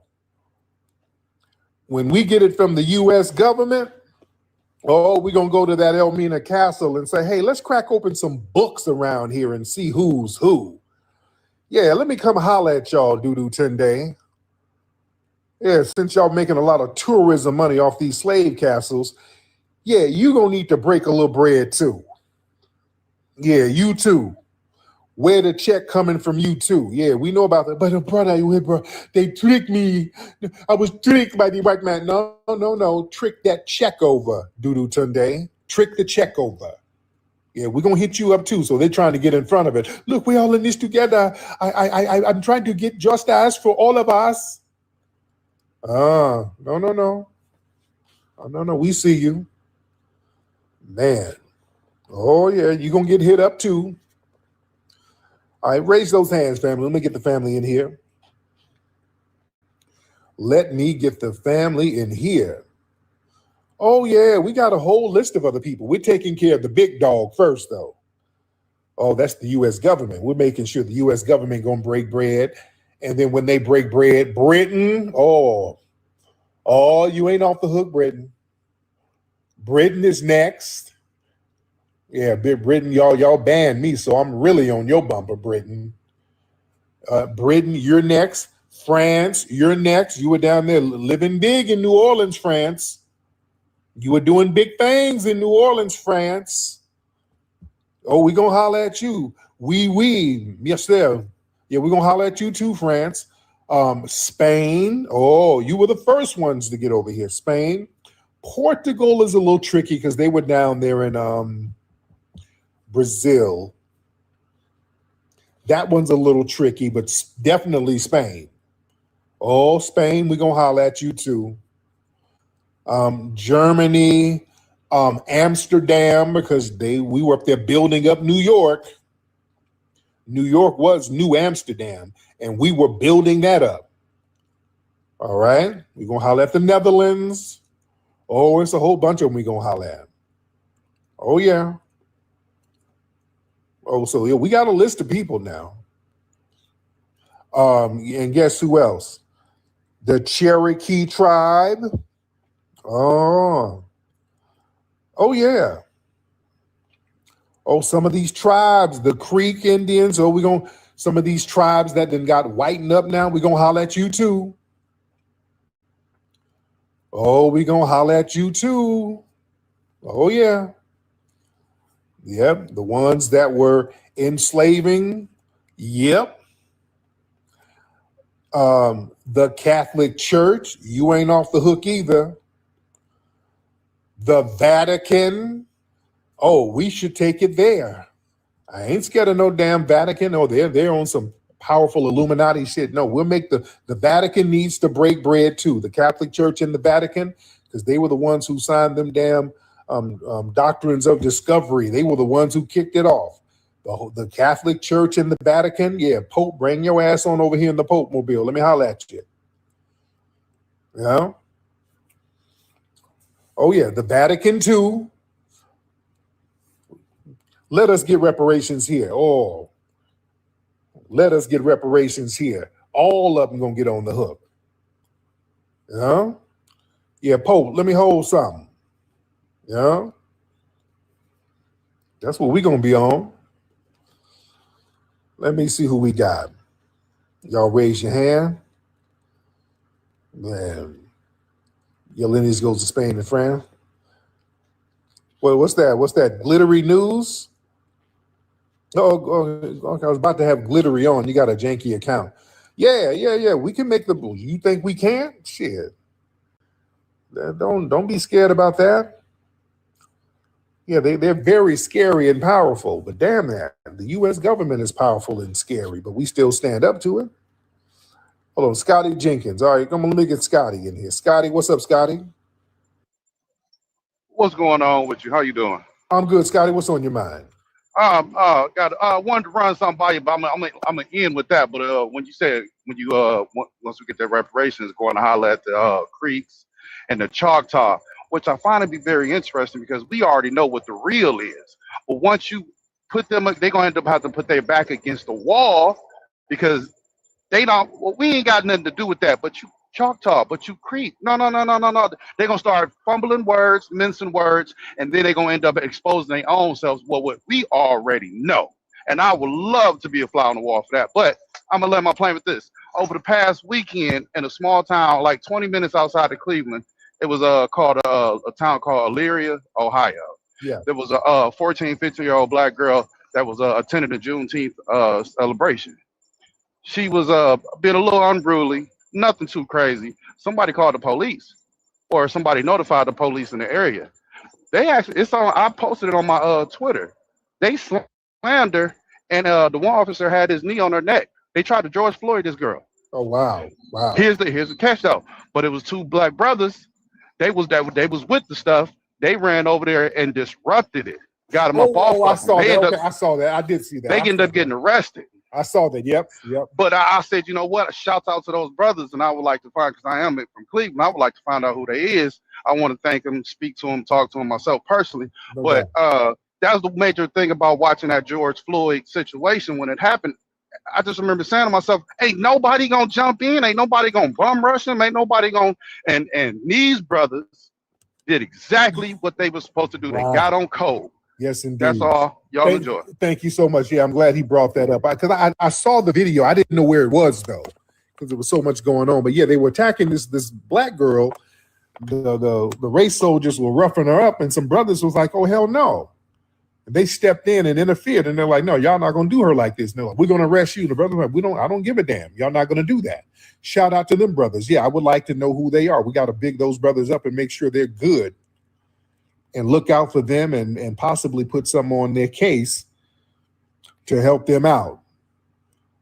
But yeah, my Ohio people, if you know about those cats, holler at me and let me know. That'd be great to really chop it up with those brothers and make sure they're good. That's what I'm saying. They weren't going to sit around and just let this girl get gaffled up like that. Yeah, shout out to them. That's standing on FBA business. Respect to that. You understand? Let me see. Yeah, my Ohio people, if we can get some information on them, that'd be great. Oh yeah, Ohio. I told you about Ohio. Ohio, man, that was a major hub on the Underground Railroad, man. Ohio has always put belt to ass. Dude, we had a whole bunch of rebellions going on up there in Ohio. Cincinnati in particular. Anywhere around the river up there. Anywhere up there by that river, because that was a major Underground Railroad hub. You know? Let me see who we got. Yeah, we talk about Ohio in the new movie, by the way, Hidden Color 6. We talk about some of them riders up there in Ohio and them riots that were up there. They've been having riots up there since the mid-1800s. Yeah? Yeah, the Ohios, them players don't mess around. Yeah. Let me see. And I got a lot of my families up there too. Let me see. Let me shout out to everybody in here. We're in here deep. We're in here deep. Yeah, you remember when those Russian Jewish cats went up there and trying to put their hands on some brothers out there in Cincinnati, and they all got mopped up. They mopped them Russians up. Let me see who we got. Raise your hand, family. What's up, Miss Bree? Let's get Bree L. And okay, Bree, your account is something's going on with your account. I can't let you up. I was gonna let you up. Something's going on with your account. All right, something is happening. All right. Mr. Based, what's going on, Based? Mr. Based. Let me see. All right, let me see who we got in here. We got a lot of folks in here. Let me see, Bigfoot. Okay. What's up, Bigfoot? Hop on in, Bigfoot. All right. Some of y'all not getting on Bigfoot. What's happening? Hello, how are you? Oh Lord, what's going on, Bigfoot? We talked before. my granddaughter put that up there, Bigfoot. Oh, I'm about to say, I'm like, who the hell? Nah, I'm not one of those punks. Nah, I ain't playing no games. What the hell is It's this? a lot you said, boy. You be blasting on my life. My kids be doing shit. They be getting access to my stuff and putting all types of cartoon characters on it. Oh my God. She heard me tell her a story. This kid said, it was a white kid. I was reading something online. He said Bigfoot saved his life, and she thought that was hilarious. Next thing I know, hell, I was Bigfoot after she heard me tell that story. Yep, you said a mouthful. Now, Yes. I was thinking about the Juneteenth stuff you said about Juneteenth. You Yes, do ma'am. know now that they include the gay pride community with Juneteenth. Yeah. I heard a man say even the fist now, the symbol, the fist, it's the rainbow. Oh yeah. Oh yeah. Yeah, the fist is the rainbow now. So yeah, everybody's jumping on the Juneteenth wagon. Yeah. I mean, look, and thank you, beloved. Anything we do, they only do it with our stuff. See, this is why, man, we should have been gatekeeping a long time ago. We should have been gatekeeping a long time ago and being unapologetic about it. We've been sitting up there on this old open source kumbaya thing, this great big tent, and everybody's invited to the cookout. No. We got to shut some of that stuff down. You're stronger when you're concentrated. When you put too much shit in everything, it dilutes it. No, we got to concentrate power. You understand? Real work for you. Nah, nothing else will do. I got that rule work for you. And reservations for two.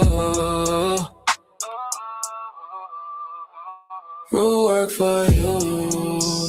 Nothing else will do. I got that rule work for you. And reservations for two. I got that rule work for you. Nothing else will do. I got that rule work for you. And reservations for two. Stepped out clean, I'm fresh out the door. Natural sin, but it's hitting like more. Confidence high, got me walking real slow. Every move got a vibe, let it flow. Cut your eyes from across the room. You smile back, yeah, you felt it too. Ain't no pressure, just energy speaking. But you leaning in like you been seeking. I ain't gotta say much, you can feel that glow. It's deeper than the surface, it's something in my soul. From the roots to the skin, yeah, it's all aligned. Now you right here vibing in my time.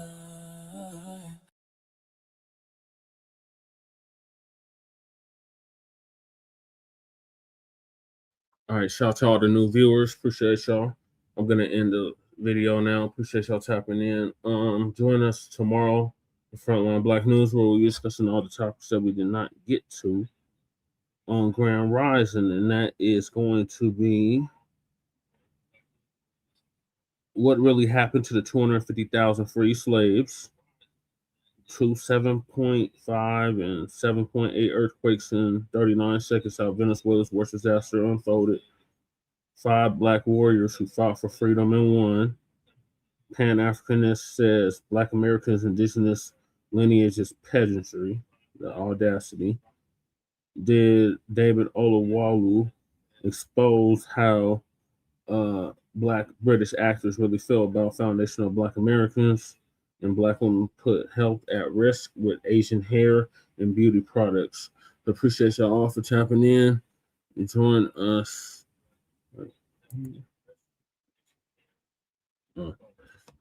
So join us later on tomorrow evening for Frontline Black News, Season 6, Episode 32, or Trade Deuce Part 1.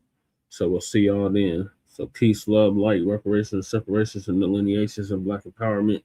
Chan Kruma signing out from the Mile High Income and illegal migrant flooded city or gritty.